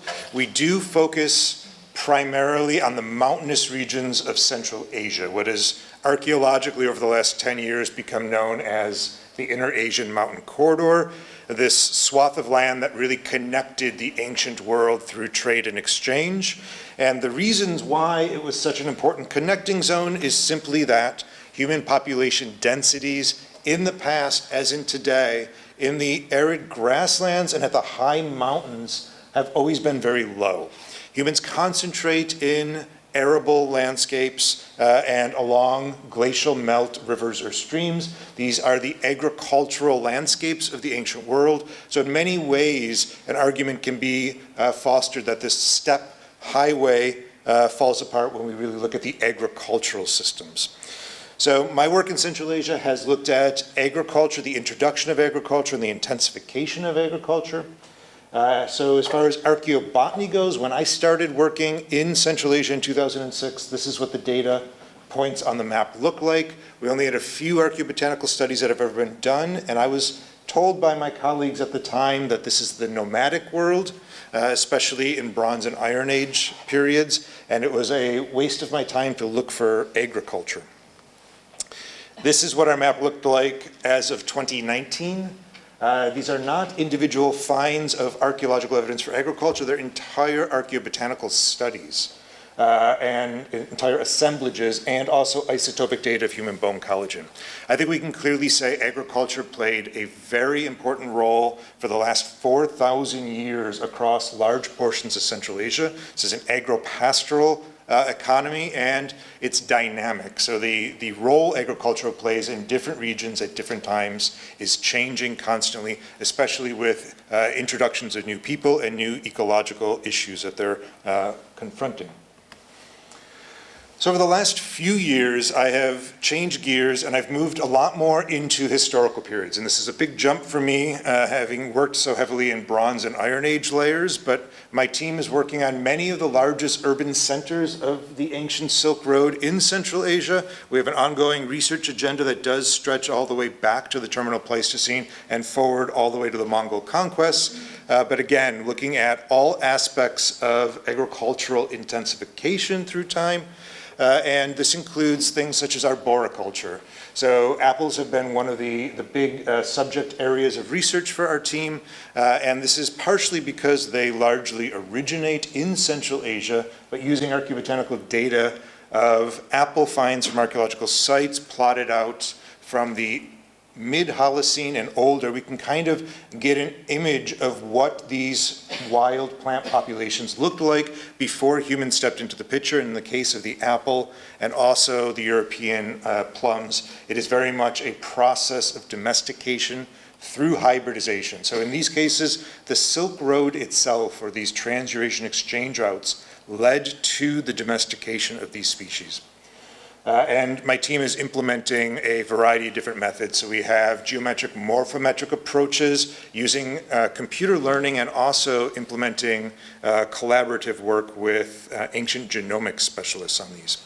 But we're really interested in crops that originate in Central Asia proper, such as the pistachio, and a wonderful paper just came out by my student Bazir Amir Mohammed, who basically rewrote the narrative for pistachio domestication dispersal.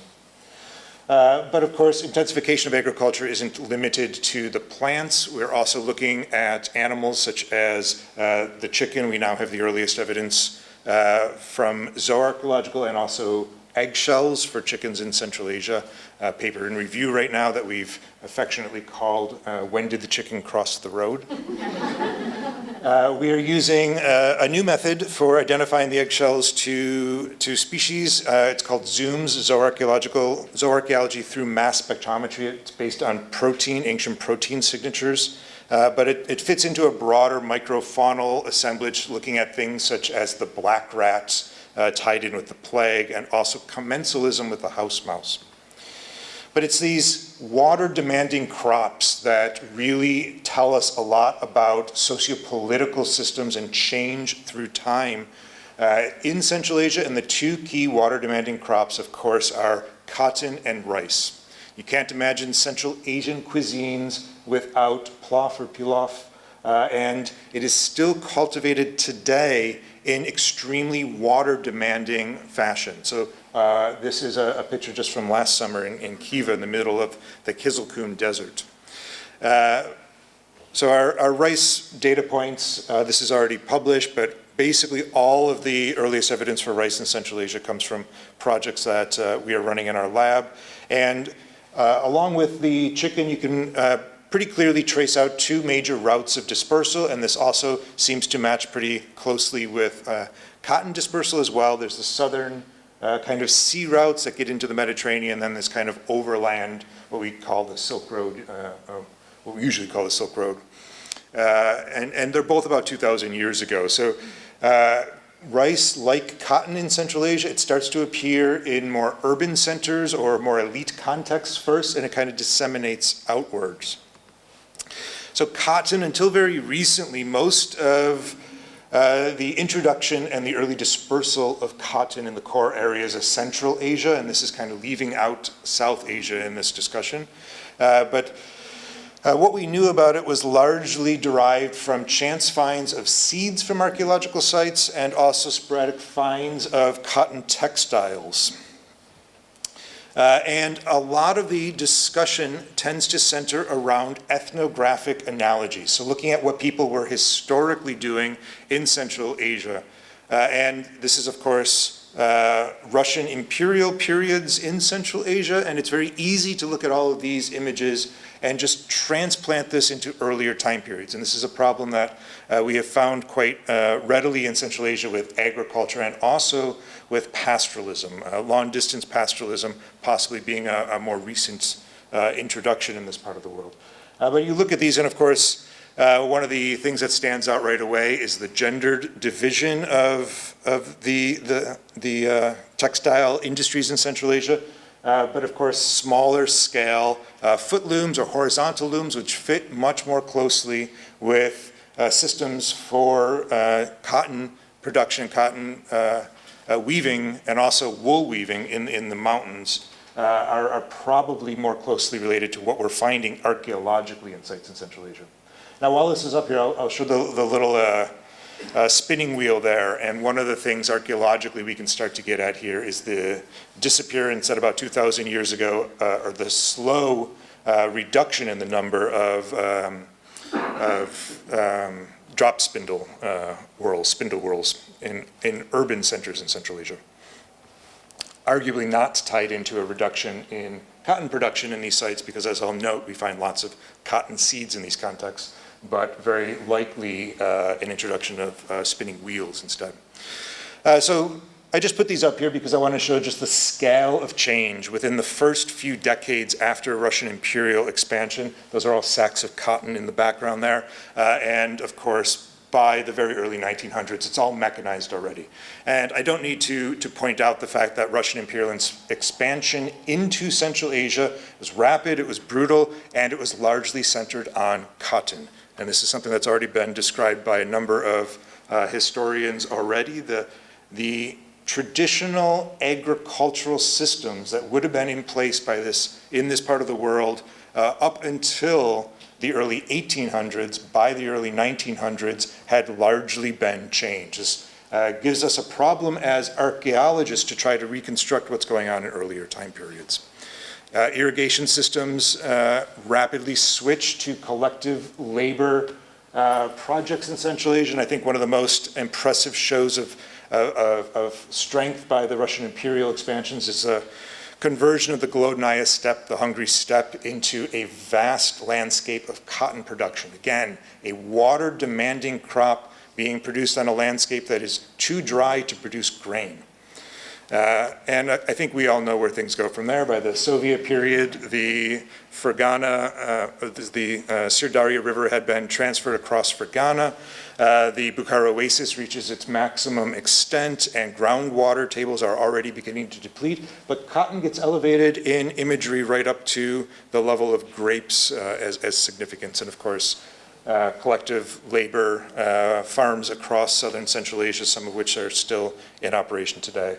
And one of the largest human-induced environmental disasters the world has ever seen, starting in the late 1980s with the completion of the Karakum Canal, diverting the entire Amudari River south across the Kizilkum and the Karakum deserts, again, to grow one of the most water-demanding crops that can grow on this landscape in a desert environment. Also, the greatest force for the destruction of archaeological sites in Central Asia is also cotton. The Soviets go through and level landscapes, removing tell sites and also burial mounds. So in addition to the disappearance of spindle whorls, what other details can we start to parse out of the archaeological evidence? Well, one of them is in the last centuries BC, we start to find loom weights in fortified sites in places along the Zarafshan. Now, one of the catches here is ethnographic studies show that loom weights were often simply rocks, so they're probably not appearing in the same levels or magnitudes in Central Asia that they would expect with the representation of looms. But this does lead towards a more larger scale textile productions, stepping away from these foot looms or horizontal looms that are more traditional in Central Asia. Now, these are appearing in these contexts before cotton starts to appear in this part of the world. So it's important to remember that these are not necessarily tied into cotton production, but also twill patterns. And twill patterns identified in Impressions on ceramics. So this is a project I did quite a few years ago, led by my colleague Paula Dumani. So we can say that twill patterns in Central Asia, in the core areas of Central Asia. So this individual specimen comes from Semirechye in Kazakhstan, but also in Fergana there are similar twill patterns going back roughly 3,000 years. Now, again, I'm not a historian, but a large amount of the information that we use with my team comes from collaborations with historians and linguists. And one of the key texts that we look at with cotton in Central Asia is the history of Bukhara. Cotton is mentioned 3 times in this source. One of the references talks about cotton and wheat being used as currency in Bukhara, whereas in other areas coins are used. Now, at least one of my colleagues is insisting this is evidence for workshops or organized cotton production at this time period. I'm going to question that, or at least say that what we're finding archaeologically seems to be smaller scale, but it doesn't necessarily mean that kind of government organized workshops weren't in place, but I think they come along later on. And I'll note there have already been wonderful pullings together the historical sources for South Asia and India again, and I leave that out of this discussion because there's simply too much data for cotton down in those parts of the ancient world. So looking at these sporadic finds of cotton textiles or cotton seeds from archaeological sites, what can we start to say about the kind of broader narrative of cotton? Well, we know it's domesticated 4 times, which is quite impressive. Clearly, when people found it in the ancient world growing wild, they recognized its significance right away. 2 of those domestications are in the Americas, so I'm going to leave those out of the discussion beyond saying that the cotton produced in Central Asia today, and actually in India as well, is a hybrid of New World cottons.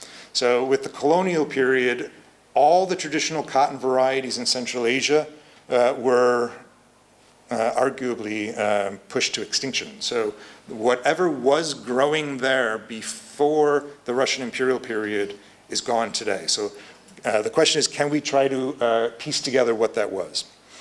The 2 old world domestications of cotton, one is an herbaceous cotton. It comes from Africa. Archaeobotanically, it's largely invisible, and we're still not exactly sure when and exactly where it was domesticated, but presumably somewhere in northeastern Africa.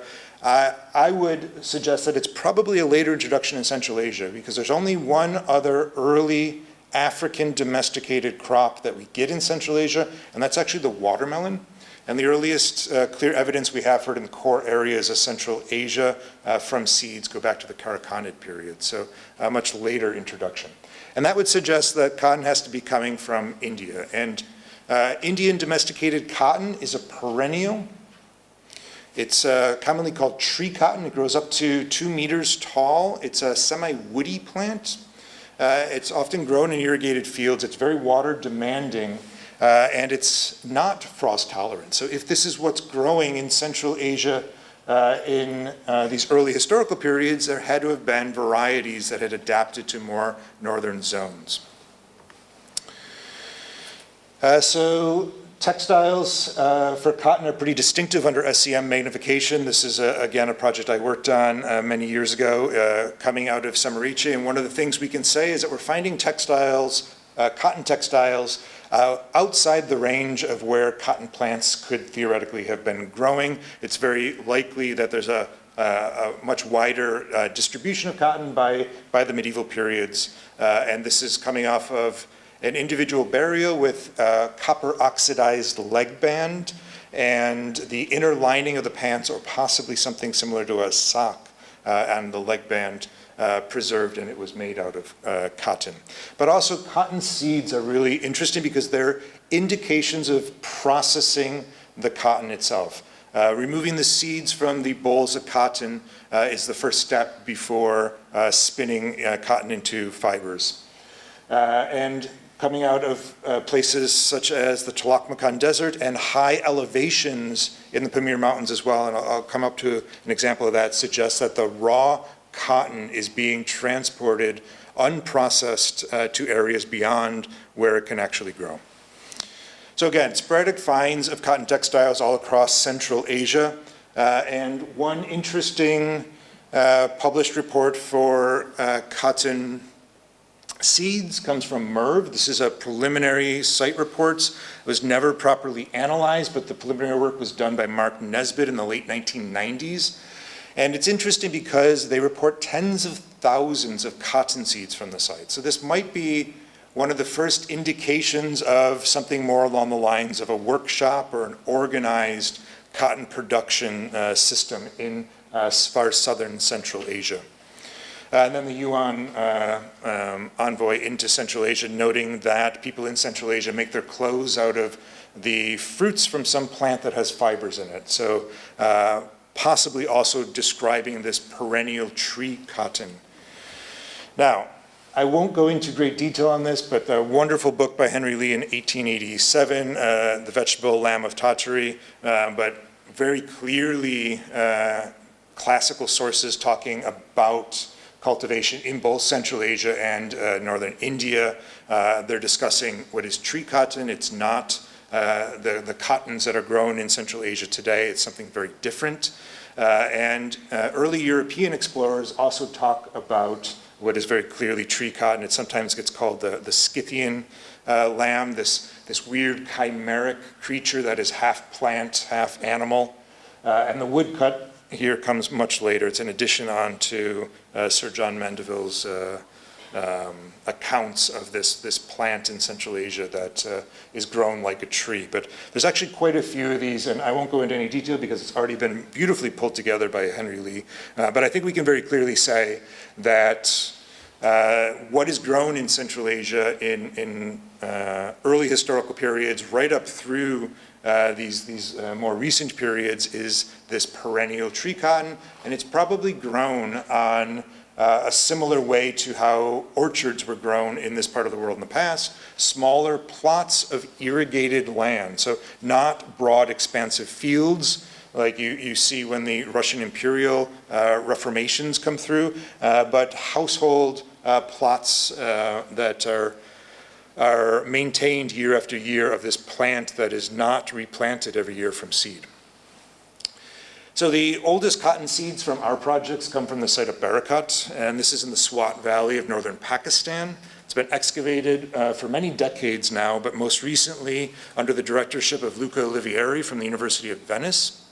And Barakat's an important site because it's tucked into this a micro-environmental zone in the Hindu Kush Mountains, this valley, so the Swat Valley, where crops can actually grow here coming from South Asia that normally would not be able to grow at this high elevation or this northern region. And I've actually already argued in publication before that it's a stepping point for South Asian crops to evolve to adapt to more northern regions. So I think we can argue that the dispersal along this mountainous exchange route through into Central Asia is one of the key steps for semi-tropical tree cotton to adapt into northern regions. And I'll just note that the site was declared one of the top 10 archaeological discoveries of 2022 by Archaeological News.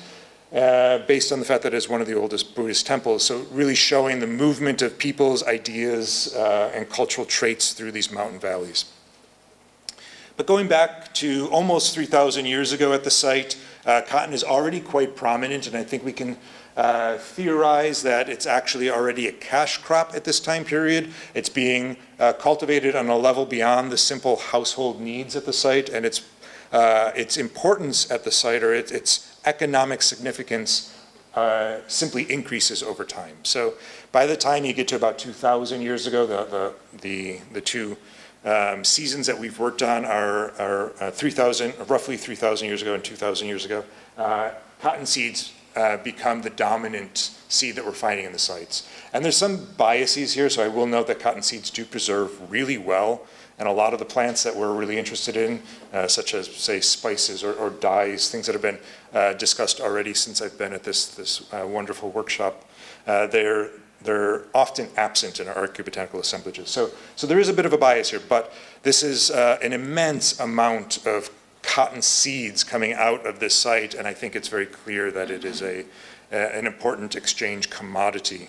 And it's something very different going on when we move into the medieval period. So in the mid to late first millennia AD across Central Asia. So sites such as Kainar and Panjakent in the upper middle Zarafshan. This is work or excavations run by Pavel Leary, and the archaeobotany for these projects is being done by my student Bazira Mir Mohammed for her dissertation work. But cotton seeds being found in low abundance, but in high ubiquity. So they're found across all domestic contexts across the entire site. They're in middens, in hearth features, they're kind of everywhere.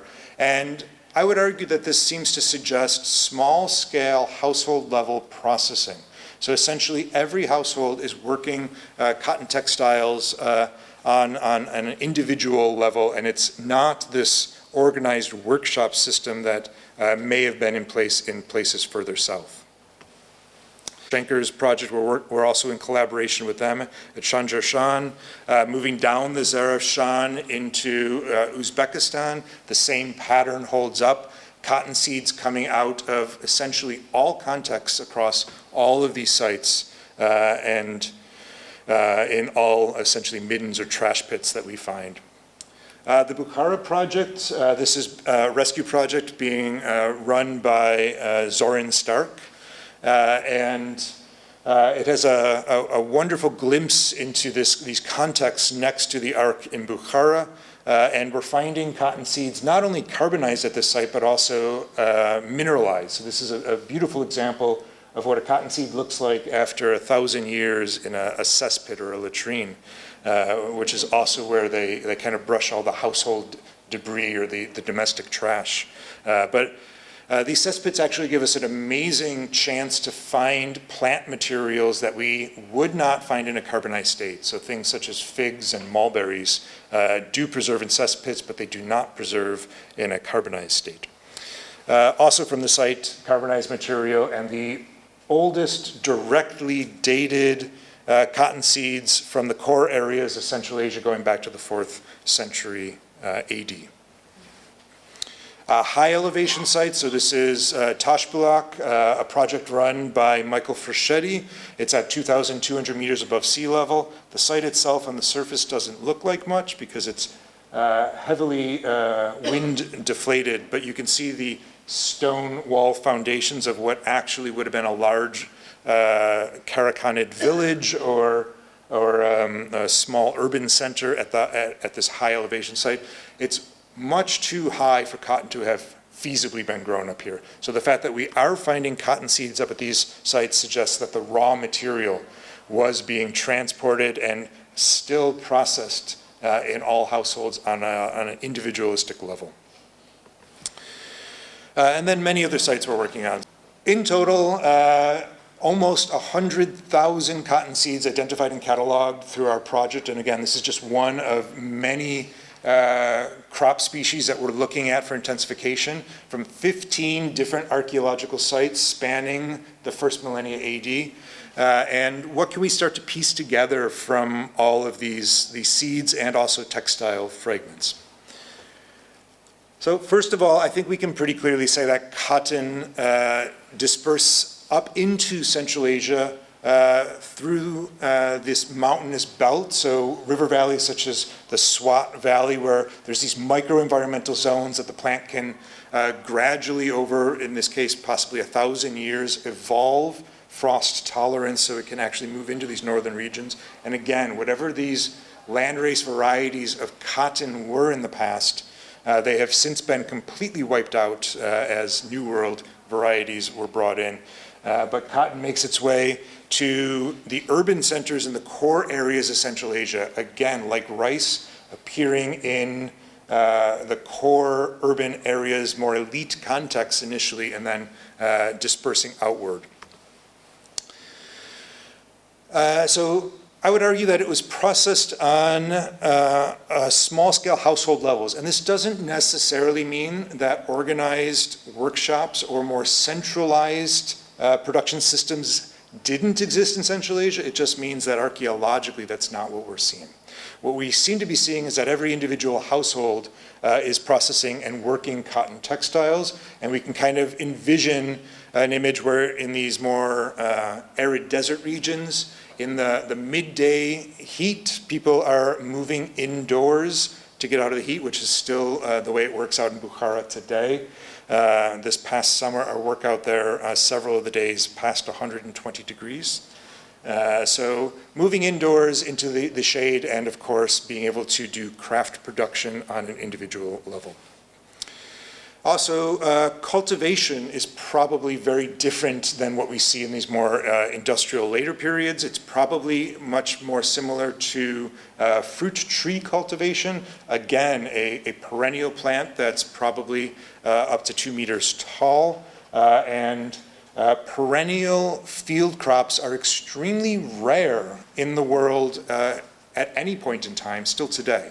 So it's a very interesting crop to think about, but sadly, as soon as herbaceous varieties of cotton move into this part of the world, they seem to have pushed out the tree cotton.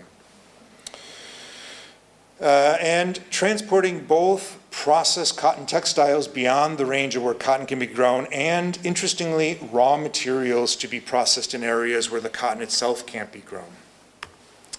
And then the last point, we do not really know when the African herbaceous varieties of cotton move in. I would theorize that it is a later process, given that no other African crops do make it into Central Asia early on. But definitely by the Soviet period, but actually by the Russian period, New World hybrid cottons kind of push out all of the earlier varieties. So I will note that we have continuing projects. I leave in just a few weeks for work in Kazakhstan, in southern Kazakhstan, and one of our big goals now is to move forward more in time. I've stopped all of our projects thus far at the Mongol conquest, and this is simply a fact that most of the cities we work at end at that one terminus. They're all burned, so it's a very easy place to stop. But we're interested in looking at the way different imperial expansions changed agricultural systems over time. And then I'll end on an egregious note of self-promotion. Cotton is not discussed in Proof in the Sands, which is why I was excited to get here and start talking about it today. It is kind of a new direction for me, so I have not published anything on cotton, but many of the other commodities that we do identify in these archaeological sites are in that book. And actually, this is just one small portion of the overall research that my team is doing. We're actually largely interested in the way humans drive evolutionary changes in plants and animals, so domestication studies, and this is the topic of my book currently in press with Cambridge Press, and hopefully will be available very soon. So I will end there.